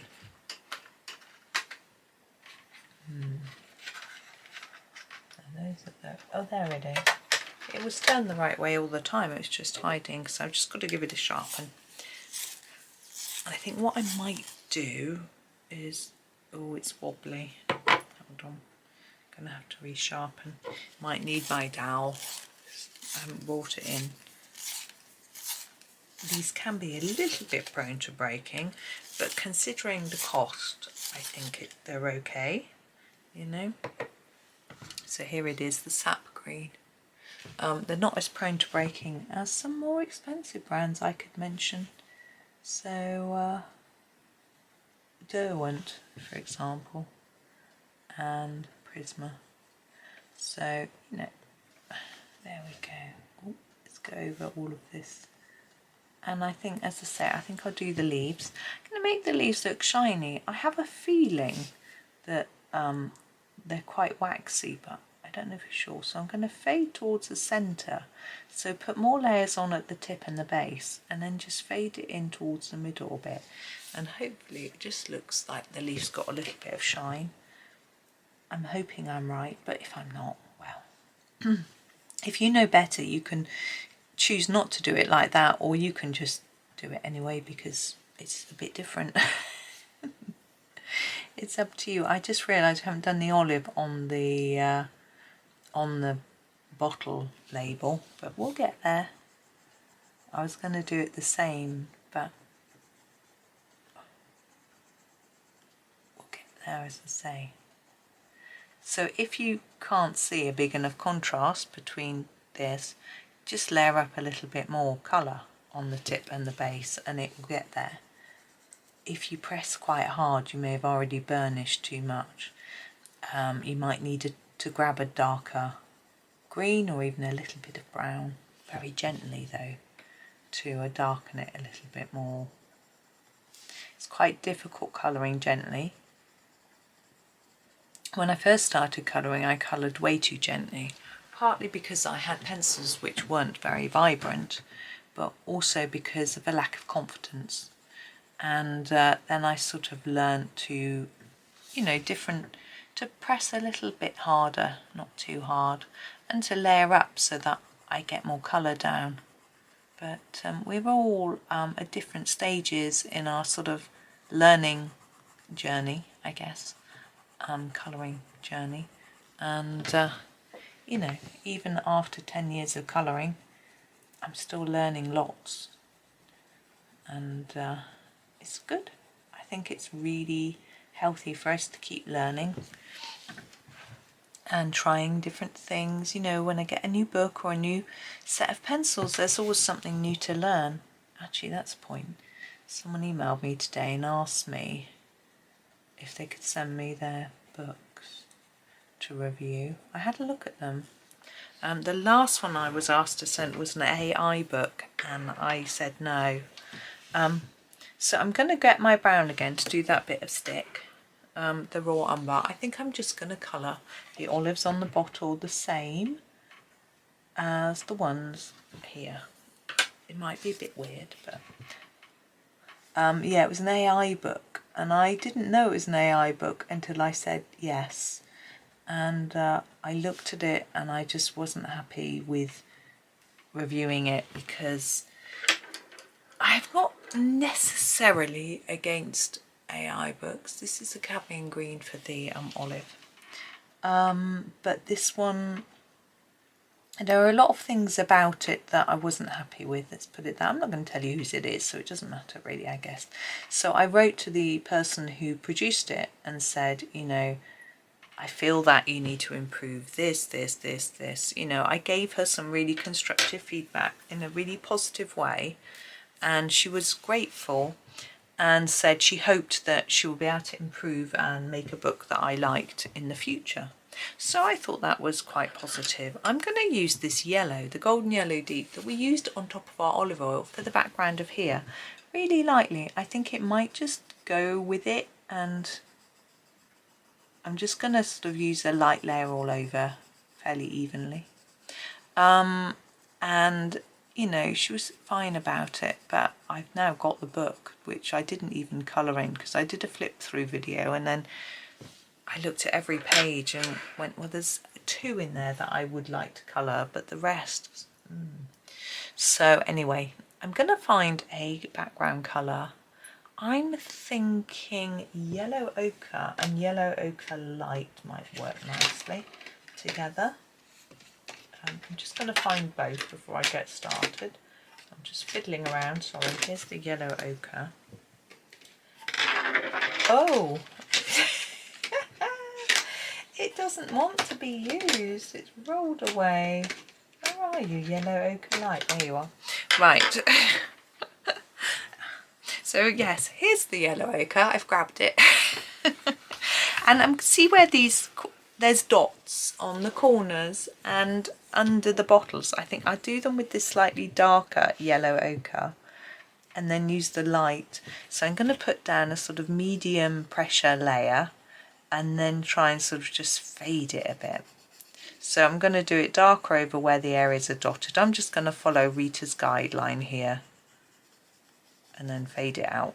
If that looks a bit messy when I put the other one on, I'll come back and do a little bit more, or if it doesn't, you can't see it's there or whatever, we'll just put a little bit down to start with and see what happens really.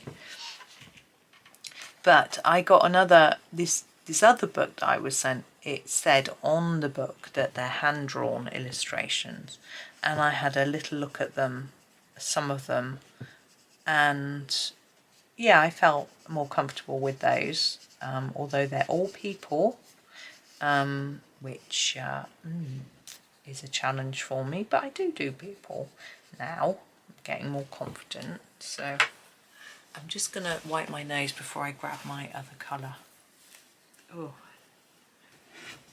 I'm wondering whether the yellow ochre light is going to be too close in colour, and I am actually not going to use it. Sorry if you all got your yellow ochre light out. I am actually going to use a cadmium yellow deep. Sorry. So here is my cadmium yellow deep. I'm not going to sharpen it too much. It's quite blunt, but I think that it might be better if it's not too sharp, because I don't want it too dark. I just want it there as a light layer of background, because I want what I've coloured in the foreground to stand out. And we've got yellows and things already, so I don't want to overpower that, but I just think it will match. So I'm just gently putting down some, and I'll have a think as I go as to whether it needs a bit more. But I think if I start with a light layer, it might mean I need to blend these corners in a bit more, but I might not. I'll see how it looks. It's hard to tell at this point. So yes, I'm going to let them know that I think those books might be of interest. They came out, the three of them all came out at once in December. They're fairly new on Amazon. They're on Amazon paper, but for me that's okay. There's better paper, of course. There's worse paper. I've actually found a book, which had worse paper than Amazon paper.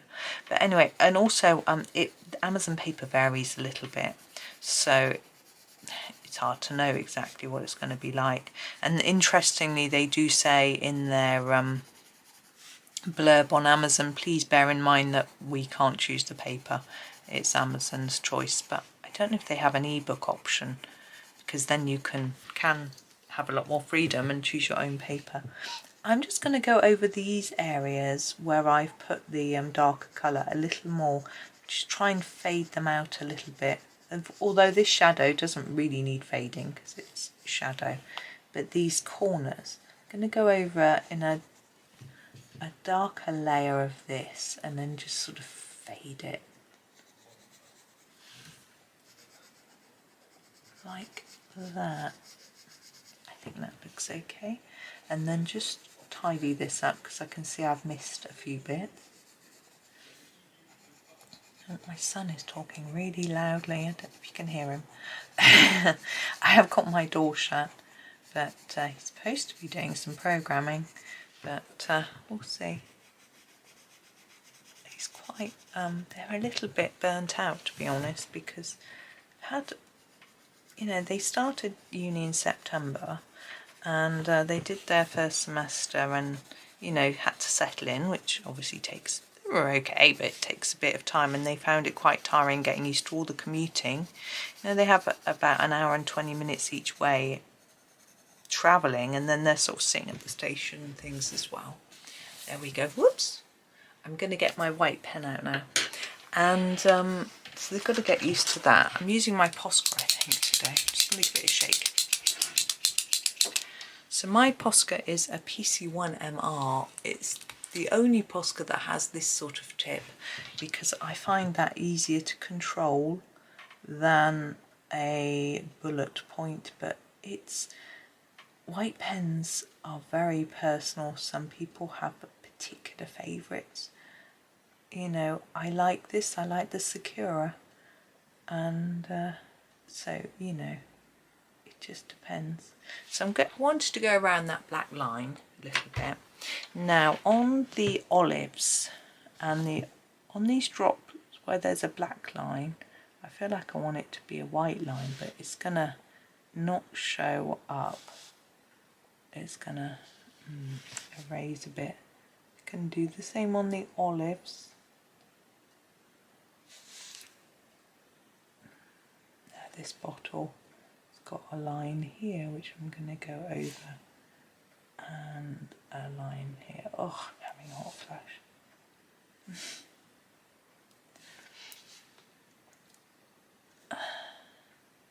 I put one on there, it wasn't there. I don't know why I just put one on.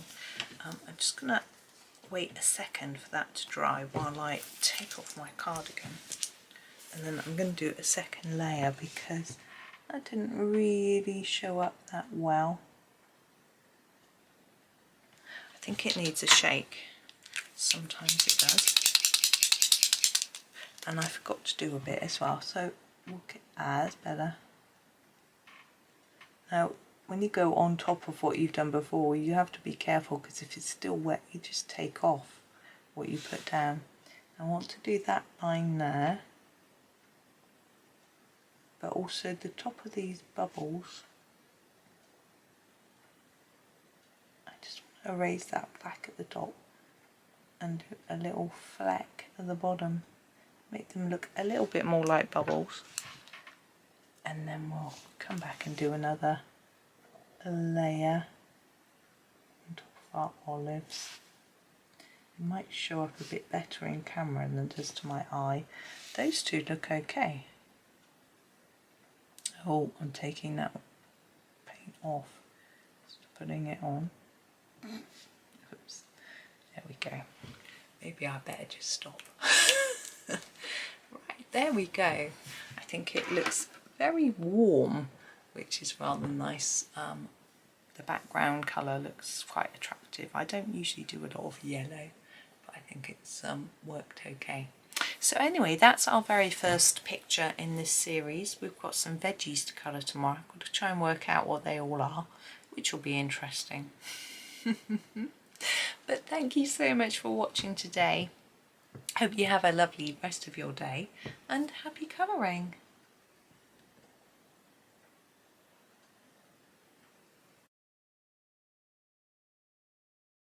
Hi everyone, it is time to do the second picture in our grid of 9 Italian pictures. I think we're in Italy in Rita Berman's Europa book. So let's come in a little closer to move my book underneath my pencil tin. We're not doing the pasta one, by the way. We are going to be doing this veggie one. Oh, let's get it in the middle. There we go. Now, I am not sure what all of these are. I'm thinking rosemary, chilli, shallot, basil, garlic, tomatoes, and I don't know what that is. I'm going to start by colouring the tomatoes, I think. Now, tomatoes can often be slightly orangey red, so I'm going to use the red ochre. I'm using the Castle Arts Soft Touch again, and hopefully if I do those red, and if I decide to do the chili red, I can use a slightly different shade of orange, red, and it won't, a non-orangey red.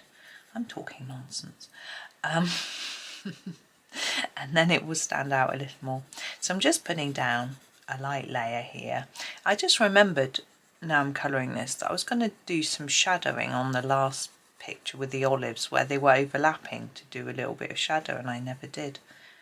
Oh well. I was happy with how it turned out anyway, so I'm not going to fiddle with it now. Right, so that's a light layer, and my pencil's really blunt, so I'm going to give it a sharpen, and then I'm just using my Staedtler. Sorry, it's really blurred. There we go. Norris Club sharpener. You can see I use it a lot. I find it, as long as the lead is sharp. No, as long as the blade is sharp. What am I talking about? It works pretty well. Now what I'm trying to do here is to put in some darker areas. So I'm going around here, just darkening certain bits on the edge, and I want to leave a little bit in the centre that's a little bit paler, so that it helps us to see that our tomato is sort of round. I'm going to do that again, so I'm going to layer up a few times.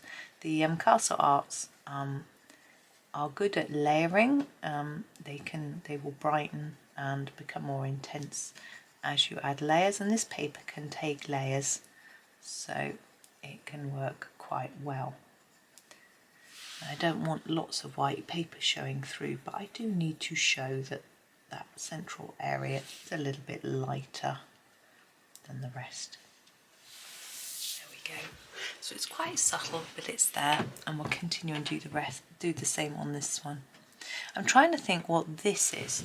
So I'm thinking, well, what have we got here? We've got tomatoes and garlic and onion and chilli. We've got the sort of basics, basil and rosemary, for a sort of pasta sauce, haven't we? You know, so what is this? Thinking, what would I put in as well? Well, I would probably put in courgette and peppers and maybe aubergine, you know, nice sort of veggies, but I don't think that's any of those. I don't think it's a tomato, and it's too big for an olive, because olives would be lovely. I never put olives in a pasta sauce. It would be delicious. I really should. So I'm trying hard to rack my brains as to what that is.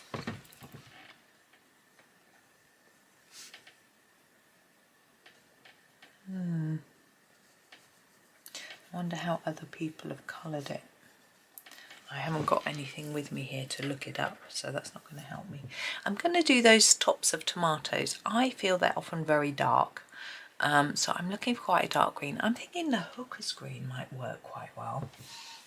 It's quite a dark green, but it's not too bluey, and I don't think they're really that blue. I used to grow tomatoes when I lived with my parents, so it wasn't just me.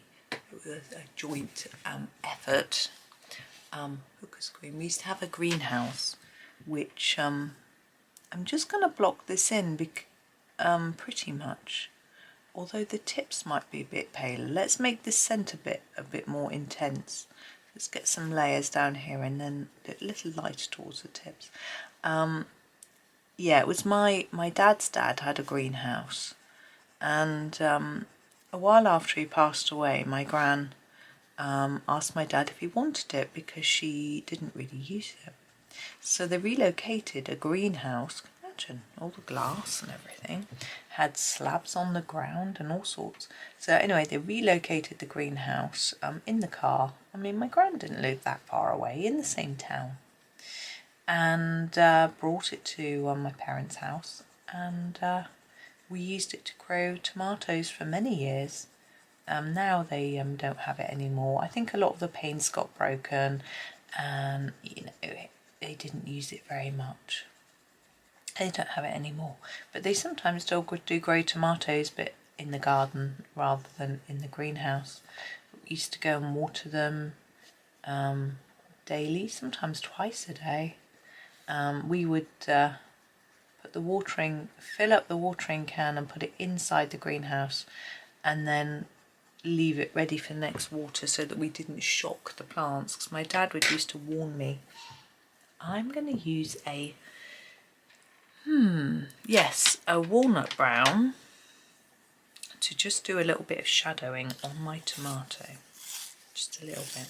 Yeah, my dad used to warn me that if I put freezing cold water straight onto them, they would get a bit of a shock.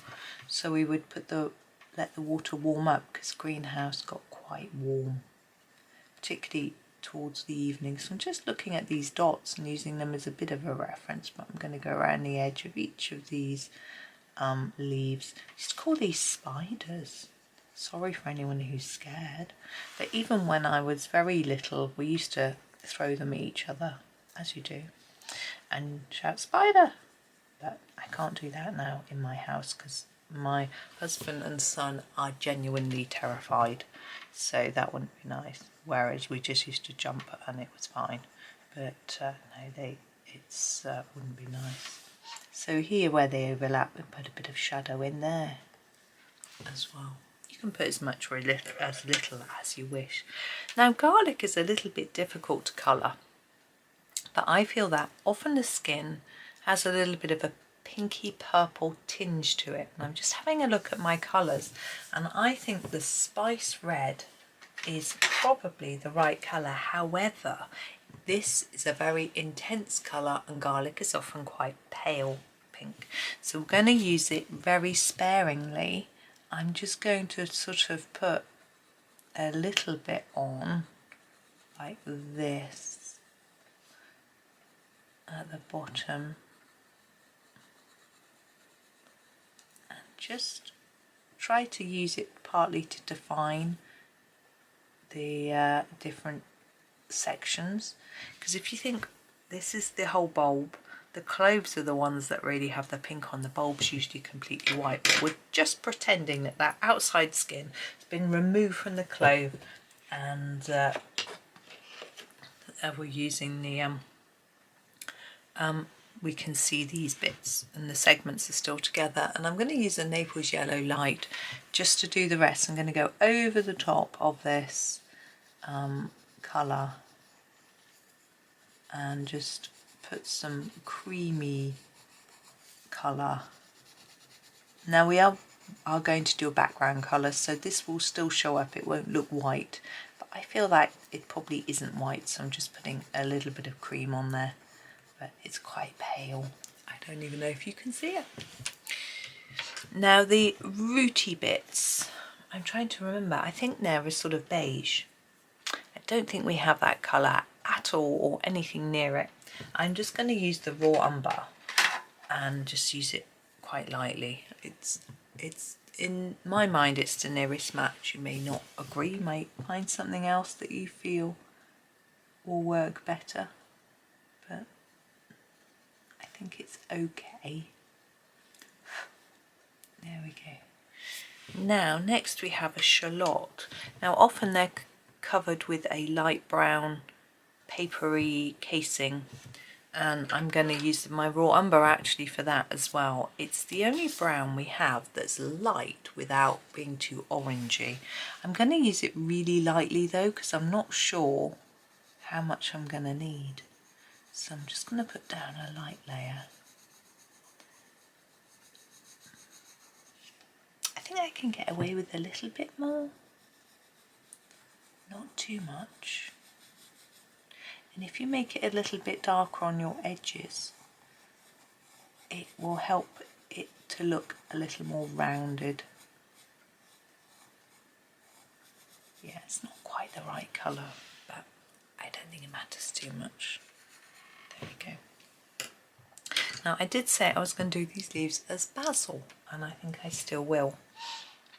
Basil, I'm just looking at my colours. I am thinking permanent green might just work. If I can find it. There it is. It's actually fairly sharp. Now I'm going to make the tips a little darker and line towards the centre in the same way we did with our olive leaves. I don't think basil is that shiny, but we can just give it a little impression of shine, and I think it just makes it look a little more interesting than just plain colouring. But you can plain colour if that's what you feel more comfortable with. It doesn't matter. I haven't got much energy today. It's quite funny. My son, both my boys are home today. They're always home on a Wednesday. And one of them's like, I just can't be motivated to work today, he's saying. And I was like, yeah, I know what you mean. I made one video, and then I was a bit like, meh. So we had some crisps. Now I'm just trying to choose the colour for our chili. Now we have let me show you actually, it might be easier to talk you through my process. So here are the reds. We have the red ochre, we use that for the tomatoes. We have this is very pink, the Venetian red. We have the scarlet red, which is an option, and the vermilion, which is quite dark, but these are quite pinky. But when we go up to the cadmium and the alizarin crimson, they're both very pink. So I think I'm going to start with the scarlet and maybe add in some vermilion if necessary. I think that's what I'm going to try. There's the scarlet red. I want it to look quite different to these. I mean, if the tomatoes are looking a little bit too red and not pinky enough, and not orangey enough, I could always go over them with a bit of a layer of orange if I think that's necessary. Of course, you could always do your chili green. I don't like green chilies. I haven't really tried them. I don't eat chili anymore. It doesn't suit me, nor does garlic or onion, but still. Sorry, this is the same colour, I just sharpened it. I think I always have this feeling that green chilies might not be so nice as red because I don't like green peppers. I like red ones. So it's probably just a bit of silliness. It's probably really, because like pinos, I can't say it properly, they're quite nice and they're green. So I don't know, and Scotch bonnets are red and I wouldn't go near them. I don't know what type of chilli this is. Is it a bird's eye? Is that the right word? I know we have a company called Bird's Eye who make frozen goods, but I'm sure there's something type of chili. Maybe I'm just talking rubbish. Now chilies are quite shiny on their skin, so I'm trying to show that by gently adding layers to the edge and doing a bit less in the centre so that we can make it look like there's a bit of shine going on there. I think it's working, but you need to, just keep gently building up the layers. I've missed a bit there. I think that'll do. Okay, now we can do the rosemary. Now rosemary's really dark.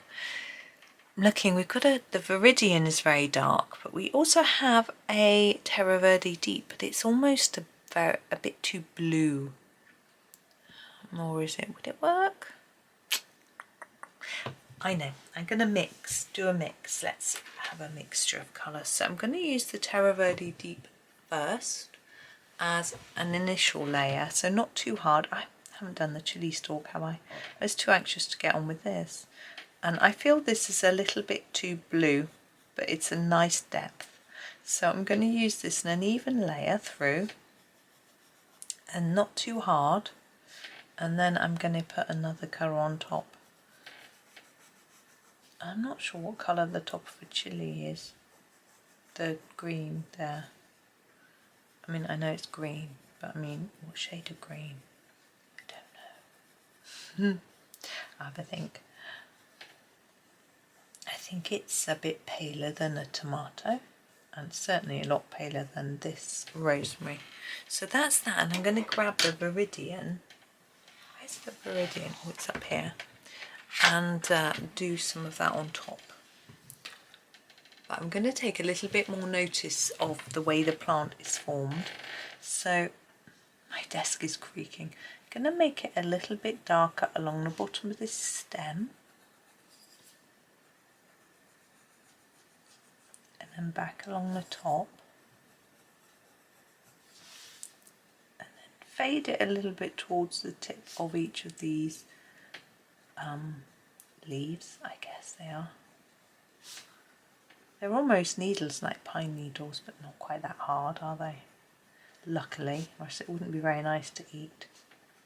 Though some dishes I put, when I put rosemary in a stew, dried rosemary, it tends to float on the top of the liquid and get stuck in my teeth.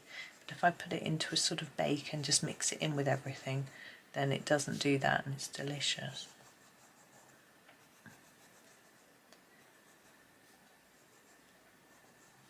There we go. Now the top of our chilli. See, I don't want it as light as the basil, so I'm having a little look. I'm going to go for the Prussian green actually. Where's that? Is that it there? No. Oh, there it is. Needs a sharpen. So yeah, Prussian green. It looks like a potato. It can't be. I'm just going to put a little layer over.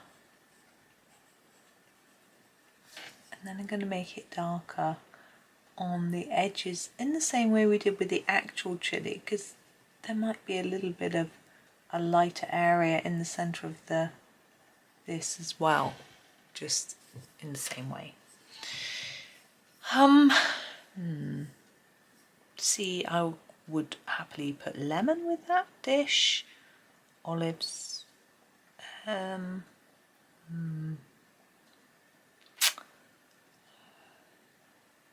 sorry, it's not very entertaining me thinking, is it? Shall we turn it into another onion? Bear with me. I'm going to go away and come back. Right, I am back. I had a drink and had a look at some other people's colouring pages of these to see what it'd been coloured as.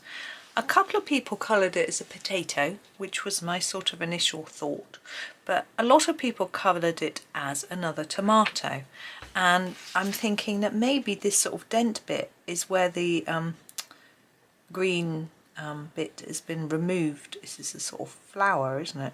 So that's what we're going to do. I think it looks more like a tomato, or makes a little bit more sense. So was it the hookers that I used for that? Don't know. I'm going to use the hookers green anyway in here.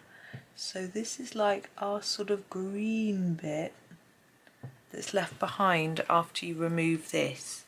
And I'm actually going to put a little bit of permanent green on top because I think it needs to be just a little bit paler than that. There we go. And now let's go for our red ochre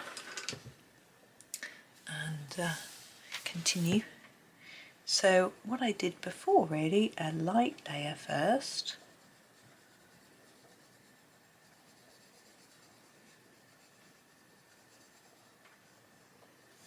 Then darker around the edge. Yeah, I just finished my coffee as well. My son was telling me something about someone called Nicki Minaj, who I've only vaguely heard of, saying she apparently went on Instagram Live and just talked for 3 days non-stop. Wow. I know I can talk, but that's a long time. But apparently there are various theories about what happened, that she was either on drugs or went a bit insane, for want of a better word, or has bipolar or something. But anyway, it was a bit of a strange story to randomly hear. It's the wrong shape for a tomato. I still think maybe it is a potato.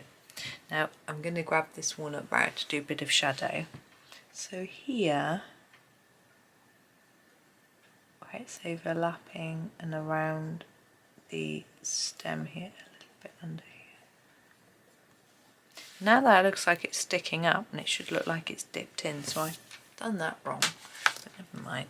I'm going back to my red ochre just to do a little more fiddling on it. Just it's a little bit too pale in the middle for my liking, so but I still want that contrast of colour, so I need to put another layer of red everywhere. Really, there we go, that's better. Now the background, what are we going to do colour wise? I thought a sort of pale yellowy green might be quite nice. We've got a leaf green light, which is very pale, but will it camouflage those basil leaves a bit too much? Will the cadmium green pale be better? I think it will. I'm going to use the cadmium green pale because I use the cadmium green. No, because it's a more olivey tone, so it won't look the same as these. And I'm going to put a layer of this all over. I'm going to do the background in a slightly different way to the one that I did before, where I put the dark in first. This one I'm going to put the light in first. I think I did the dark first. No, I'm doubting myself. It doesn't matter.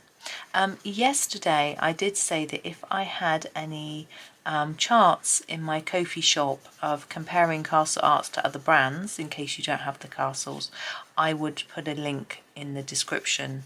And I did check just now when I was having my coffee, and I do have a couple of charts. I have one, Castle Arts and Polychromos, where I sort of put both sets of swatched both sets of pencils and sort of next to each other, so you can see, and some of them I sort of matched and some of them I haven't, because some of them don't match at all. Like in this set there's quite a selection of peachy, you know, coral, tangerine, that sort of thing. There's nothing like that in the polys, for example. So I've done the nearest matches, so there's that one. And I also matched my 72 Arteza and my 72 Castle. So it's a little bit, I've only got 72 Arteza, this is the expert set. And when I only had 72 Castles before I was given this set by Castle Art, so before I had those, I just had the 72, which is a lovely set actually, and so I sort of compared those two in a video. Okay, so there's a vague background, but I want to darken those corners just like we did on the other one. So I'm going to use the cadmium, I'm going to use the oxide of chrome. It's quite a bit darker and I think it might give us more of a contrast like we did over here. So I'm going to use this fairly gently though in the corners, just where we've got this dotting, so that we can just follow Rita's guide really. And then once I get to the end of that dotty area, I can just going to fade it a bit because I want it to sort of all blend together like that. This is what I did last time, isn't it? I'm not sure now. It doesn't matter. Anyway, so those two comparison sheets. So if you've got only the Polychromos, then you can compare, or if you've got the Artezas. I haven't done any more, so I don't know if there's anything else that might be required to help you with this page. I'm always up for making some new sort charts. Could do one with Prismacolor. Don't know how many of you have Prisma though, because I know I don't use a lot of Prisma. I'm going back to the cadmium green palette. I'm going to go over the top of this and it will bring it out. You'll see it now much darker.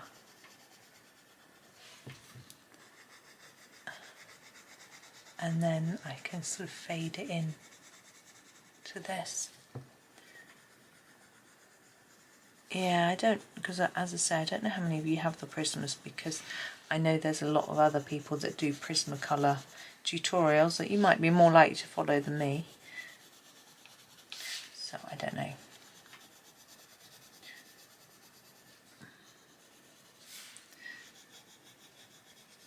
There we go.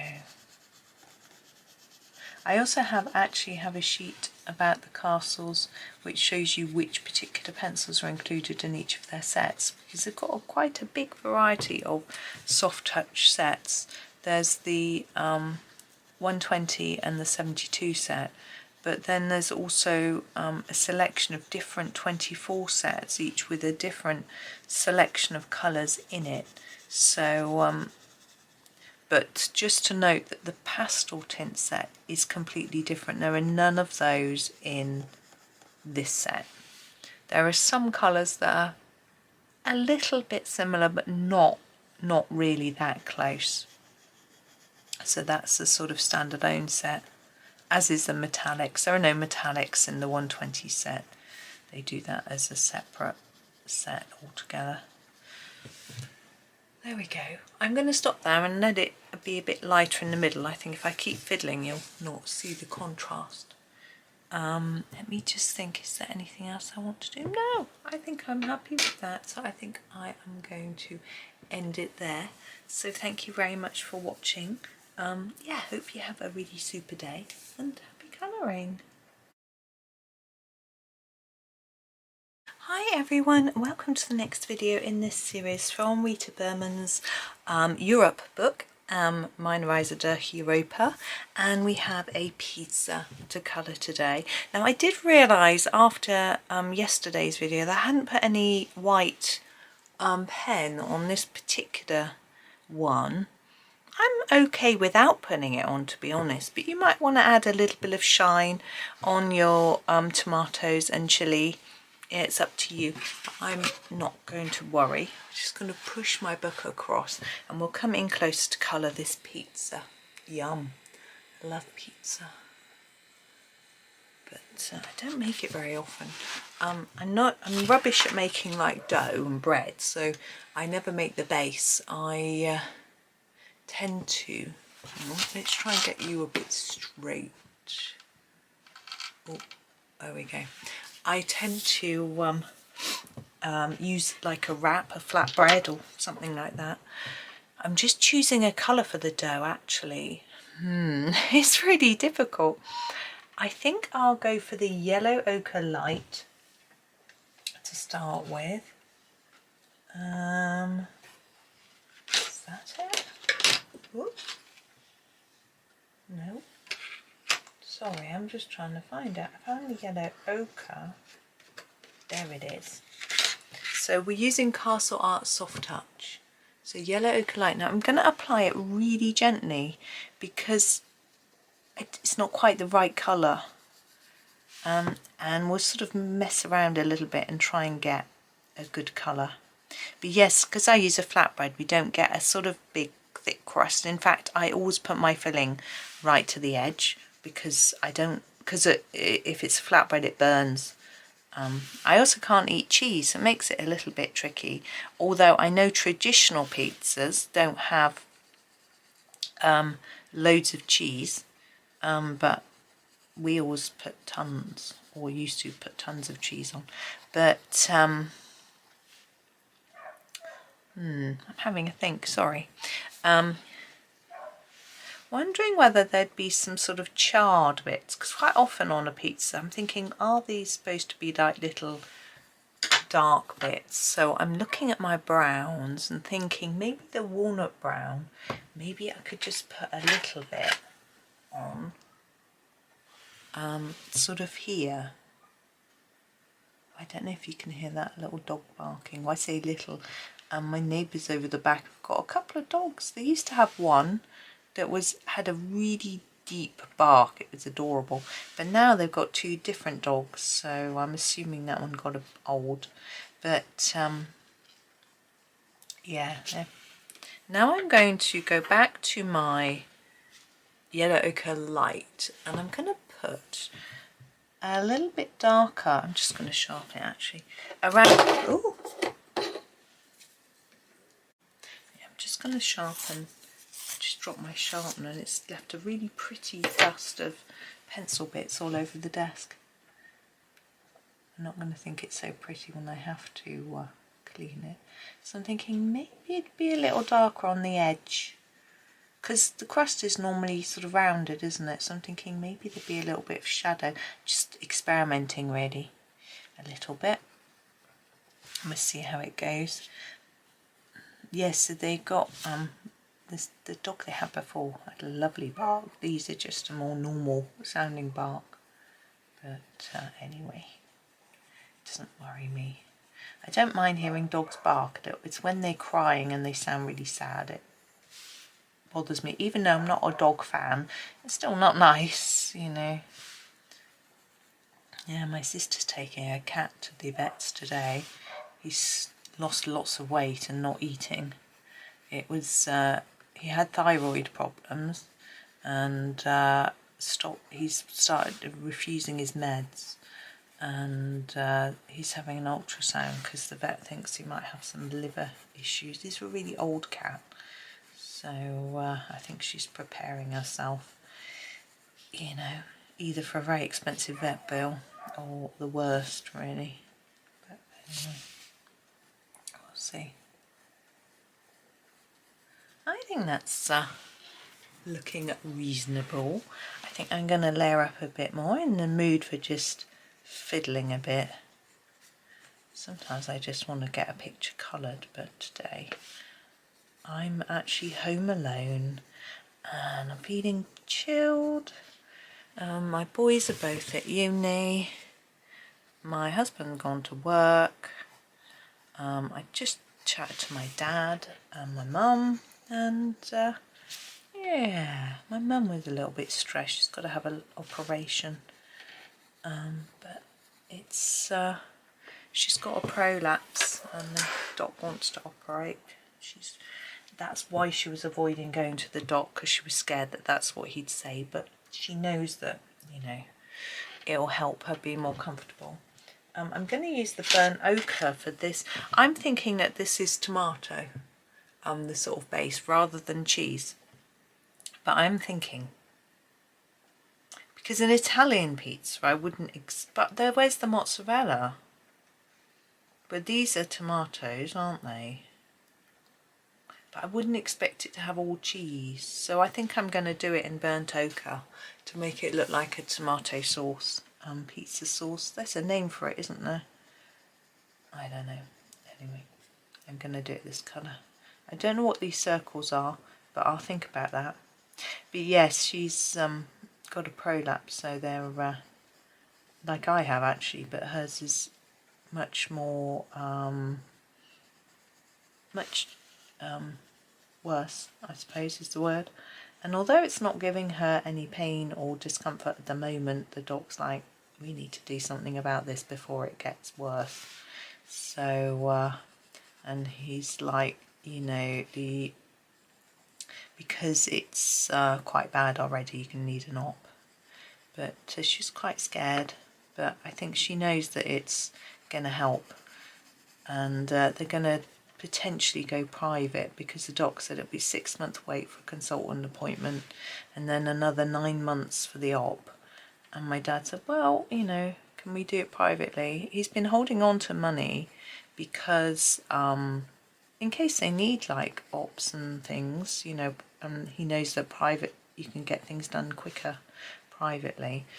And the doc's like, you know, the consultant, the doc reckoned the consultant would cost about 200 to 300 and the op would be 2,000 to 3,000, and they thought that wasn't too bad considering, you know, how much quicker it can be done. And although it, as I say, it's not giving her too much pain, any pain, or, you know, too much discomfort, I think just the scary prospect of knowing an op's coming is quite nasty. Now, the last op she had was really nasty, and her recovery took a long time because of the nature of the op. She had a heart valve replaced, so obviously it was a very major, scary op, and so I think it's sort of making her frightened thinking about having one. But obviously, although this is a big operation in the sense of recovery time and things like that, it's not such a serious part of the body, if you know what I mean. So I think, you know, she'd be okay. But it's, you know, it's a frightening thing. This is cadmium orange deep. And I think she may find that it's been limiting her more than she realised, and that once she has it, she'll be a lot better. Last time when she had her heart op, it made such a difference. You know, she was able to move around much faster and freer eventually, you know, obviously to start with, it took time to recover. Yeah, she sped up with her walking. She's slowed down again now, but she's got a lot older. The heart op was 15 years ago. Yeah, we'll see what happens. Obviously, I'm a little bit nervous and worried for her as well, but I know that that it should be fine. Now we have the tomatoes. I'm trying to think of I want to make them a slightly different colour to the sauce. I'm just going to go over them with this orange, just a little bit, and then have a think. I'm assuming they're tomatoes, that's what they look like to me. They're certainly not mozzarella, that's for sure. Now I'm thinking this centre bit I might do a bit lighter, so I'm just going to do another layer.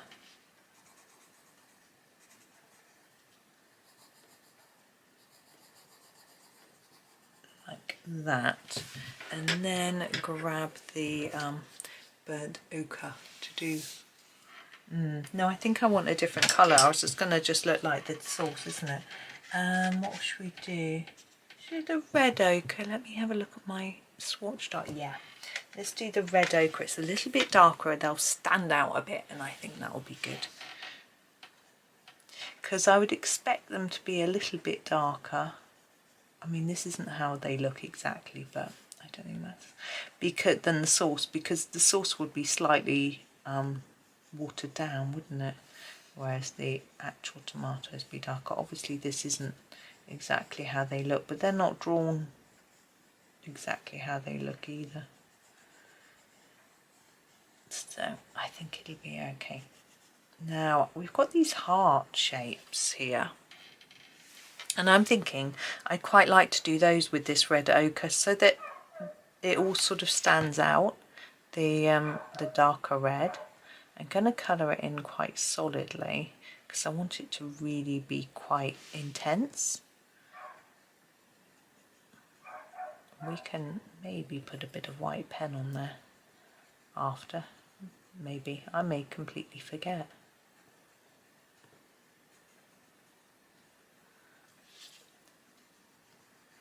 And trying to also think about the background colour, because now this sauce looks a little bit patchy to me. What I'm going to do is, when I've done the leaves, which I'm thinking basil, and whatever I decide these dots are, haven't decided yet, I will go over it a little bit again, I think. Now the basil, yesterday we did our basil quite pale. Is that the right colour? That was permanent green, wasn't it? I think that is the nearest colour we have. I do think it could be slightly darker, but there isn't, you know, it wouldn't be as dark as this, so I think I'm going to use this again. And I'm going to do all the leaves in this same colour. So like I did yesterday, I'm going to darken that base and do less towards the middle. I've been doing a Chris Cheng video this morning.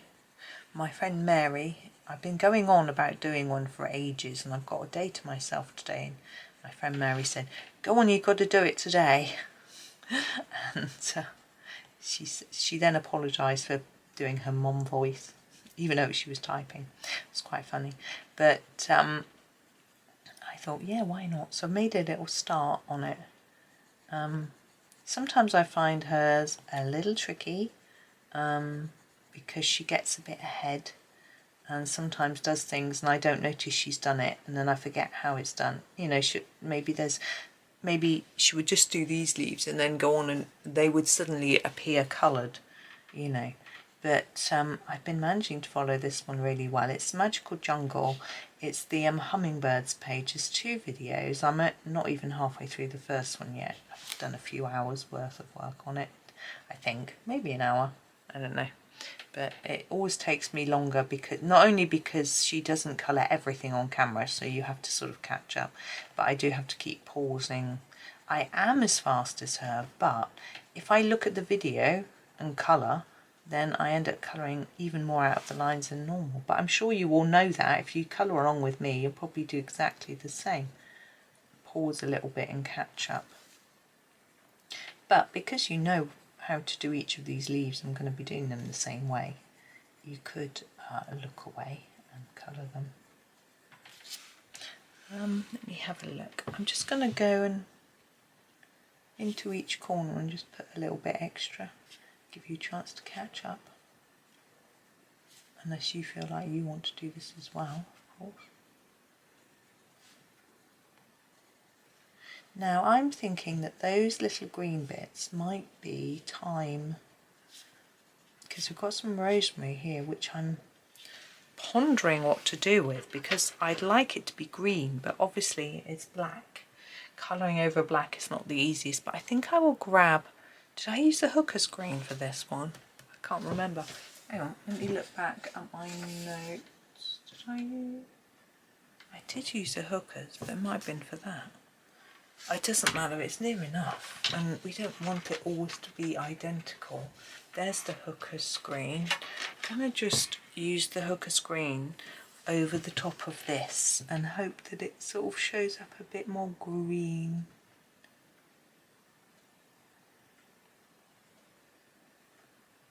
Oh. There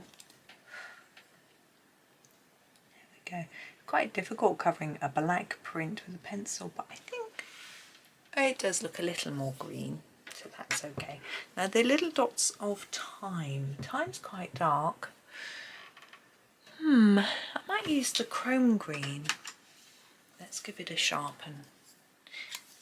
I'm not really sure exactly what colour it would be, but it is different to the other colours that we have used.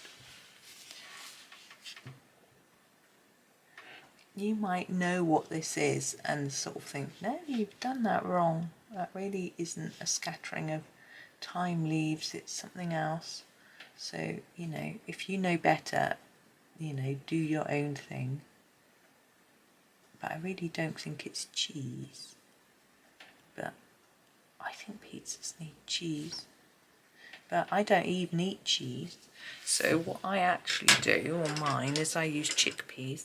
This is the burnt ochre. I'm going to go over the sauce again. I'm sort of taking notice here of the darker areas that Rita's gone over with the sort of dots here, but I'm trying to just go over all of it because it's a little bit patchy. Now that I've coloured in all the items, I can see the areas that I've missed. Yeah, I use chickpeas and I just scatter them on top instead, and then I get protein, and I like the sort of creaminess that the chickpeas give. You could use tofu as well, but I don't. It doesn't have the same flavour, or doesn't really have any flavour. You could add some flavour.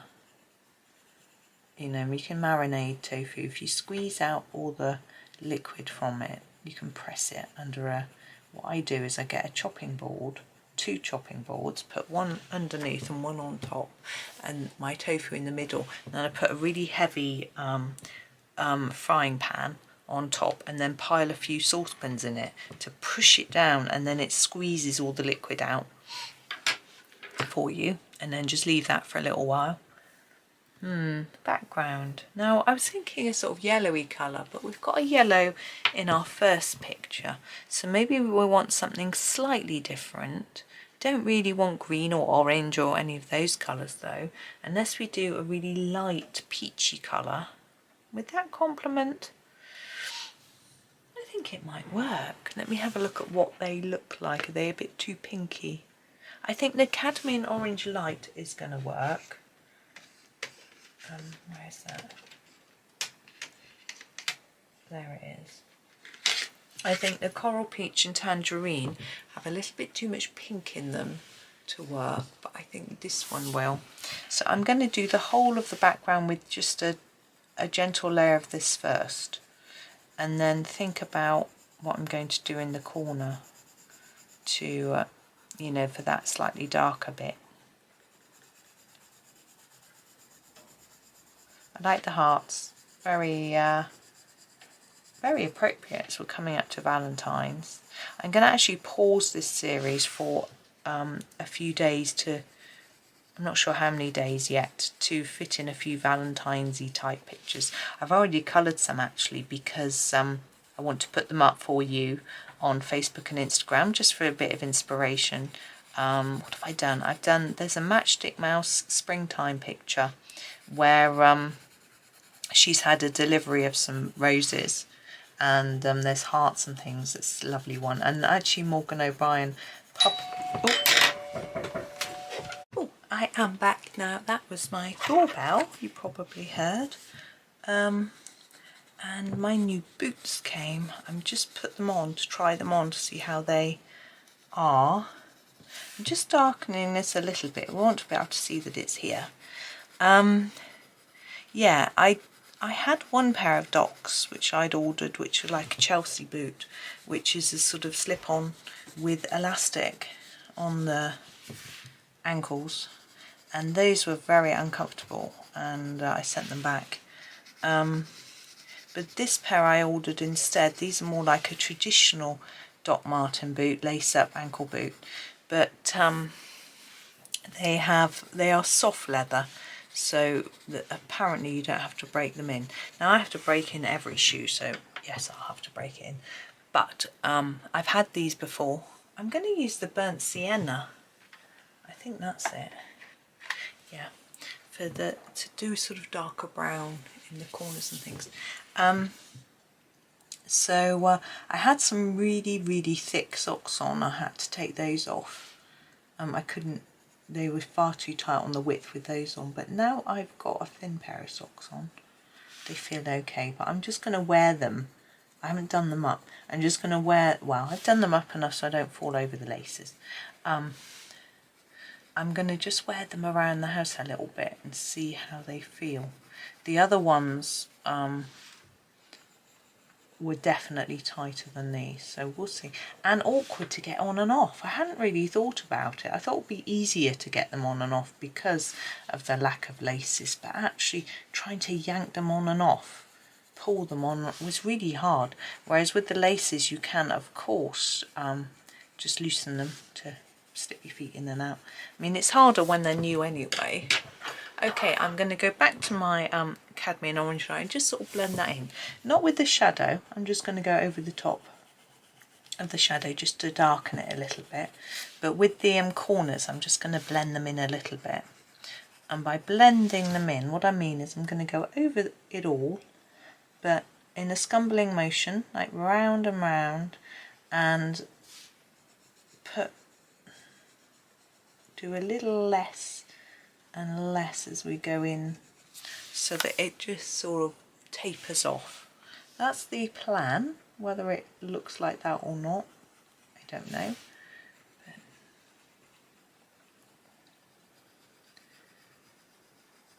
I'm trying to decide whether to do a different background for each of these items.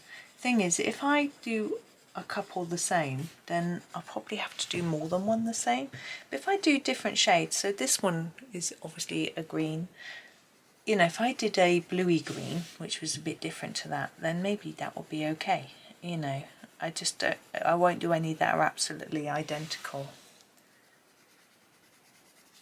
Oh, my tablet's gone off. I've been in here so long. Just leave it on so that if my children need me, they can chat, but they're in lessons. They seem perfectly happy this morning. I need to tell them about their grand's op, but I thought I would tell them in person rather than on Messenger, because it's not it's nothing to worry about, but I want to make sure they don't worry about it. You know, I don't think they will, but it just doesn't feel the right way to tell someone something, you know.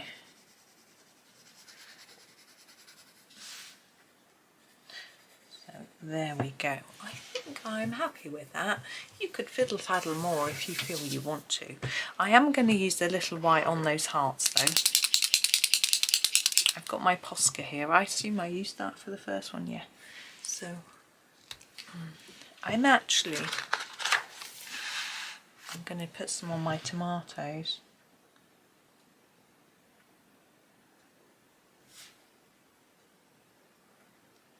I know I should have done it yesterday, just forgot. There we go. And then I'm a bit stuck with the chilli because it's got those lines, but I'll put a little bit there. That's all. And then we'll do this one. There we go. I'm thinking all on the same side, just up in the corner. Pen doesn't want to write now. Hang on, let me give it a shake. I did, my friend Kylie has bought a brand new type of pen. Well, it's a Sakura Deco or I can't remember what it exactly was called. It's really expensive.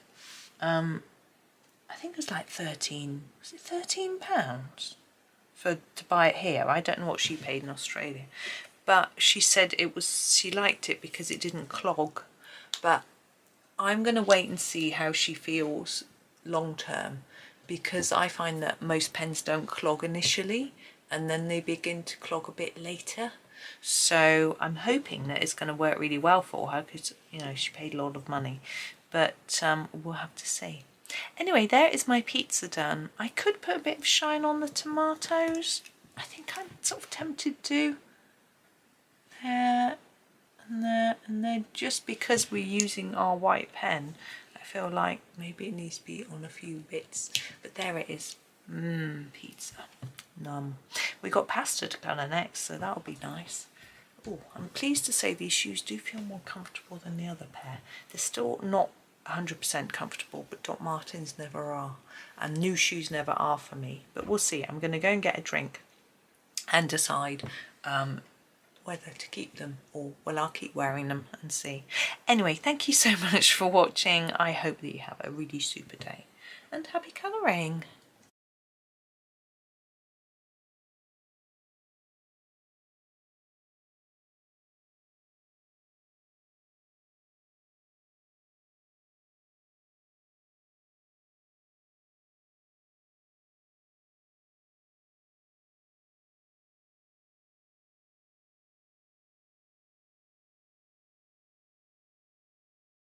Hi everyone, today we are going to be colouring another picture from this page from Rita Berman's Europa book, the pasta. So let's come in closer while I just remind you that we're using the Castle Arts Soft Touch pencils. There we go. Yes, and I'm just looking at all the pastas here. We have macaroni, we have the orzo, we have twists and penne, and the shells and the bow ties, and spaghetti. I can't name shells and bow tie, they probably have proper names, and the twist, but anyway. So this is good. Now, I don't want to do them all the same colour, because I think that will be a little bit samey, but I am quite limited in the colours that I actually have with regards to matching it to a pasta. So I'm going to start with the white pastas. Now I am thinking the orzo. Now orzo I've never seen a wholemeal, so we're going to do it as if it's a white pasta. And I'm just having a look. I'm thinking the Naples yellow light is a really pale yellow, creamy yellow. It might be the right colour. I mean, it depends whether the pasta is cooked or uncooked, of course. I'm just going to sharpen this, because once it's cooked it goes a bit paler. Now I'm thinking with the spaghetti that we can see being all curled round, it's obviously cooked, because, oh, excuse me, I've got hiccups. The dry spaghetti wouldn't do that. So let's have a go at just doing the orzo quite pale. I'm thinking some of them we could do as wholemeal, and as, you know, brownish, oh, excuse me, hiccups, brownish tone. They're quite quiet, my hiccups, they're just making my whole chest go. It's not hurting, luckily. It's just a bit strange. So anyway, we could do some whole grain, we could do some of the sort of spinachy ones, or doesn't really show up that, does it? But once we do a background, you'll hopefully see there's some colour. Yeah, there's red. You can get red pastas, can't you, with the beetroot or with peppers, things like that. So we'll do a bit of a variety of colours. I have had a tricolor one which had 3 colours across a bow, which was lovely, but I won't try and do that. I think that's going to be slightly beyond me today. Now I want the macaroni pieces in a slightly darker yellow. I'm thinking the primrose yellow might just work for us. Slightly darker. I'll give it a sharpen. they wouldn't necessarily be a different colour, but I think why not? You know, let's just try some different colours. And you might think, actually, I don't like X colour, I like Y colour. So you might pick one of the ones that I've used and decide to use it for everything, for example. So you can see this is a little bit darker than the colour we used for the orzo. So you might prefer it. Put a bit more in here, there'd be some shadow in there. I think that's what these lines that Rita's drawn in are trying to tell us. He bought some interesting pasta shapes the other day. We had shells, but they had a sort of extra bit on. And we had, they were like a pen almost, but they had a twist in and they were long. They were quite interesting as well. So that was a bit of fun. Because getting wholemeal pasta, which I always have whole grain, is quite difficult. And so I'm just seeing if I've done all of those. Yes. So I was lucky enough to ask in a local deli. She does a lot of Italian type stuff, food, not stuff. Raw umber. I'm going to try this for the whole grain. Which one should we do? Whole grain. Let's do the spaghetti. So I'm going to do it really lightly because this is quite an intense colour. And then I might put another colour on top. So yes, she got in some different ones for me, which was nice.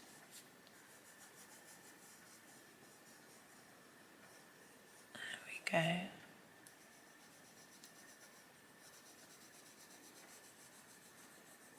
So yeah, we tried these different ones. The one that was like a shell, my son preferred. The other one, he wasn't so keen on the other shape, but he's always preferred a shell pasta anyway. But for me, I just found it interesting to have some different ones. I think this doesn't look too bad. This might be a little bit slightly too orange and slightly too dark. But I'm gonna use the primrose on top. Oh, my son's just sent me a message. Hang on.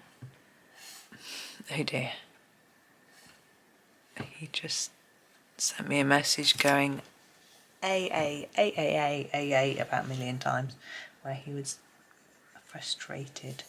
He does find his lessons a little bit frustrating. Sometimes the tutor isn't quite explaining it correctly, or is going too slowly, or you know, sets them something to do and then just waits for hours for it to be done, that sort of thing.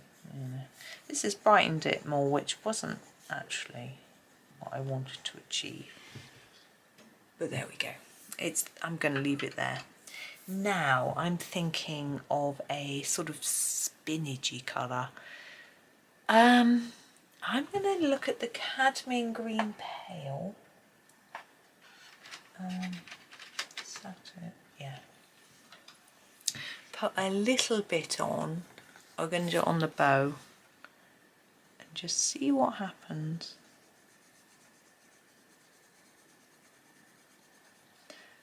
I see what happens as if, what am I expecting? Is it going to do a little dance? Sorry, silly mood today. Now I'm trying to think how green they are. They're usually quite intensely green, so I'm going to add a bit more. It looks a bit yellowy. I think I picked a dull colour because I wasn't very confident. But now I'm trying to think about green pasta. I'm thinking it could be quite dark. There we go. Now I have seen a really yellowy coloured pasta which is made of corn for celiacs, and so I'm going to try and do one of them that colour. I'm just looking at my colours. Cadmium yellow or cadmium yellow deep. I think cadmium yellow deep might do it. It's very, very intensely yellow. I'm going to put it on lightly to start with though. Oh, just fidgeting in my seat. I've got my new boots on, which came in the last video. I'm recording this one straight after, and I'm trying them out.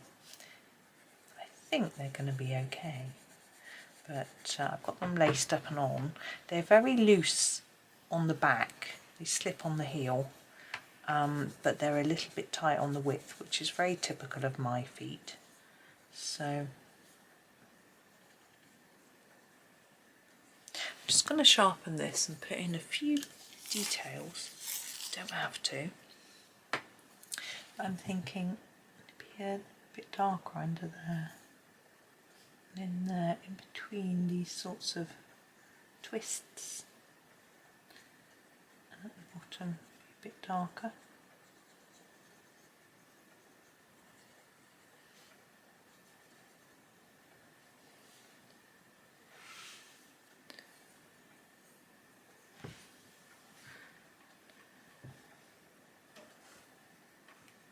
My son said he's not stressed about his lesson. He's just really stressed for no reason. Poor boy.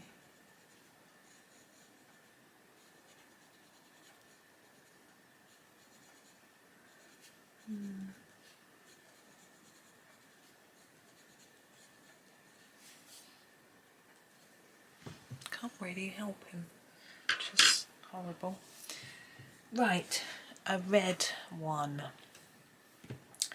Beetrooty colour.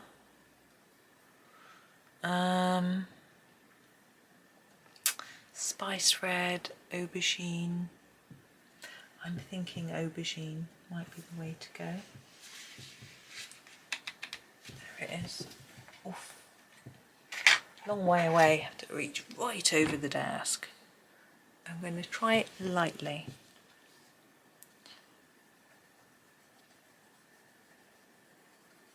It's quite vibrant, so I don't want to go too mad.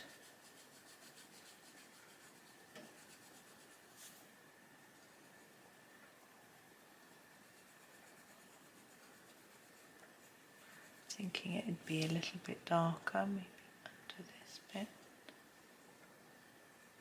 And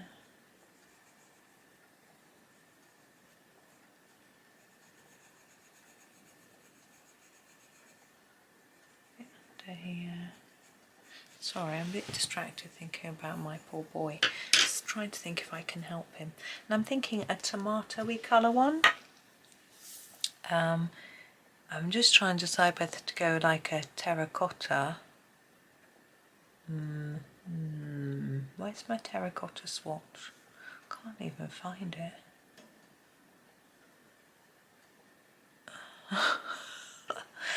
I'm going a bit bonkers here trying to find it. Oh, there it is.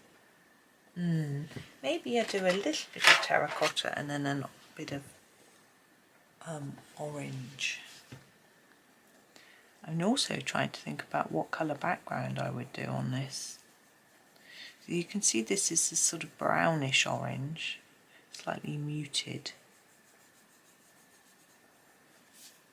I think it's quite good actually. I think we'd have a bit of a darker bit inside the shell there. A bit lighter there maybe.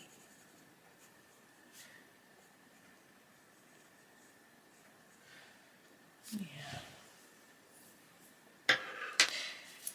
Now I'm just going to go over that with something. I don't want anything too bright. Maybe the cadmium orange light will help us out again. We'll use the train horn, very loud. Cadmium orange light. Just pop it over the top. Might be more than necessary.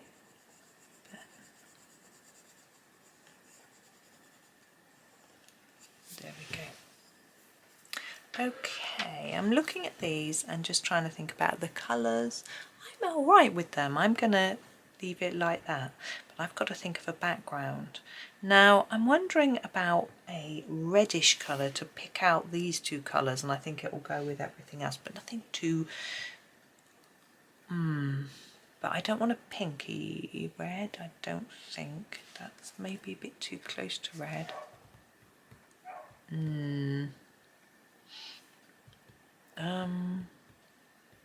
Yeah, I know what I'm going to do. Do the Venetian red in the corners. So just here, where the dots are, and then just start to gently fade it like that.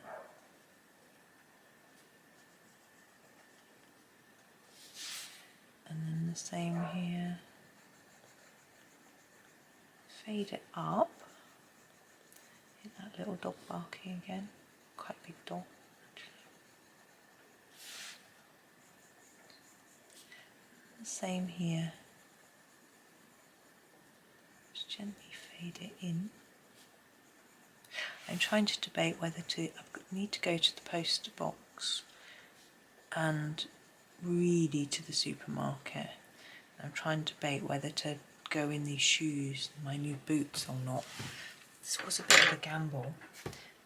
What colour did I say? I was going to do the peach. Let's have a find it. Because I haven't really worn them in at home very much yet. And they're bound to rub my feet and give me blisters, because they always do. New shoes, all new shoes. I've never had a pair of new shoes that hasn't. I think, trying to think, have I ever had a new pair of shoes that hasn't given me blisters? Maybe a pair of flip-flops that, not the thong ones that go between the toes. Those, I had a pair of those. Oh my, the blisters I got from those were horrendous. Not those. The pair that you just slip your feet into, those type. I think I had a pair of those as a child and they didn't give me blisters. And I don't think my childhood shoes did, but adult shoes, every single pair. So, yeah. Really, yeah. So it's not nice, but it's just one of those things of having weird shaped feet, I guess. My feet are a little bit abnormally wide, I think, with a high instep, and my heel really sticks out as well. So my heel rubs the back of a shoe, and but you know, I know that I can wear these in a bit quicker than some Doc Martens. My very first pair of Doc Martens I did actually buy a size smaller than my shoe size, because that's what I was advised to do.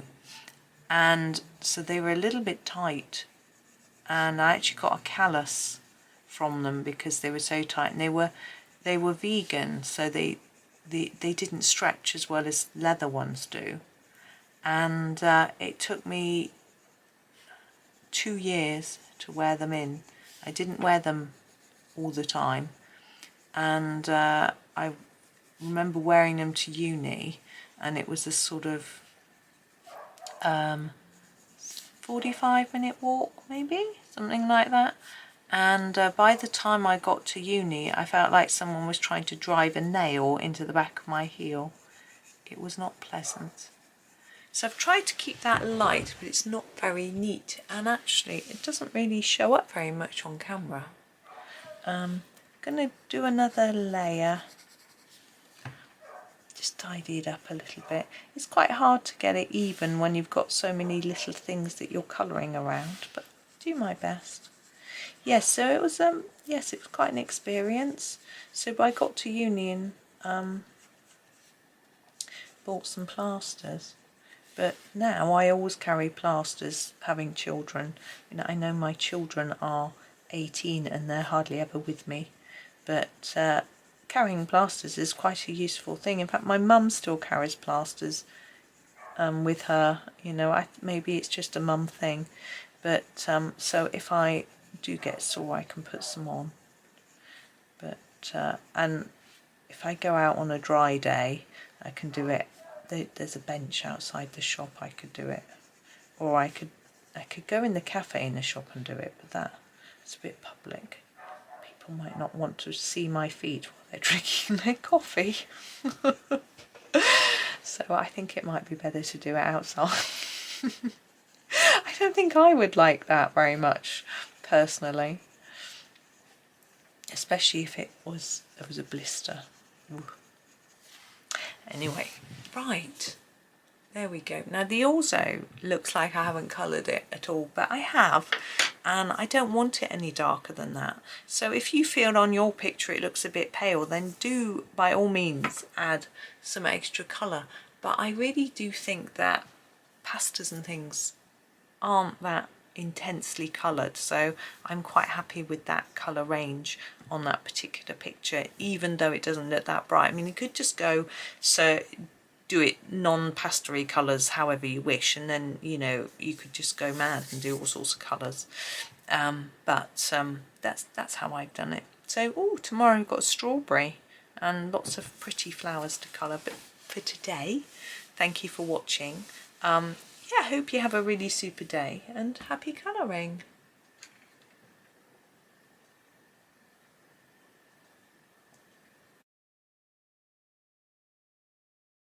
Hi everyone, we are going to be doing this middle picture today from Rita Berman's Europa book.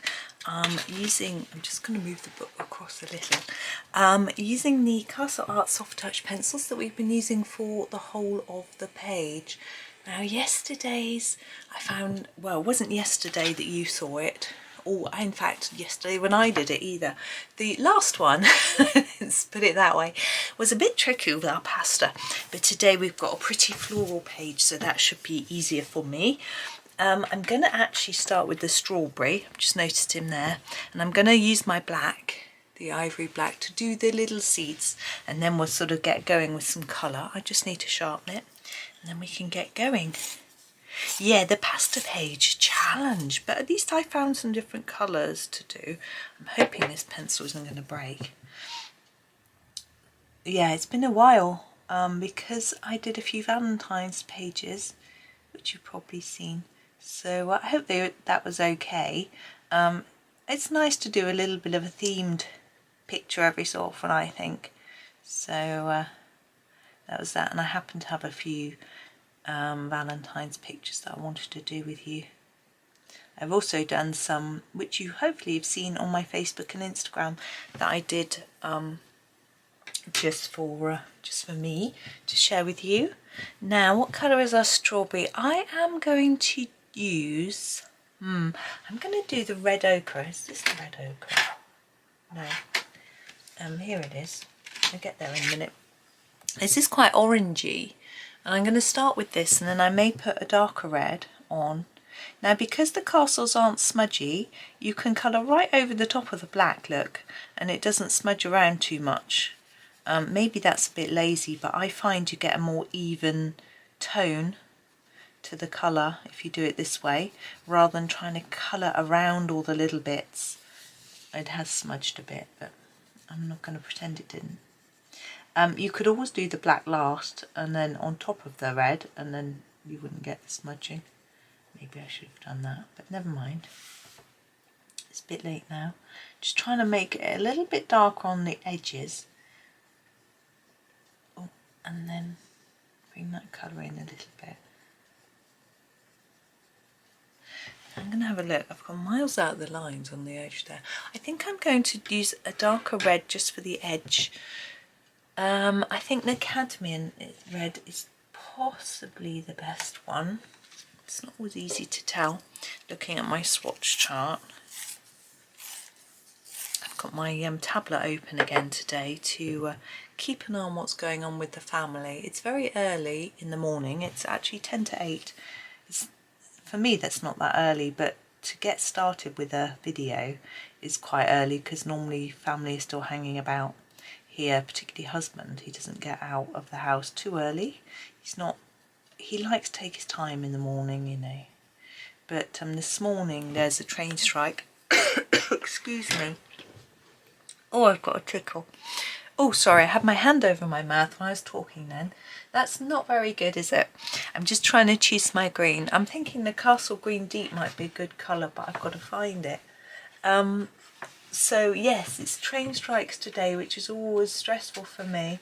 But we had a plan which pushed the stress onto husband, which is a bit, sounds cruel, but he said he would take my one son to uni in the car, and my other son's going on the bus.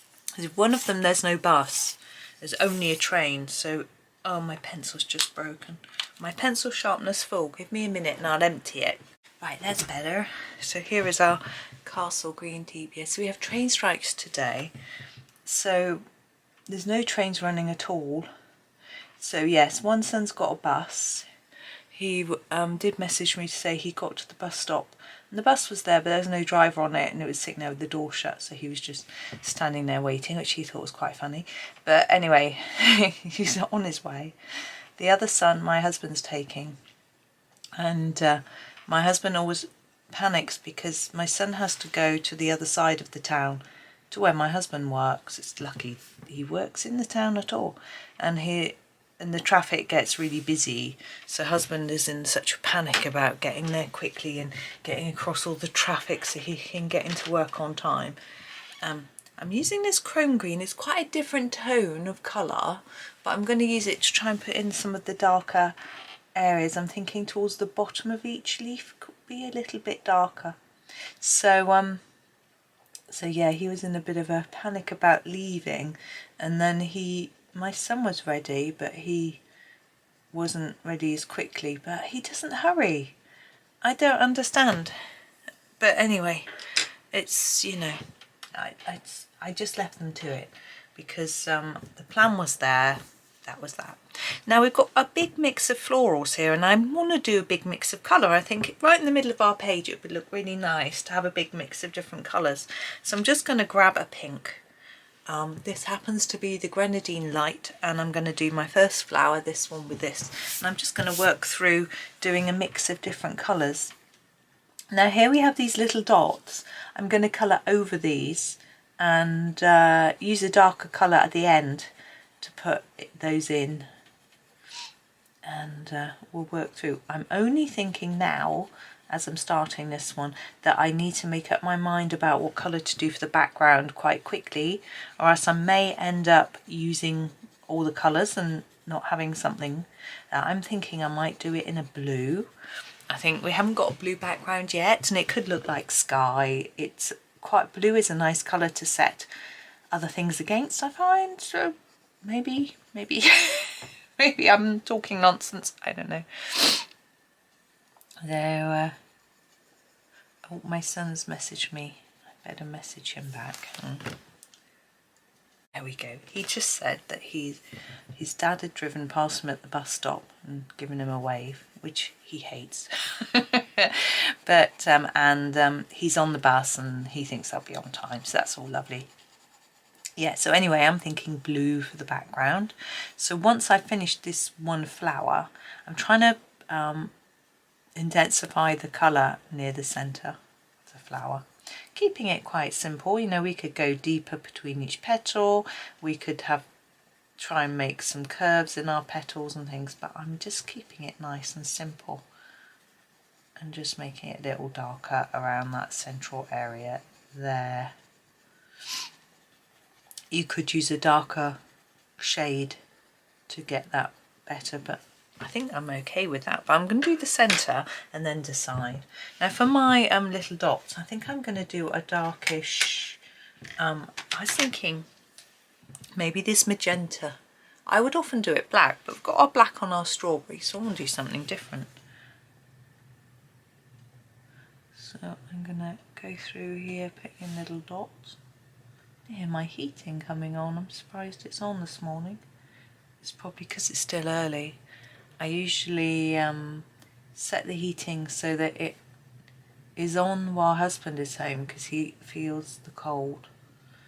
And then if I'm on my own, it's not on all the time. It's on a little bit because I feel the cold too, but just not all the time. Trying to think of what to put right in the middle. I'm wondering about the cherry. I'll try and find it. Is it that one?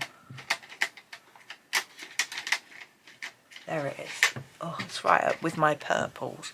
Needs a sharpen. It's a bit darker still. I think it might be nice to have that little bit in the middle really dark. So there's the cherry. Yeah, and when the children are home I have the heating on a bit more as well, because they also feel the cold. But it's actually usually a bit warmer when they're home because their computers throw out a lot of heat. They have these sort of gaming computers. It depends what they're doing. If they're doing their college work, it doesn't feel that hot. I'm going to grab, I'm going to try and find it, the grenadine, because I use the grenadine light. I want to use the actual grenadine just to make that a bit darker around the centre. For me, there isn't enough of a contrast of colour. It's a little bit messy. So I'm going to try and neaten it up with the grenadine. Excuse me. So I'm just going to go around here, around this central part, and then just gently fade it out.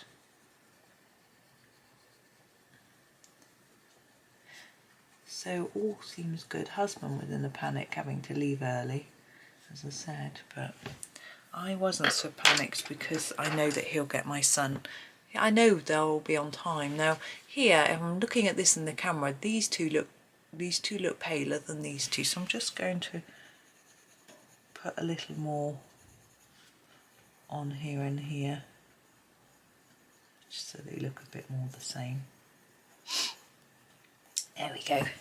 Right, now I'm going to do my background, and I've decided, as I said, with the blue, I want a really light blue, and our lightest blues are actually the cobalt turquoise, and it's very pretty. Just got to try and find it. Although the cobalt blue light, yeah, now I've changed my mind. Having seen this one, this cobalt blue light looks very much to me like the sort of ultramarine. There's a slightly purpley tinge. Now I'm not going to sharpen it, I'm just going to use it,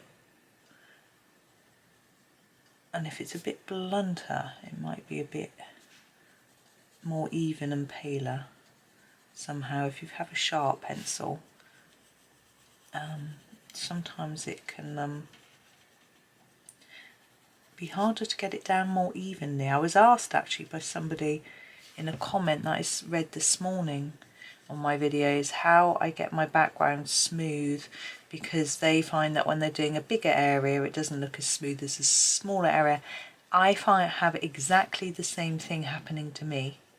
So what I tend to do is, it's not very relevant on this page because it's all small areas, is if I've got a big area, if I've got a small area I'm tending to go like this, you know, little details. Now when I have a big area I go like this, and then it looks really different. So I try to remember that to do the big area first like this, then try and do the smaller area like that as well. It's quite hard. So that then you've got the same direction going on and you're holding your pencil in the same place. Because when you're doing this sort of fine work, you're holding here, tend to get more pressure. When you're doing this, see I'm holding it much further down, it's a much lighter pressure. So it's going to look lighter in the larger area if you hold your pencil in a different way.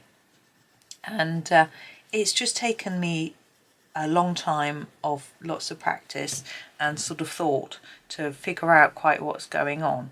And I still do it wrong. Well, wrong isn't a good word to use, is it? It still doesn't always look even, and but sometimes I try hard and sometimes I just let it go. You know, it depends on my mood and how the picture's coming along. I don't know about you, but I find if the picture is looking really, really, really amazing, then I want to make every aspect look really good. If it's looking average, then I'm not so bothered about making it look perfect. When I'm on camera, I have a different sort of thought about it entirely. I try to not overcomplicate it, but also, you know, make it a good enough standard so that hopefully you'll want to copy it or you like it. Just notice this flower is the same as this one. It's the only one I think that's the same as another one. So I think what I'll do is I'll make it different. I won't make them the same. I think it's going to look a little bit odd if we have two the same and all the rest different.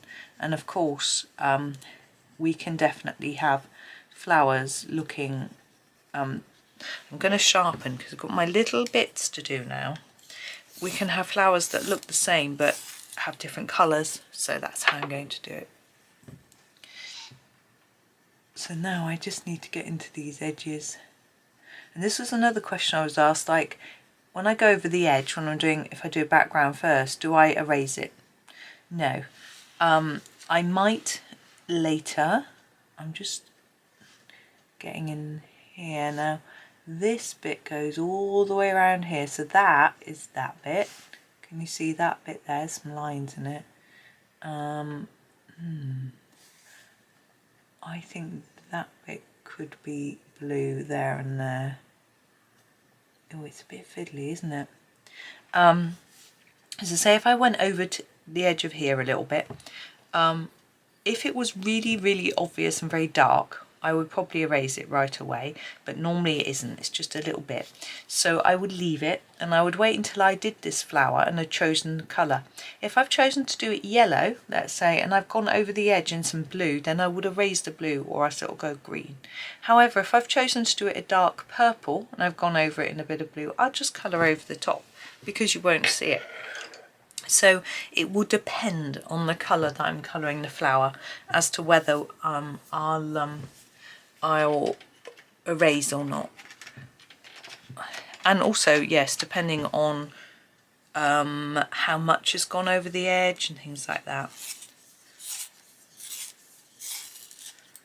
There we go. Now I'm going to do this leaf here next, and I'm going to use the leaf green. This doesn't seem to be focusing at all on here. I don't know whether this is in focus. I don't know what's going on. Never mind. Maybe it's just, it could just be because it's so dark this morning. See, this is quite pale green. I'm going to have more layers here and fade it down towards the tip of the leaf, which is obviously extending out of our little box. There we go. There. Now I was mentioned purple earlier and it made me think about it, but what I haven't done is the corners. I just realised that I did the cobalt blue light there, but I think I ought to do cobalt blue a little bit on the corners. Sorry, I'm going a bit back and forth, aren't I? I'm not being, this is more like how I would normally colour. Rather than, so I've grabbed the cobalt blue deep and I'm just going to go do the corners.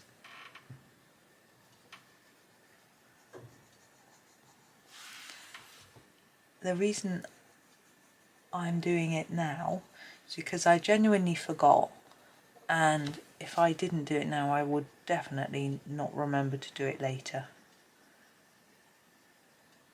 So what I'm doing is I'm putting down quite an intense layer here right in the corner, and then I'm gently scumbling like this, the round and round movement, to fade it down as I go out so that we get less and less and it just naturally blends into our background colour. Like this. It sort of blends in without any, well, without much effort. And there we go. I feel like I could do with a cup of coffee already. It's a bit early. I mean, it's quite good exercise for me to have to keep getting up and down to the loo, but I think I'll wait. Now I want to go for a purpley colour. Shall I do my favourite? No, I'm going to preserve my favourite pencil a little bit and go for the heather. Whoops, the heather purple who wants to run away. Here we go, heather purple. And I'm going to do this flower. I think we'll just sort of work through. It's a little bit blunt, might be okay. Hoping it's going to show up enough over the red. Over the red, over the blue. So I did a Chris Cheng video the other day from my Magical Jungle book, which I'm using just to follow tutorials, and I had a lot of fun. It took me like nearly the whole day to do one picture. It was the hummingbirds picture. It grated with me slightly because it's a symmetrical drawing and she didn't do it symmetrically. But it was good taking me out of my comfort zone. But I was having a look at her other videos, and she's got I thought, I wonder if she's done any Hannah Carlson, and she has. And she's done a few which are faces, and I'm going to have a go because I'm getting more confident, as I keep saying, at doing them, but the more practice I get the better. So I thought I might follow one of her tutorials for the face of you know, one of the characters. There was one from Seasons that I quite fancied doing, so we'll see. I've got to I want a really dark colour. What colour is that? Ah, yeah, perfect. This is the mulberry.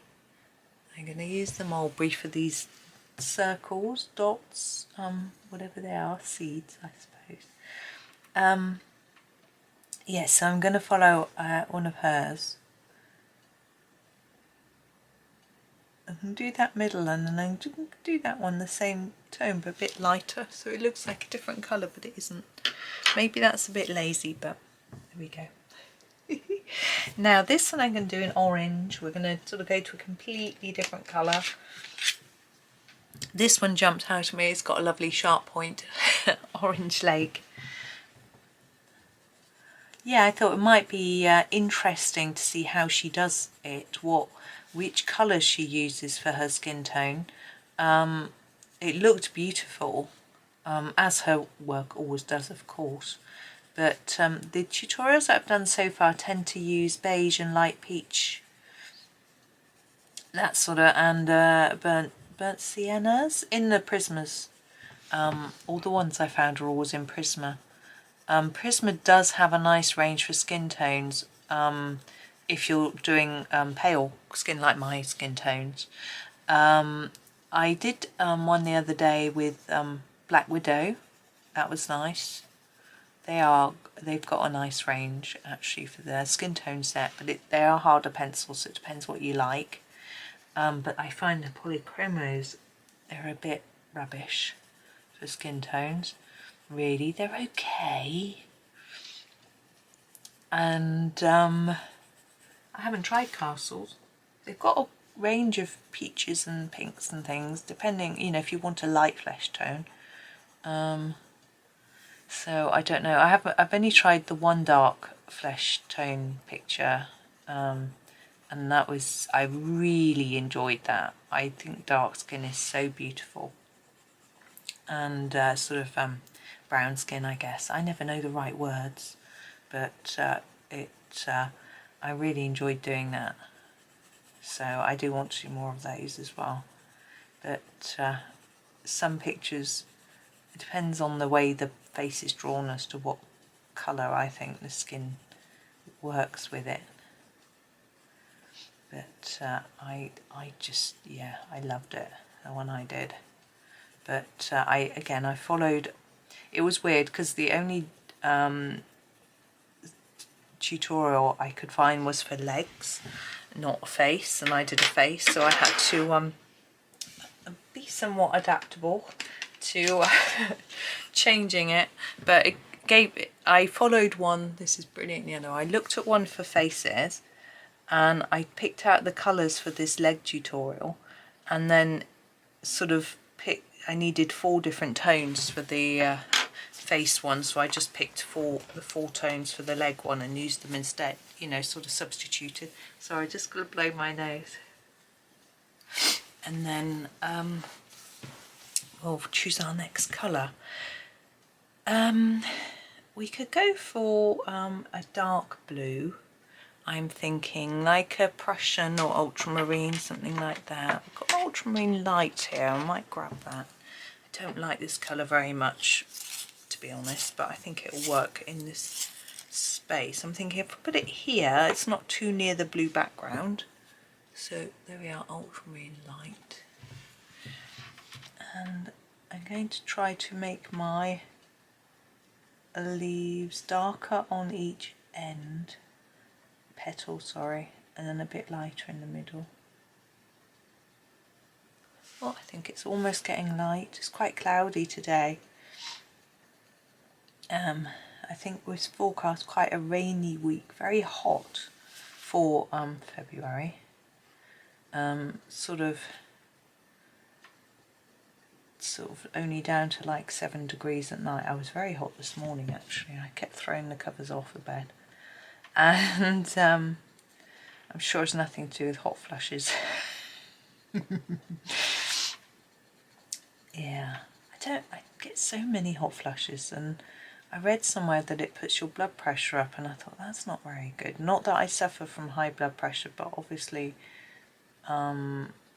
you know, going up isn't brilliant. But I wonder whether it goes up more if you get stressed about your hot flushes. I don't usually get stressed about them. They're just a bit annoying. But at night it's a bit, you know, when they wake you up at night, that can be a little bit worse. But I'm sort of used to it now, and I know what to do. I've got this little routine, so I wake up too hot, I jump out of bed, nip to the bathroom, and then I leave the covers open so that the bed cools down and I cool down. I get back to bed. I don't tuck myself back in fully. I just lie with the covers off me until I cool down and then go off to sleep. So I don't feel stressed. My pencil wants to roll around. I want to find the ultramarine violet for the centre. Is that it? Found a pencil that looks like it, yeah. I'm going to use it in the middle. I'm going to ignore the fact they've got a little bit drawn in there. I'm going to try and make it a bit darker on the edge. Yeah, and then I can usually go back to sleep quite well. My sleeping is much better. I was getting a fair bit of insomnia, but that's gone now, so I'm pleased about that. I'm grabbing the Japer pink. I think I want to go for another pink, but a darker one. Japer pink for this one here. Well, it's a bit near that one, but it doesn't matter. So, yeah, my sleeping's improved. That was more stressful than anything. That's the most stressful bit, really, insomnia. Because although I have a tablet by the bed, which is my alarm clock, and I would just, if I can't, I'm quite good at waiting for a bit to see if I go back to sleep, and then if I don't, I grab it, and then I don't feel stressed because I can pick it up and play a few games and things like that on there. And I know you're not supposed to use a phone at night and things like that with the blue light. I have a filter on it, but it just keeps me relaxed, which is important. I do have my relaxation techniques that I use to try and help me sleep as well, but sometimes I just know that I'm not going to, so then I just pick that up instead. Whoops, my pencils are rolling around everywhere today. I'm trying to grab another one. This is the Bengal Rose Deep, and it's what I'm going to use for the middle. I'm going deeper for most middles, although our orange one has got a yellow middle. Okay, that's sharper. So I'm feeling a bit more relaxed this morning than I normally would. This is a completely different shade of pink. It probably wasn't the best choice. I'll put some white on top of it anyway. Probably. Didn't do any white on the pasta, but didn't really need it. But we'll do some white dots on this page anyway. I think flowers always look pretty. I'm going to make a noise. Just move my pencils away a bit. They keep rolling down into my hand. Now we've got this little bit of stem here. I think I'm just going to go for sort of mid-green. I wanted the leaf green middle. Isn't it? Yeah. There it is. It's quite a light green. I think it'll be nice with the pink. Not too dark. There we go. Just a stroke of pink. green. This leaf we haven't done. I think this could be a little bit darker, but it could also be maybe a little bit more bluey, maybe a phthalo green, something like that. I'm just looking. I've got a phthalo turquoise. Is that going to be a bit too blue? Maybe just the phthalo green might work better. There we go. Yeah, that's still a little bit bluey, and then it will sort of go with our flower.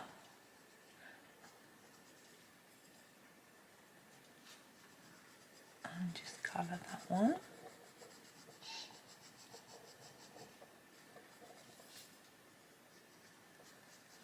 There we go. I mean, we have got a stem, you could do a bit in different colour.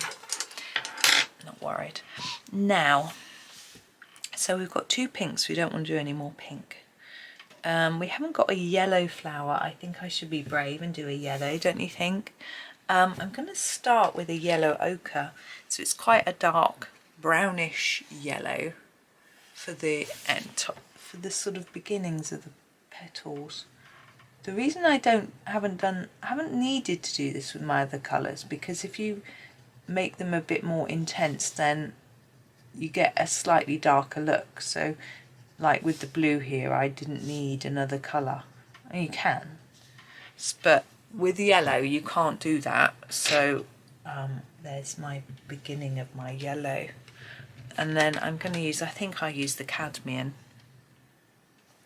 yellow. This is too blunt. I'm sort of half expecting my husband to ring to tell me he's got my son to uni. He was hoping to get in there for 8, and it's already 20 past, but they've left a lot later than they did last time he got in there for 8. But he won't want to get there for 8 o'clock. He's just a bit early. I can now, oh no, that isn't background, is it? It's a bit of this. So my son will probably be happy. He doesn't start till 9:15.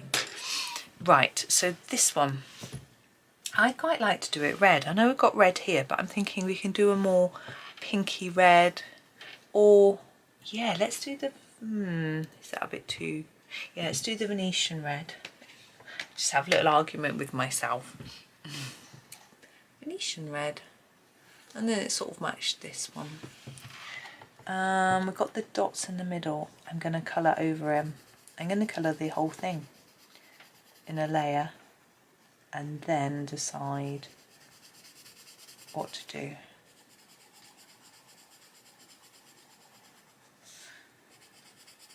Yeah, half expecting husband to phone me to say I've dropped him off, I'm on my way to work, type thing. Oh, that bit's red as well, isn't it, in there? That's right. Keep forgetting. What's the matter with me? So this edge bit is behind, so I'm thinking it will be a bit darker, like that.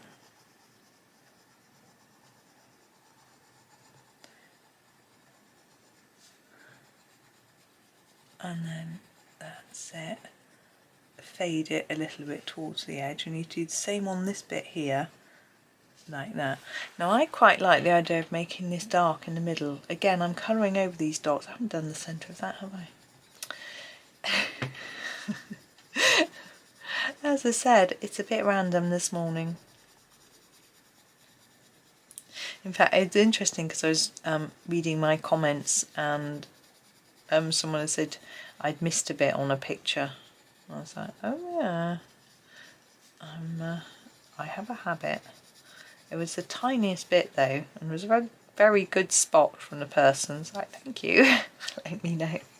That's handy. I hadn't noticed that I'd missed that bit. I was a bit late because I couldn't, I can't change the video, but it was nice for them to let me know.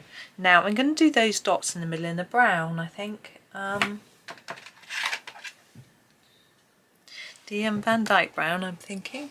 Oops, there you go. It's too blunt. These are always very blunt. Castles do seem to blunt quite quickly. It's tricky though to get a balance, because a pencil that blunts quickly is softer and therefore blends more easily, and that's a nice thing to have. This centre, let's do that. And what should we do? I'm tempted to do this colour. Oh, I'm tempted to do terracotta. We've got an orange with a yellow centre. Now we're going to have a yellow with an orange centre. Terracotta.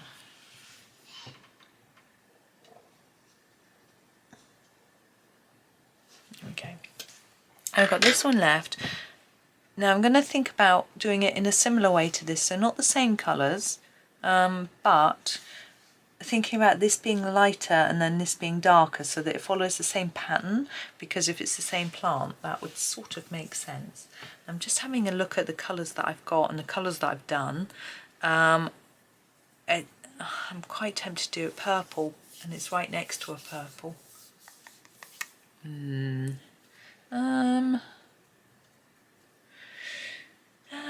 We could do, we've got blue, orange, we've done everything, haven't we? We could do another yellow. Yeah, let's do another yellow. Let's be scared. Take me out of my comfort zone. So, we want the lightest yellow. Let's use a lemon yellow for the main bit. Now here it is. This one's quite light for our petals. It's a bit blunt, but I think it'll be okay.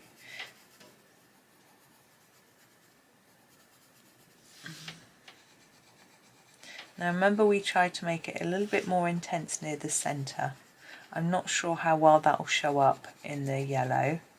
I'm also being a little bit careful because sometimes the yellow will smudge, well, any pencil will smudge the black, but I think these books are quite good. That doesn't happen. There we go. Now we want a slightly darker one. We've got our golden yellow deep.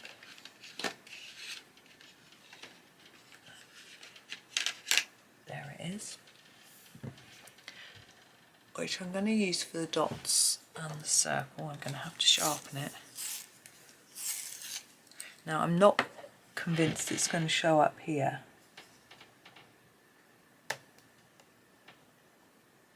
There I am pressing so hard I break the pencil.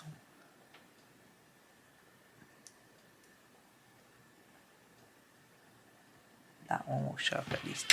Let's just brush that off. It's very... There we go. And then that centre needs to be even darker. So we could go with the cadmium. We've already used that. What have we got here? Cadmium yellow deep. We used that.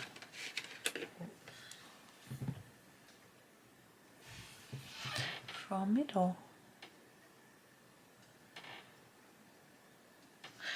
Okay, now I'm going to grab my white and do some dotting.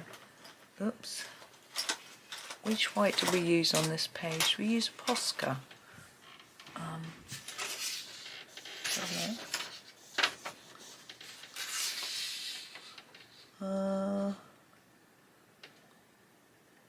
can't see. Don't think I wrote it down. Can't find my Posca. Oh well, it's going to have to be a Sakura jelly roll. Oop. Oh. So I just knocked a pencil over, as you probably heard. Let's use this one. It doesn't make a huge difference. Let's put you back in the middle though. There you are. So I'm going to go around the centres like this. And then here I'm going to do them all around, so not on top of the dots but around them, like that. Here I'm going to go again around that circle, like that.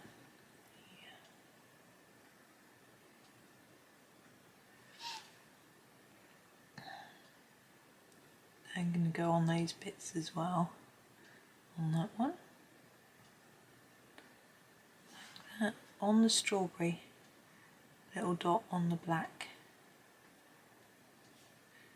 Really it should be a line, but they're too small, so it's just a dot around here, around here and here, and on these.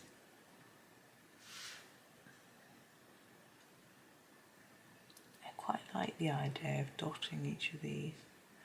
I might go back and do that on the yellow one. I don't think it will show up very much, but I feel like I need to, just because they're supposed to be matching. Yeah, there we go. Now we could add a lot more to this. We could do some shadow where they overlap, things like that, but I'm actually quite happy with just that big splash of colour, so I'm going to leave it like that. We've been doing it for a fair old time anyway, and yeah, but I'm happy with it. So there is our central picture.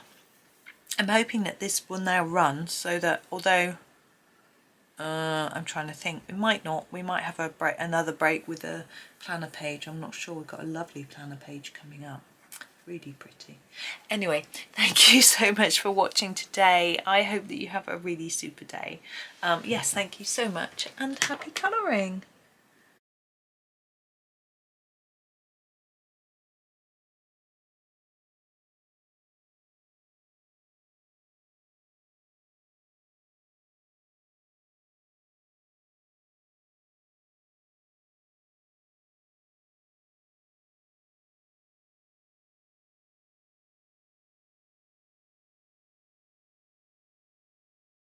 Hi everyone, welcome to the next video in this series from Rita Berman's Europa. We're on to this little cute beach scene today. Let's just move the book across. Oh, sorry for the scratchy noise. I have to tuck it under my pencil tin so that it can fit just nicely under the camera. Let's move it across a tad more. There we go. Now I'm going to start with the background on this one. Because we've got a beach scene, I feel it should be sand.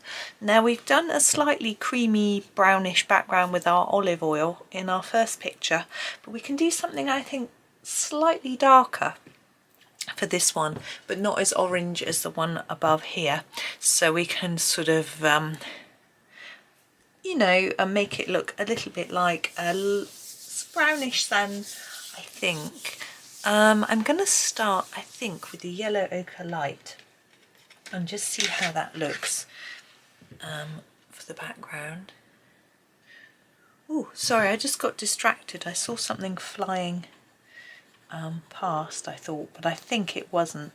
I think it's actually just my floaters in my eyes. I looked up against the pale wall. I can see them. They're quite prominent today. Some days I can see them more than others. I don't know why. I guess it depends on how light or dark it is. It always makes me smile that when I go into the opticians, I can always see them really brightly because they have white walls, and looking up against white is when you see them most prominently. But yeah, I have quite a lot, but apparently it's something that everybody gets, nothing to necessarily worry about, but if you suddenly get a lot, you need to go and get it checked out, which I have done several times. Sorry, just readjusting my position. It's always good when you're colouring, make sure you don't sit in the same position for a long time. You get a crick in the neck, sore shoulders and hands, things like that. Have a little gap, break, and you know, move your body a little bit. I just got up, actually, having recorded this one just now, I got up and made a coffee, had a quick chat with my sister on, we chat on Facebook Messenger. We used to chat on Yahoo Messenger going back in the day, but not now. We use Facebook Messenger to chat. Just seeing how she was. She's all good. She's got homework to do. She's doing her masters in English, I think. Yeah, definitely English, but I'm trying to think what specifically. Now I'm trying to have a think about this colour because it doesn't look very sandy. Sorry, I'm blowing my nose. Obviously sand comes in lots of different colours though.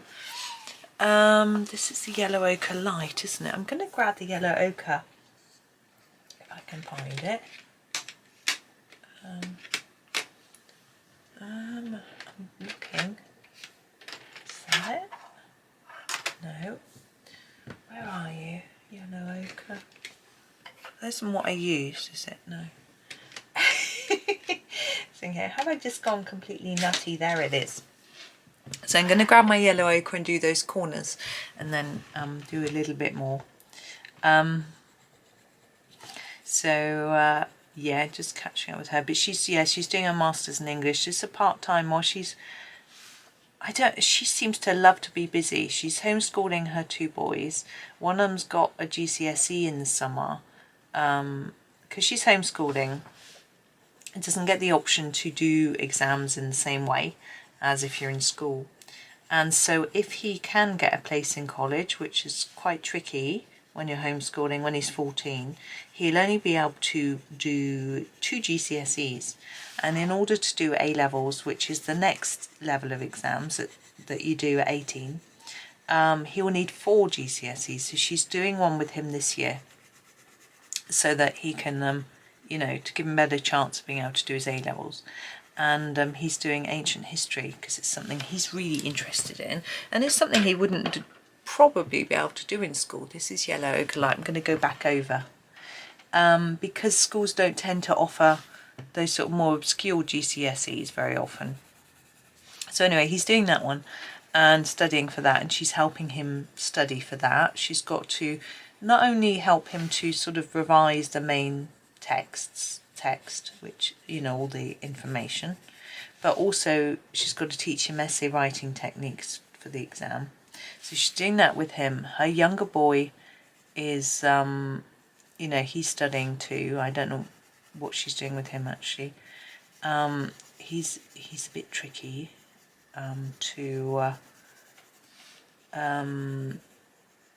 he's got she thinks he's got ADHD.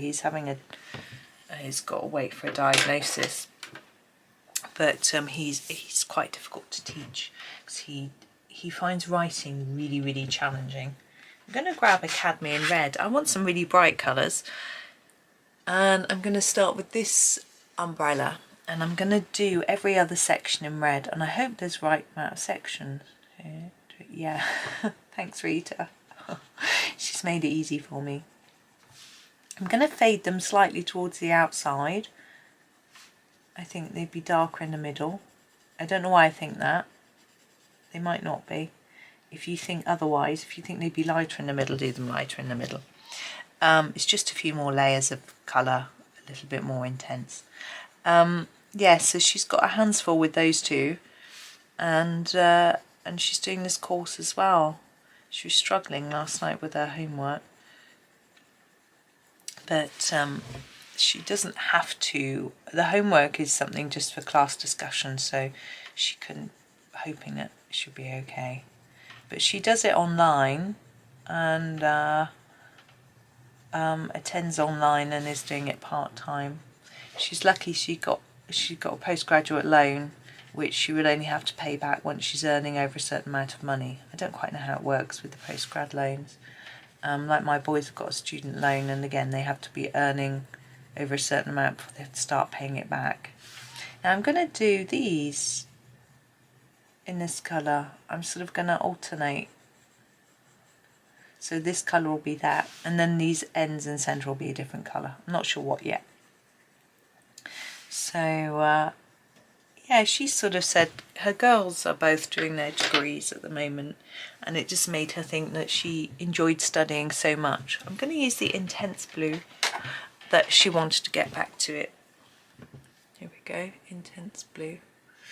I have to say I do enjoy learning new things, but I don't feel like I have to go and do... Oh, that isn't...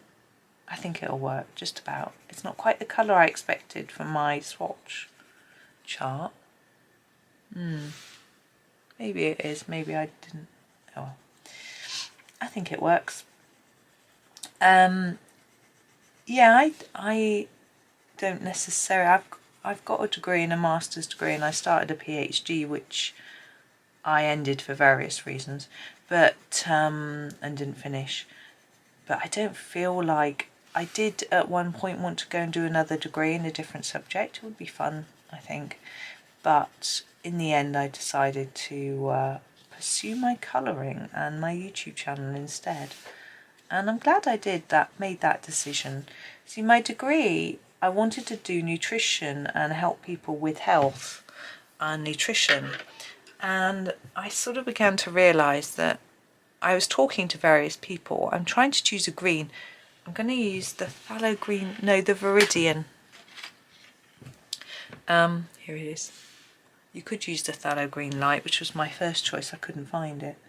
So I wanted to sort of help people with good, healthy eating, nutrition, become a dietitian, nutritionist, something like that. Help people with, you know, maybe people with diabetes or other disorders that need help with eating. And then I started talking to people about this, their diet and eating. I'm going to use some green on the towel. And I realised that most people, like, I know a few diabetics, and as much as they want to, this is the leaf green, part of the reason that they're diabetic is because they struggle with eating and they know what they should be doing, but they just find it really hard. And I can quite understand that. We're living in a place where it's really, really, really difficult to eat healthily because there's just unhealthy food on every corner. Our lifestyles don't always give us time to cook healthily, and the way food is priced can make it difficult too. So it's not, you know, and so feeling that, yes, I would like to try and help people, but I don't think that telling them what to eat is necessarily the most helpful thing, because I think they know and they're just finding it hard. I'm going to do an orange stripe in this towel. I know that might sound really weird. I've got my burnt umber.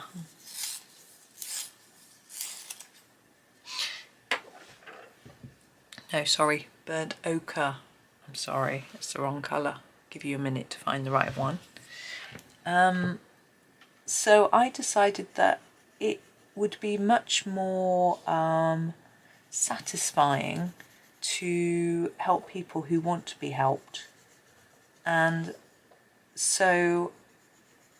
then I was sort of doing this colouring malarkey, and I realised that the people who are watching my videos want to colour, they want help, they want teaching, they want the relaxation that goes with it. And actually this is probably a far better way to help people than to, here's the vermilion, I want to do the frame of these spectacles. They're dark glasses, aren't they? We'll have to put some dark on the lenses too.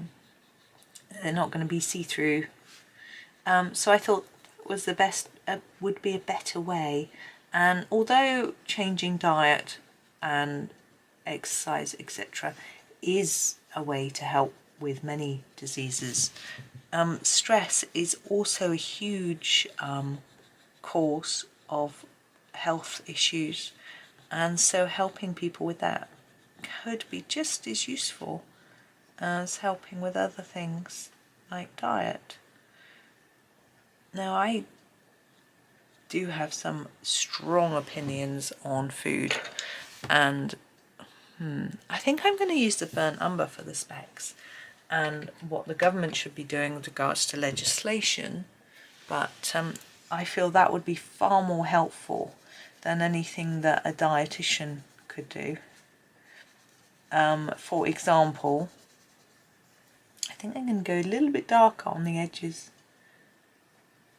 I feel that we should be taxing junk food quite highly, and that we should be using that money to subsidise fruit and veg, and that would really help people, you know.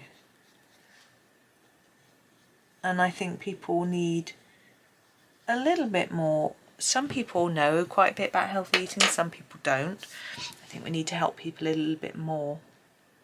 I quite like to do this as a straw hat, but it's not going to show up against our sand, so I'm going to choose a different colour. And I'm trying to think, let's do pink. My sun hat is pink.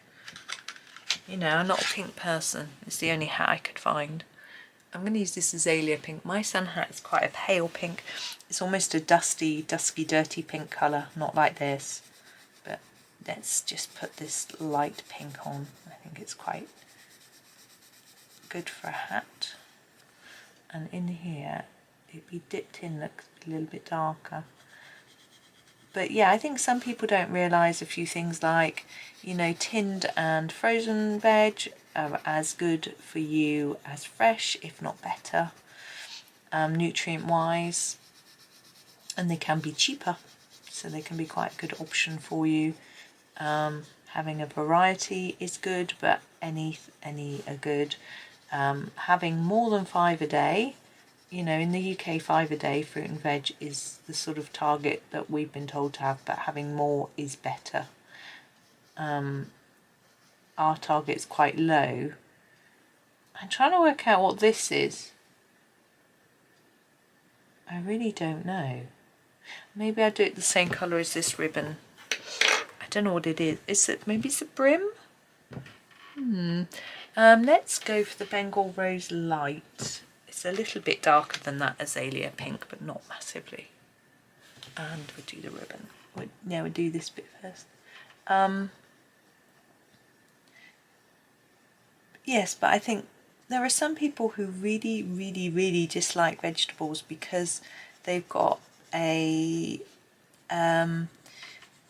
their taste buds find them very bitter, and not everyone has that, and I think that makes it difficult for some people, and they need some help in having ways to cook their veggies so they don't taste in such a way for them. That's a bit too pale. I'm just sharpening up a bit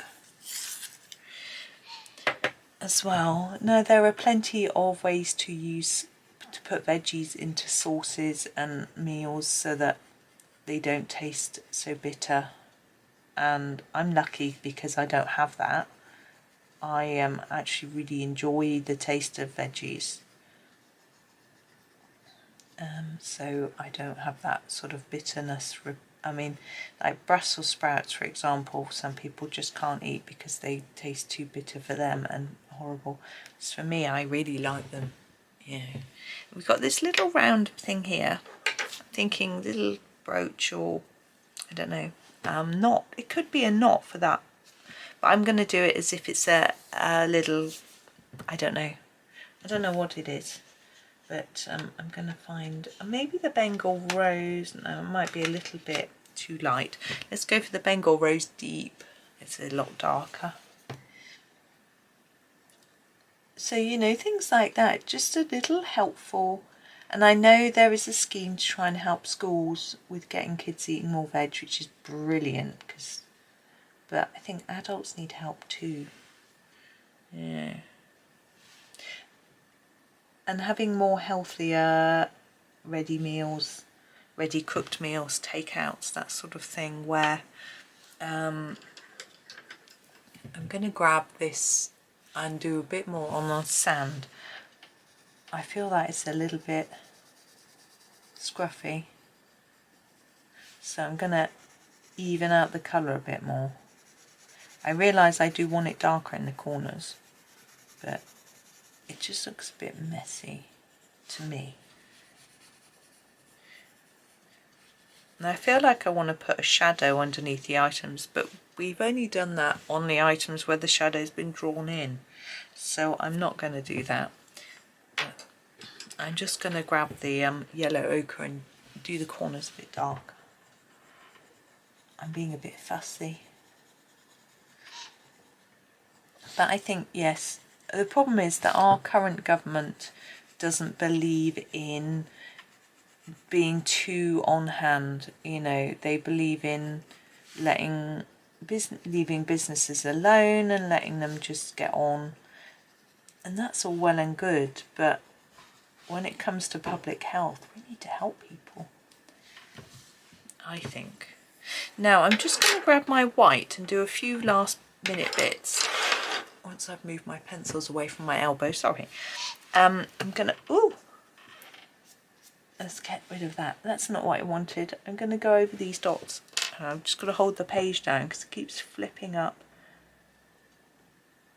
So I'm going to do little white dots along the umbrella. I just heard my post box go.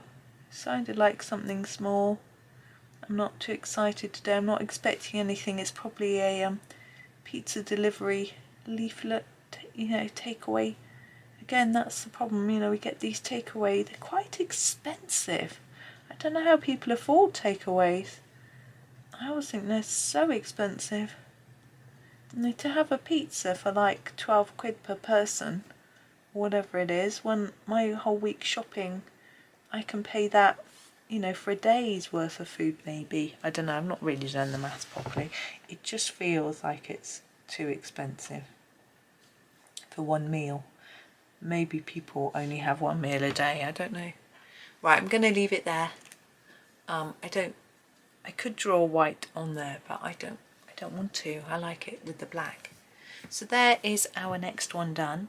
So thank you for watching. Tomorrow we have a very interesting one. I'm not quite sure how I'm going to do that, but anyway, we'll leave that for now. Thank you so much for watching.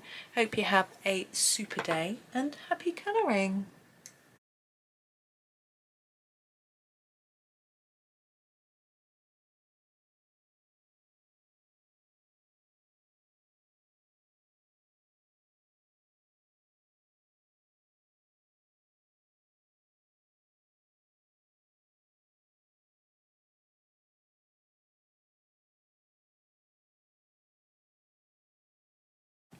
Hi everyone, welcome to the next video in this Rita Berman Europa series, and we have some watermelon to colour today, which looks quite interesting.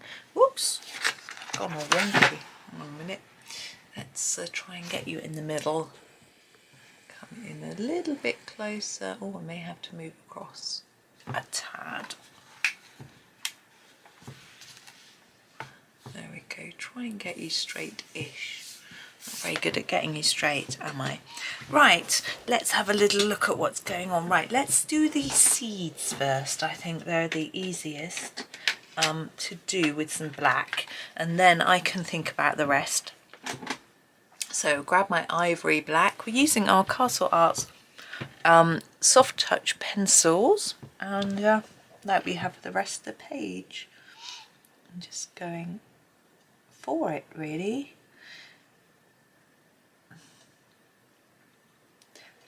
I don't eat a lot of watermelon.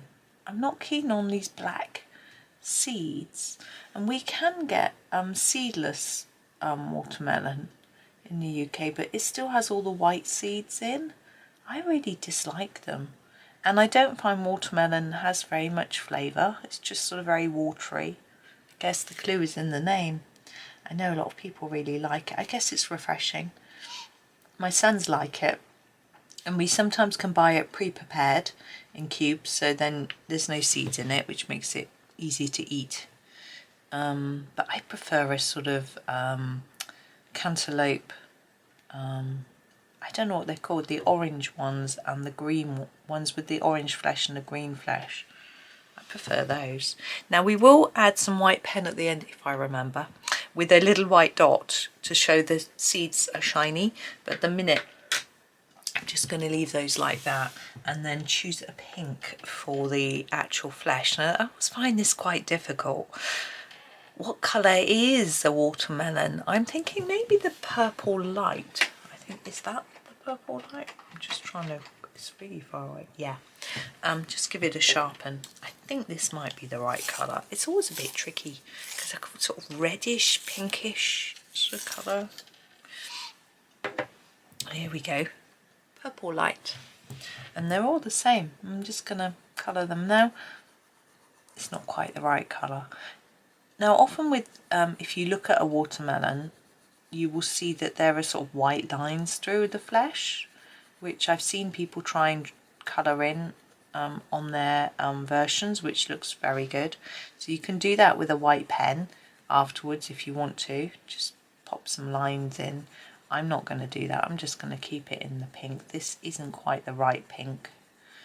I'm going to do the rest and then have a think whether I want to go over it with something else, but I think it's okay. And we've got these little hearts to do as well, which is quite cute. Now I think this layer is white, and then our sort of the next bit is like the skin, which is the sort of greeny outside. Yeah, I remember having watermelons in Spain. I think they were much nicer. Maybe what we get in the UK aren't so nice because, you know, imported fruit and all that. I remember having one for breakfast. We just ate a whole one between 4 of us. It's just so refreshing and delicious. And we ate it outside in the garden. So, you know, and the juice was splashed all over the floor. And the amount of ants it attracted, it was absolutely mad. They like the stickiness, you know. But in Spain, the ants were huge. I assume it's probably the same in hot countries. Massive, massive. Like twice the size of an ant that we get in the UK. And they just form these long trails. I think we get that here too with our ants. I remember as a child, I'd drop an ice cream or something on the driveway and there was a huge pile of ants, but it wasn't such a trail, they were just all around it. Whereas in Spain you get these long trails of ants going towards various things, foods and things. I'm not liking that colour. I said I would wait and see, but no, I'm not liking. I'm going to go over the top in the Venetian red. I think this might just change the tone a bit and make it, for me, feel more like the right colour. I prefer that. It's not quite as bluey, purpley. I think that's better.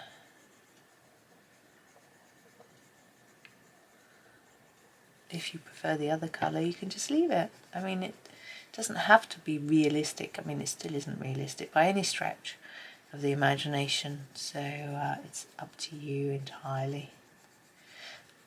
Now these are on sticks, which is quite interesting. I don't know whether that's something that people do. I'm assuming it is.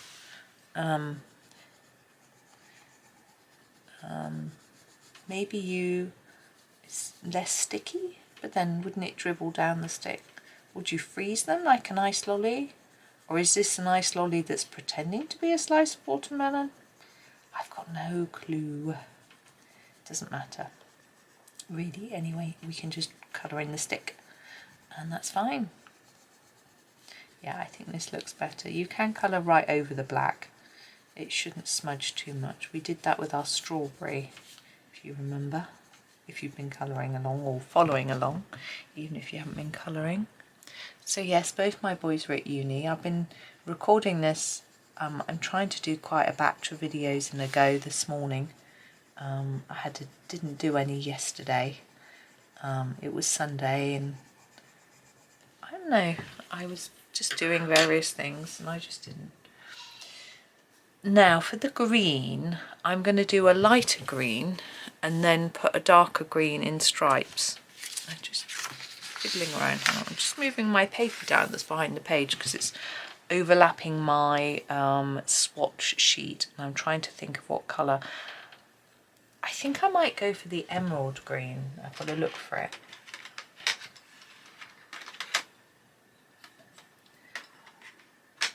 I know I should turn them all so the names are facing upwards and then I'll be able to find them. But there it is, emerald green. See, if you look at the end of the emerald green, it looks very pale, but if you look at this end, it's not. And oops, we do want a fairly pale green, so I'm going to put that down. Fill in the whole area, but not too hard. You don't want to burnish it in because we're going to put another colour on top of some of it. Because watermelons have a sort of stripe, a dark green and a light green, so we're going to try and draw that in. It's nothing too complicated, so don't worry.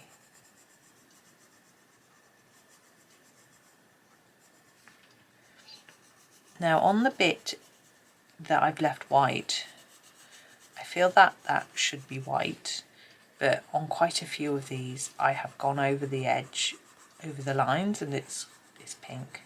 So I'm just going to grab my eraser and try to erase some of that a little bit. This bit here.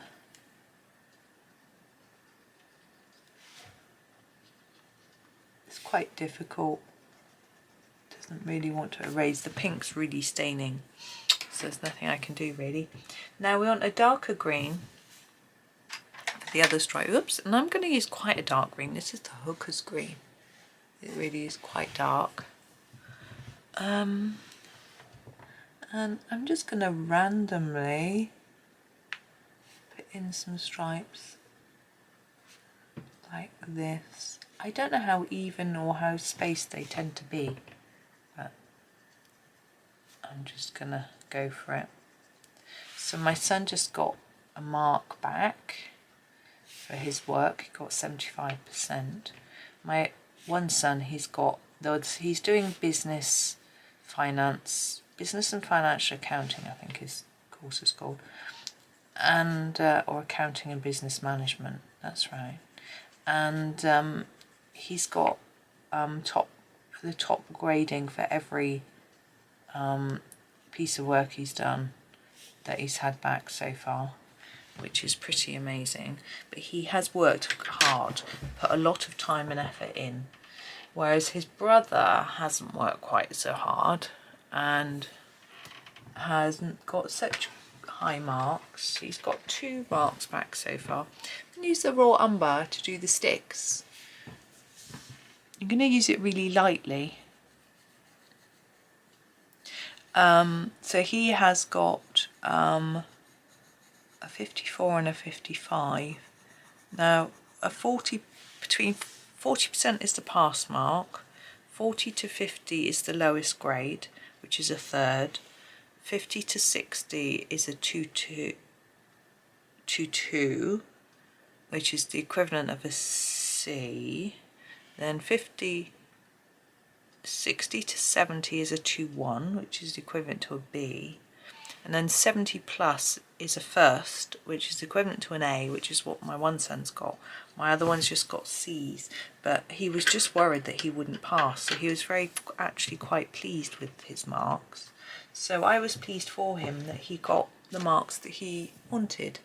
This is rose pink. I'm sure he would have been really, really thrilled had he got a higher mark, but his has been a lot harder in the sense that for the business course, I'm just going to fade this to the tip a little bit.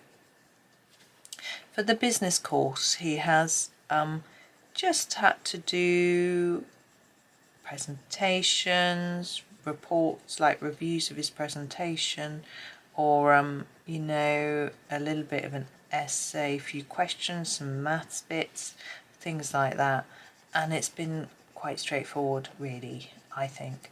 Whereas for the computing course that my other son's doing, he's had to write programs which have taken a significant amount of time and then write them up. So it's a lot of more time doing. And also the one that's doing the business can do his work. This is lemon yellow light for the centre of the flower. Can do his work at uni because it's sort of report writing and things like that. Whereas my other son wasn't able to because he had to write software and he used to sit down and properly concentrate. So he couldn't. I'm trying to look for a green. We really want one that's somewhere in between these 2 colours. So that was the emerald, wasn't it? The emerald and the hookers. Where should we go in between? Castle green, which is a very old noise.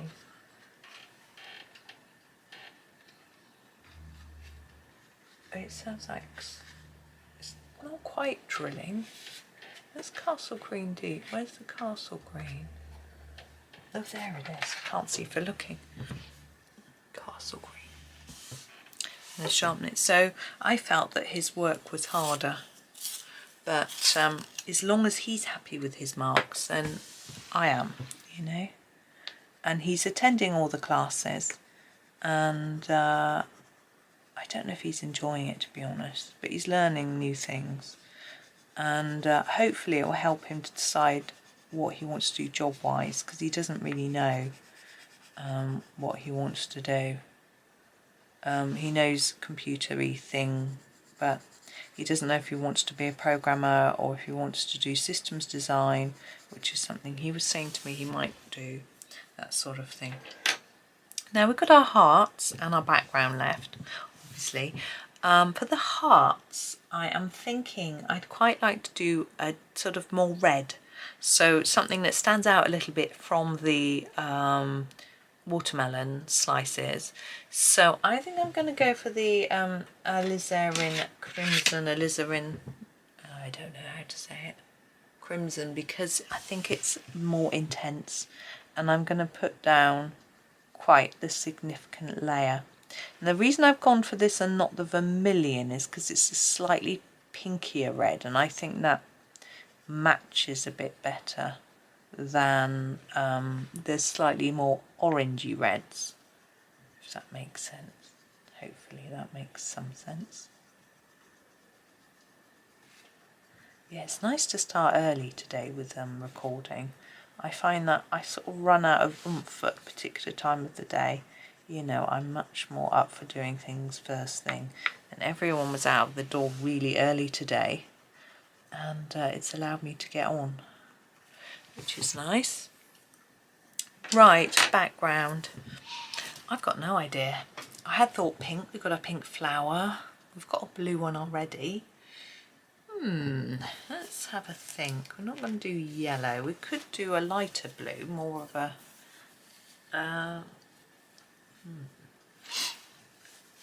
could do very pale green, but I think there's too much green already. And we've got lots of yellows. Could do grey. That'd be a bit different, but we haven't got many cool greys. I don't want to do orange. That would be wrong. Let's hurry up and make up our mind. Cobalt turquoise. Trying to find it. I think that's it. There it is. So this is the cobalt turquoise. Oh, it needs a sharpen. Sorry. I think this will work. So I'm going to do this all over background, and then we'll get a slightly darker one for the corners.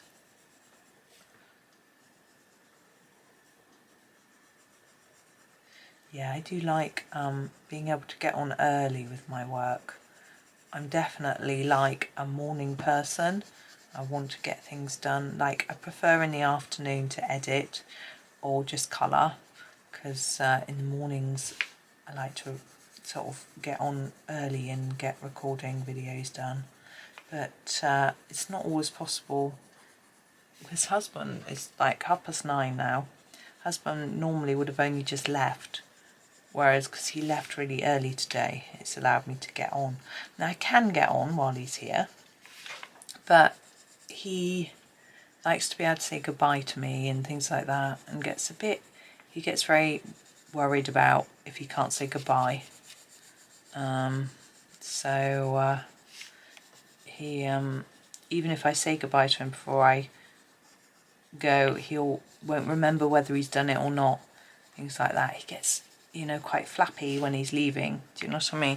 Sort of making sure he's done everything, and, you know, saying goodbye is on his sort of mental checklist of things to do before he goes. Whereas I can be quite naughty. I can go out the house and not say goodbye to anyone. I can say I'm going and then just leave, you know. And I do tell people I'm going, because obviously if I'm shopping or something, I ask them if they want anything. But I don't really worry about saying proper goodbyes. Perhaps that's a bit naughty.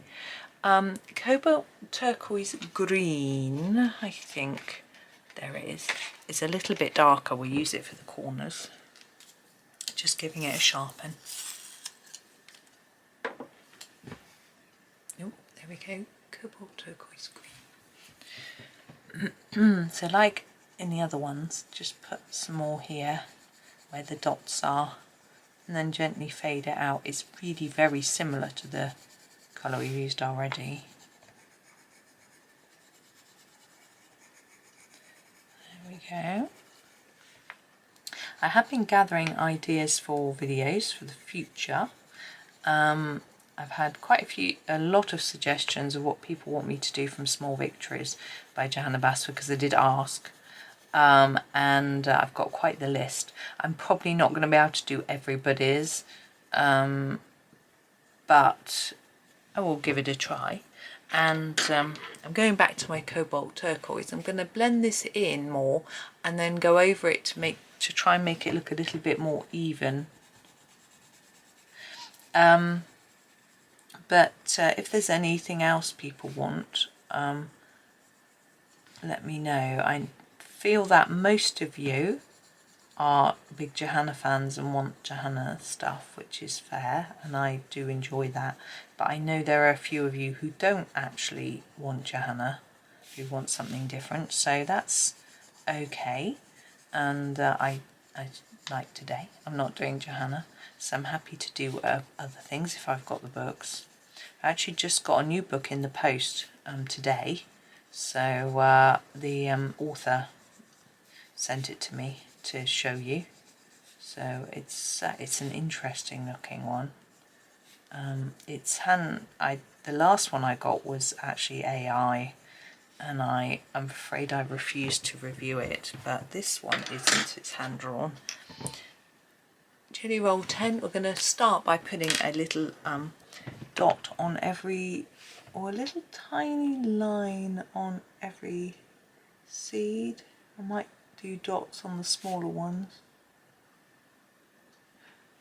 Yeah, so I'm afraid I refused to review it because, yeah, it wasn't nice and I didn't want to do a bad review. So I wrote to the author and was very kind and just said it wasn't, explained why I didn't want to do it, because I would have been critical and I didn't want to do that. And anyway, but this book is hand drawn, and from what I've seen, looks good, so I'm looking forward to sharing that one with you. Probably because of the nature of how I do things. Don't know why I'm trying to put dots on top of yellow, you're not going to see it. Silly. Now we could put some shine on the edges of our, like there's a line drawn. I'm going to, no, I can't. I want to put shine there, but I can't because the purple light that I've used will bleed into it and it will go the wrong colour. I hadn't decided whether to leave these bits white here, and I'm going to try and put white pen over where I've gone over the line. It might again just go neon because it's the pink. I'm trying not to go over the black lines, but you may not need to do this if you haven't gone over the lines. There we go. Yes, so you may have seen that flip already, but we'll see. But there we go. There's that one finished. I hope that's okay. It was a bit samey, but I mean, you could have done them all different colour. I could have done them all different colours, but it wouldn't have looked right, would it? But anyway, we've got a few bits of bleed through actually, because I said you could colour over the top of the seeds, and where I've done that, it's then bled into the white. There we go. Anyway, that's me for today. Thank you so much for watching. Hope you have a really super day and happy colouring.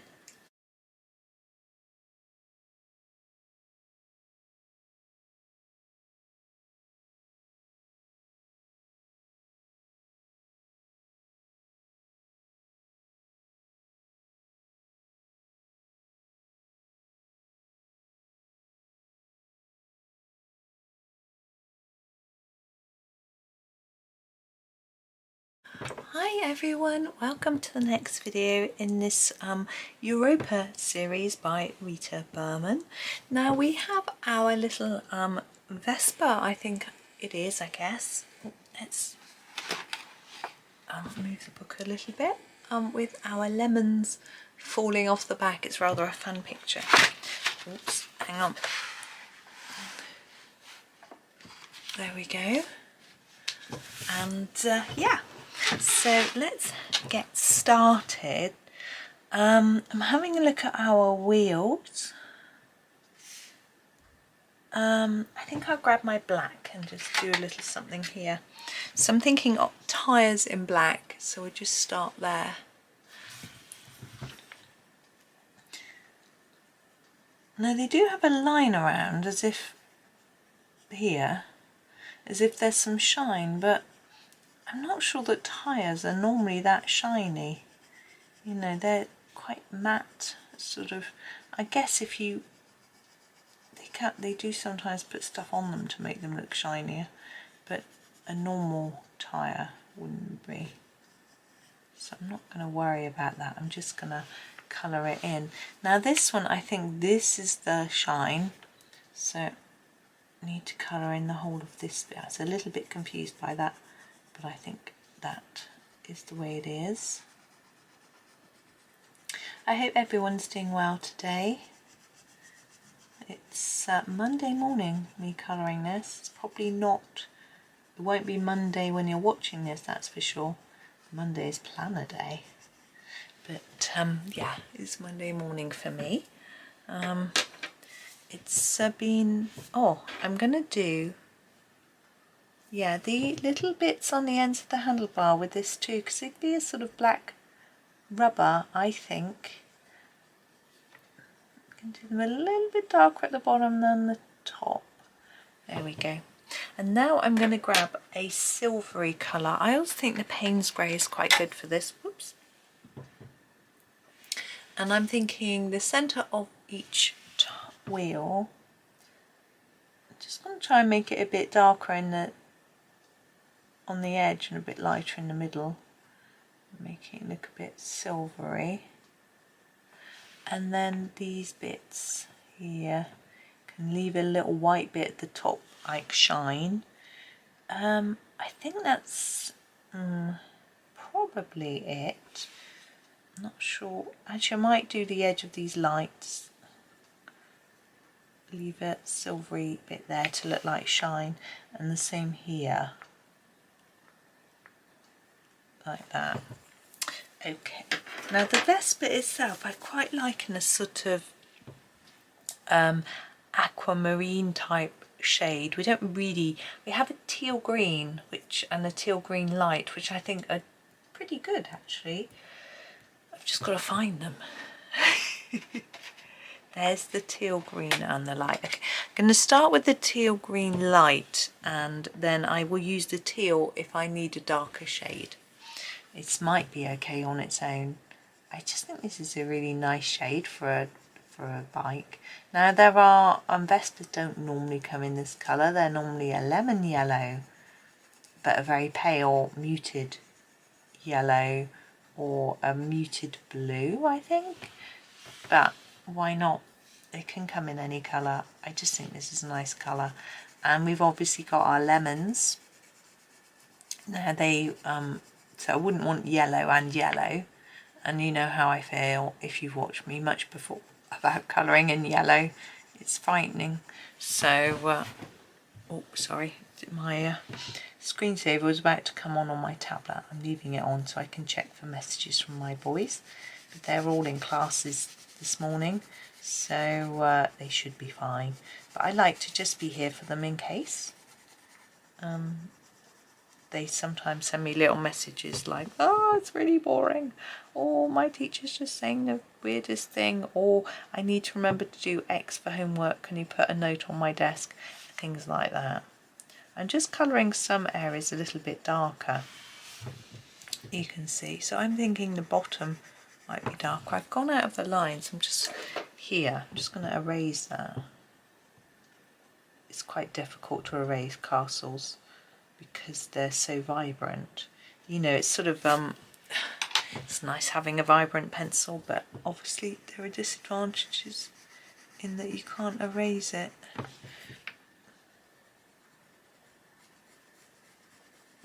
I'm thinking that this bit is going to be raised, so it might be lighter. So we might find there's put a bit more intense colour around it, like that.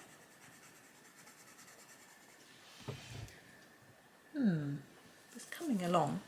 And I'm thinking these bits of the wheels, I want them to be the same colour as the bike, but I'm going to leave a lightish bit top and bottom so it looks a bit like there's some shine on it.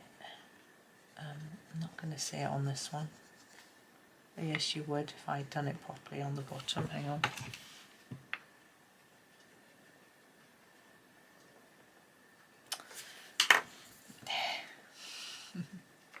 There we go.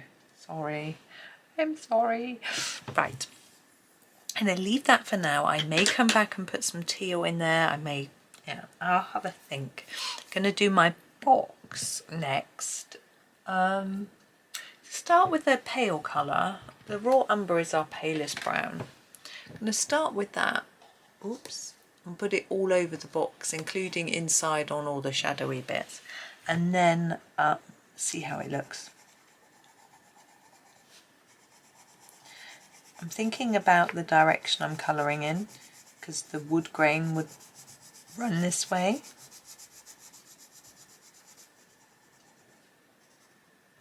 But on this side it would run this way.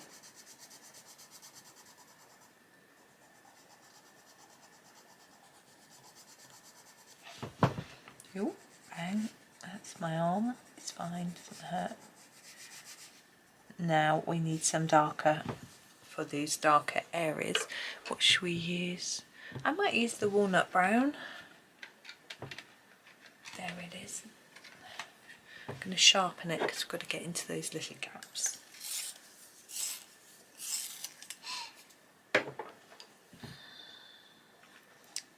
Here it is. So in here, and excuse me, take notice of what Rita's done where she's put dots here, so I'm going to do that a bit darker. Same with this bit, look where there's dots here and here.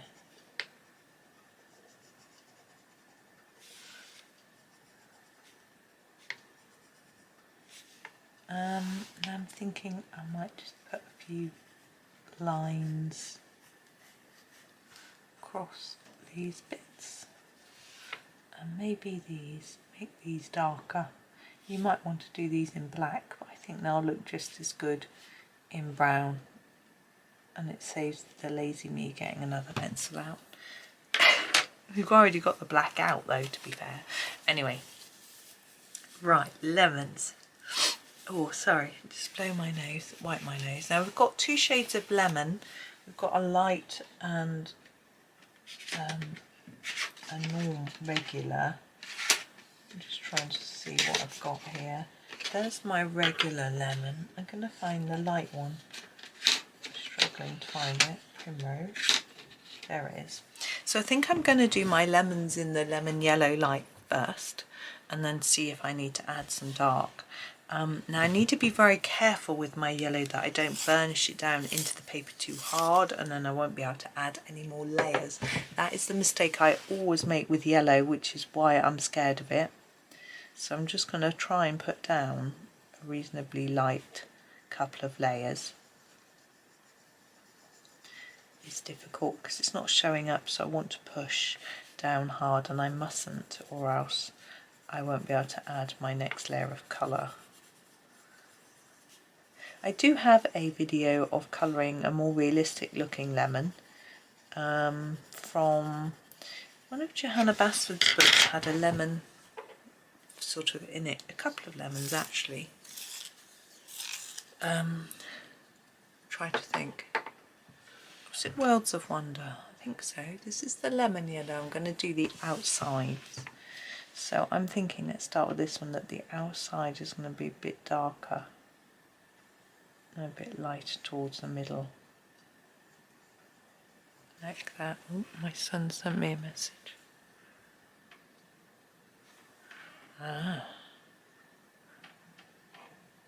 He says he needs to update his laptop and get Steam working on it. Now, Steam is a games thing. Not sure why he needs that. Anyways. But, oh, maybe it's to run his own game. That he's writing a game. But somehow, I doubt it. So I'm trying to leave, that one looks really round, like it's an orange. Do you think it's an orange? You could do it orange if you think it's an orange, but It's the only one that looks that shape. So that would be a little odd. You could probably do this one as an orange and this one and this one. But I'm going to do them all as lemons. It brings back memories of being in Spain and driving through a lemon grove. There were lemon trees either side of the road. We had the windows open. We had no air conditioning in the car that we'd hired. And the smell, oh, it's divine. Right, cadmium green. To imagine the just sweetest smell of, I can't find it, the sweetest lemony smell. Oh, cadmium green. It was just divine. I'd never, so nice.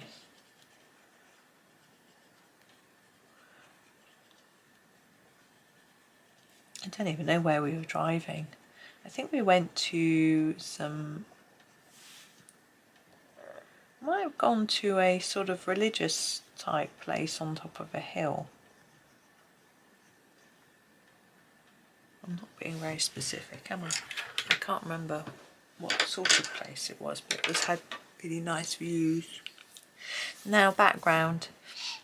Oh, we need to do the lights on the vehicle. I thought we could do them yellow. This is the cadmium yellow, just because if we left them off, they wouldn't show up. So there we go.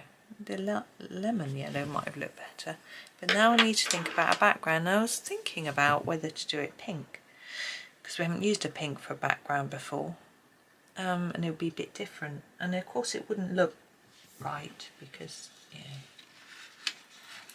But let's do it. This is the opera rose. I'm going to use that for the background. You know, it wouldn't be pink, but it doesn't matter. It might be grey because we're on a road, or blue in front of the sky, but we've got a lot of blue and I don't want grey. It's just a bit. It can work well for a background, but I don't want it for this one.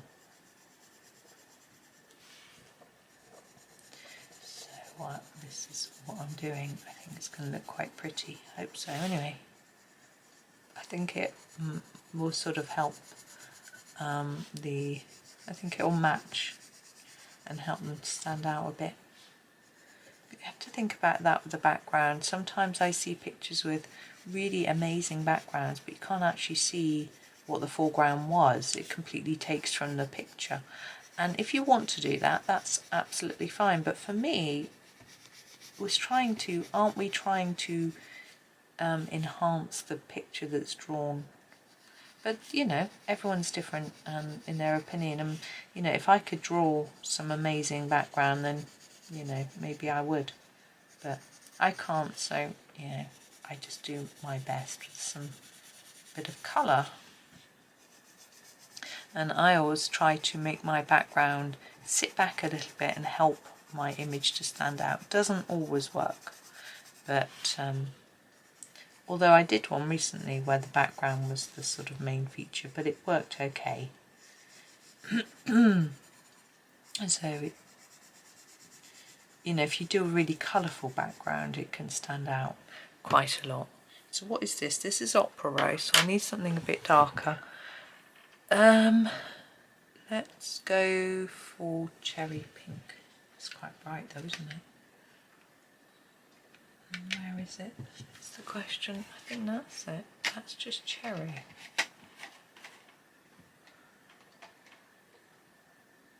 I'm confused. Yeah, cherry and cherry pink are different pencils. There's the cherry pink. And I'm going to go into those corners with a little more intensity, and then try and sort of fade it out.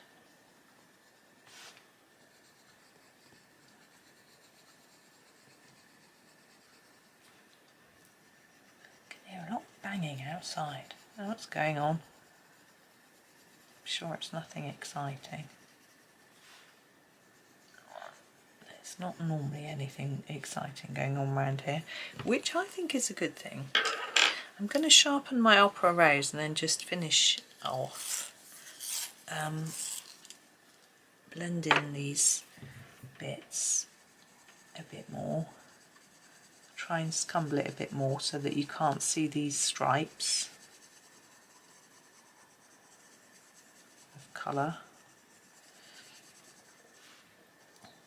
Even though I'm not that terribly fussed about that, because it isn't really obvious.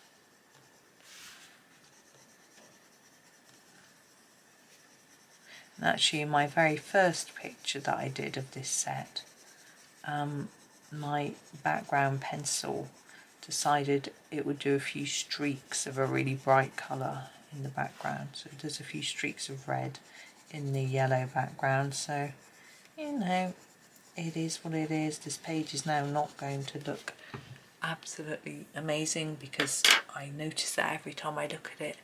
But you can't erase them because they scratch into the paper. Okay, right. I am just going to grab my white and do a few final bits. Now, I'm not going to draw in these lines on the lemons. Those are supposed to be shine, and wax lemons are quite shiny, but if I go over them with the white, they will just vanish. So I'd rather they were there than not, so I'm going to leave them. I'm going to put a bit of shine on my bike though. I'm going to try and avoid those black lines, leave them there as well. I think it looks better, but you may not agree. Yeah, we're not going to put any on the box, it's not shiny. Yeah, there we go. So there is our penultimate picture. So we've only got one left. Yeah, I've enjoyed this page so far, so that's good. And one last picture and then on to something new. But for today, thank you for watching. Please tune in tomorrow for the very last one. Hoping that you have a really super day. Yes, please like, subscribe and comment as well. Thank you so much for your support and happy colouring.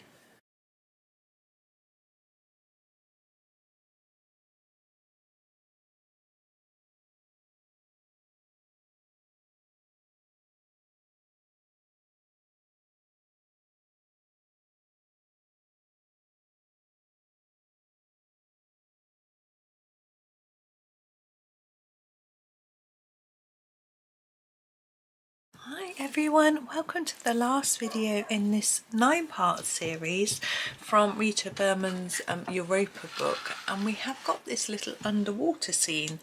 Well, oh, there's the dogs barking outside. Here we go, the underwater scene left to do. Now I have decided what colour I'm going to do the background, so I'm going to do that first and then we can move on to other bits. I think the mint green shades are probably the best. I'm just looking to see which is the lightest. This is the mint green light. You would expect it to be lighter than the mint green, but sometimes castles don't work that way. Sometimes their light is actually darker or a slightly different shade, but we're going to use the mint green light to get us going. And I think that the other one is slightly darker. They're really actually very similar, the mint green and the mint green light, but I think this makes quite a nice watery colour, a little bit of a greeny blue sort of shade. I'm always never sure what colour to do water, but we haven't done a background colour this colour, so that's another good reason for doing this sort of colour. Look at these fish, they're so cute. So this is a sort of squid, I'm thinking, this in the top corner. Then we have this little bunch of fish. I've got no idea what colour these creatures are, so I'm just going to be using my imagination. We have a piece of pasta, a shell. Sorry, I'm obviously in a very silly mood. It does look really similar to the piece of pasta we coloured up there, which you can't see, my fingers out short. Anyway, bless her, Rita. Does a lovely, cute colouring, cute pictures. I think my neighbours obviously let her 2 dogs out in the garden, having a good old bark. That's okay. I don't even know how much you can hear, but I'm sure it's not too annoying. I said the other day, I don't find dogs barking annoying. If I'm trying to sleep, that would be a bit annoying, but they don't. And if they sound sad, then I feel sad. But I'm not even a big dog lover, as you probably know. It's interesting, I was talking to, no, I wasn't talking, I was reading something about dogs, and someone was saying their child didn't like dogs because the dog knocked them over. I had the same experience as a child too, that apparently a dog knocked over my pushchair when I was in it, I think that's the story.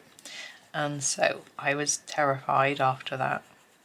And oh yes, that was a post from a dog owner. She called Slummy Single Mummy. Her name is Jo Middleton. She's actually has written a book as well. And she was saying how she always keeps her dog on the lead because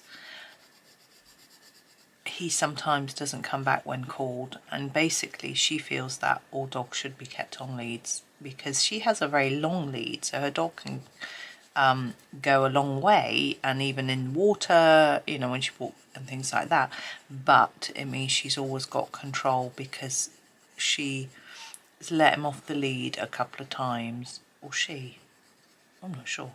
The dog let the dog off the lead a few times and they haven't come back. So, you know, she's like, what happens if, you know, and so she was just posting saying, some people say to her, this is a mint green, I'm doing the corners, that she's cruel because she doesn't let the dog off the lead when she's walking. She puts a lot of photos on social media of her and the dog's always on the lead, and she basically says, I don't trust my dog or other dogs, so, you know, and as much as you can trust your dog, you don't always know. And a lot of people were saying, thank you, me or my child is really scared of dogs. And, you know, as much as owners can say, oh, they love children, that doesn't make the child feel any less frightened, or myself. I'm frightened of dogs, and so if a small yappy thing comes up to me, I don't get too frightened because I could potentially stamp on it if it got aggressive, which is what I'm scared of, aggressive. But that obviously that never happens. I just carefully walk around them and hurry away. But you know, if they bit me, you know, I could do that. I mean, they're usually not, dogs don't usually do that, but some do.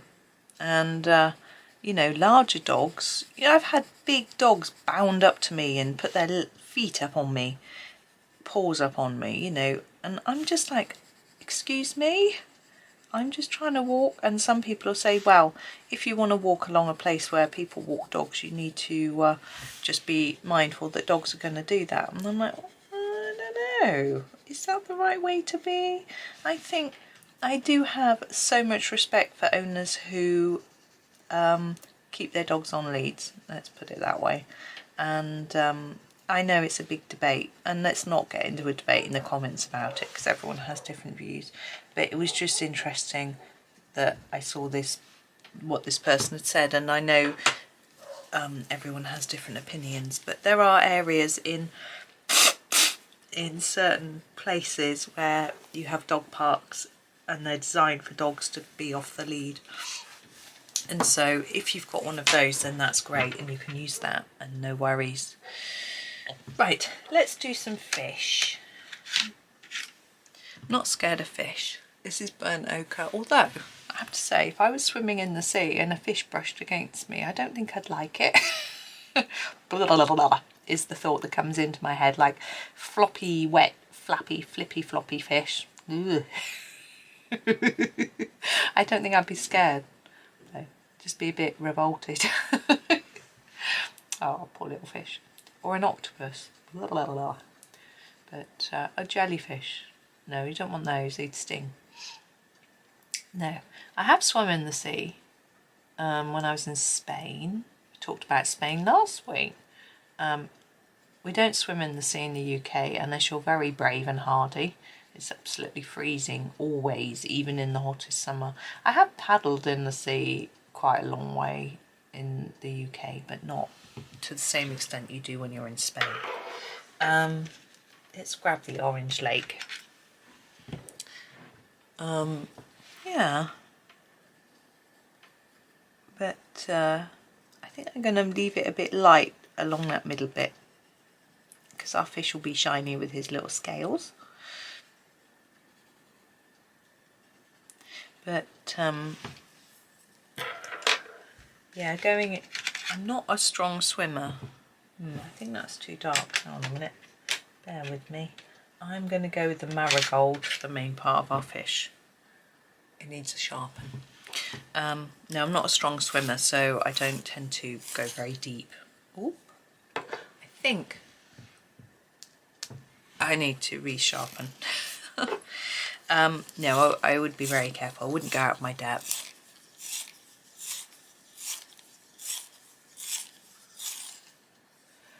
My son just messaged me.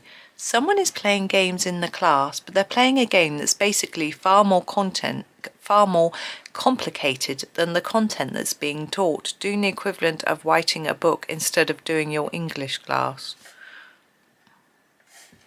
I do find it fascinating that people pay to do a degree and then they go to the class and don't pay attention, or they don't bother going to the class at all. This is marigold. I find it strange. You know, when I was teaching a course and people were paying to attend, they all came and they all paid attention. They hung on my every word. You know, I mean, I wasn't teaching anything to it. I was teaching a psychology GCSE course. But, you know, I guess they may have done it before because they're still sort of in first year doing intro stuff, but why even bother going if I don't know. Anyway, I quite like the idea of underwater animals being pink. I don't really know why. So I'm gonna use my Bengal rose for my shrimp. I don't know what colour they are. I could look one up, but I want him to be pink. I'm thinking, you know, he's not a shrimp. What's he? Oh, I said earlier. He's a squid. That's right. Not a shrimp. A shrimp is completely different. A shrimp is like a prawn, is that right? Are they the same thing? Are they different sizes of the same thing? Or is one like a crayfish? Oh, I'm so ignorant. Bengal rose deep. Whoops! My pencil decided I wanted to come back. There we go. Did you hear it rolling on the desk?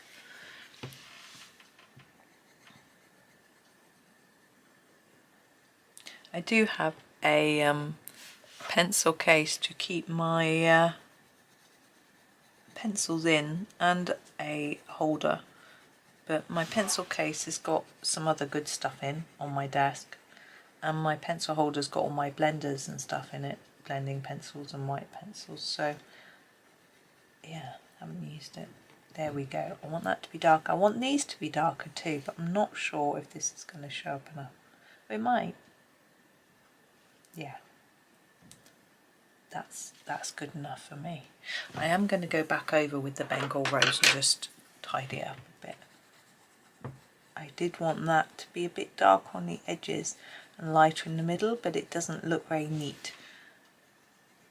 If I make those a bit darker on their tips, I think it will just make a bit more sense. go. Okay, so there's our squid.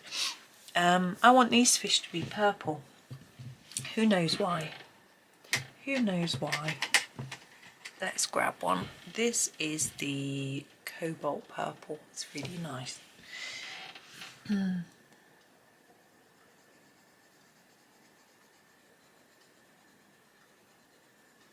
This reminds me of the manganese violet in the Polychromos set.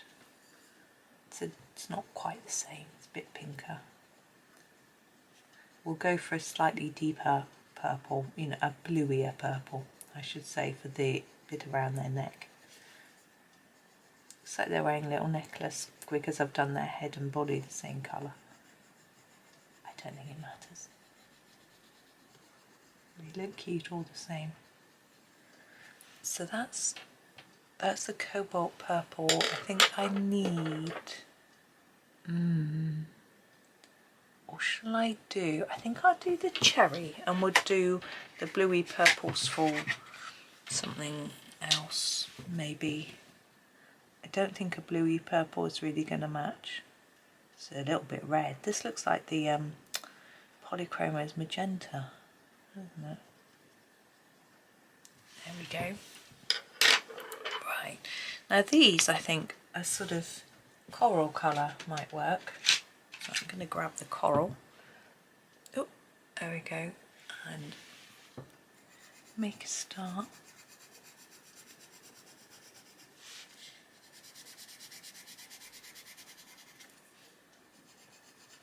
Now, I'm going to give it a sharpen and then think about, whoops, where I'm going to make it a little bit darker.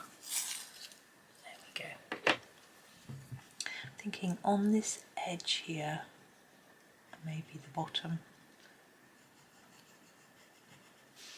And then here, be around like that.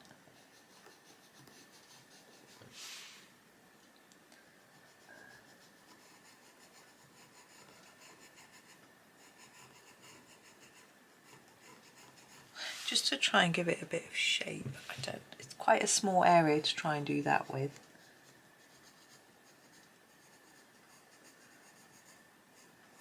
There we go. Now, I really want to use a purple. I'm going to make my crab a dark purple. What colour is that? Whoops. My pencil's got stuck. Blip. Purple Lake Deep. Let's not go with the deepest. Let's go with the Purple Lake first. Here he is. And do our crab. Oh, this needs sharpening. It's very blunt. It's one of my favourites. Don't like sharpening it too much. Well, it's okay if you can buy your pencils open stock, but you can't with these. You can't buy them open stock. It's a bit tricky with castles. I do keep asking, and if you like castles and you want open stock, do ask to go to customer services and just ask them if they do open stock. And if they say no, say, well, can you, is it something you can suggest? Because the more of us that ask, the more likely it is to happen, because they'll figure out that we want it. I don't know whether there's something in the way their production process which makes it too expensive to do open stock. I could guess sending out single pencils is a lot more labour intensive than just doing full packs, maybe. I don't know. This is the great purple crab. You know, those. Right, I'm just putting a base colour down. It's a bit messy. There we go. And now I'm going to grab the Purple Lake Deep and do a bit of darker colour. So firstly, around the edge of this main part. I'm just going to hold the page down a little bit.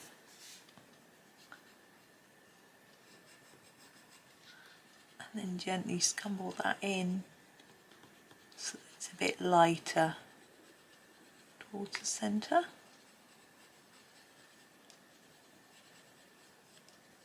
There we go. then I'm thinking that bit in there and that bit in there, maybe just on that edge.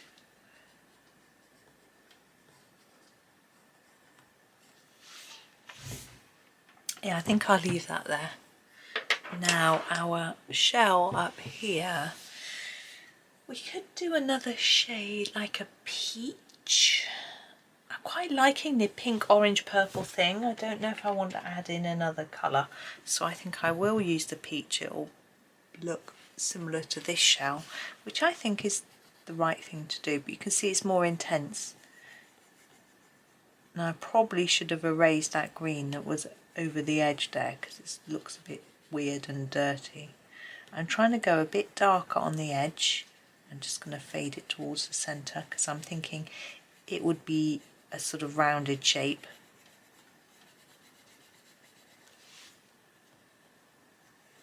So it might catch the light across the middle.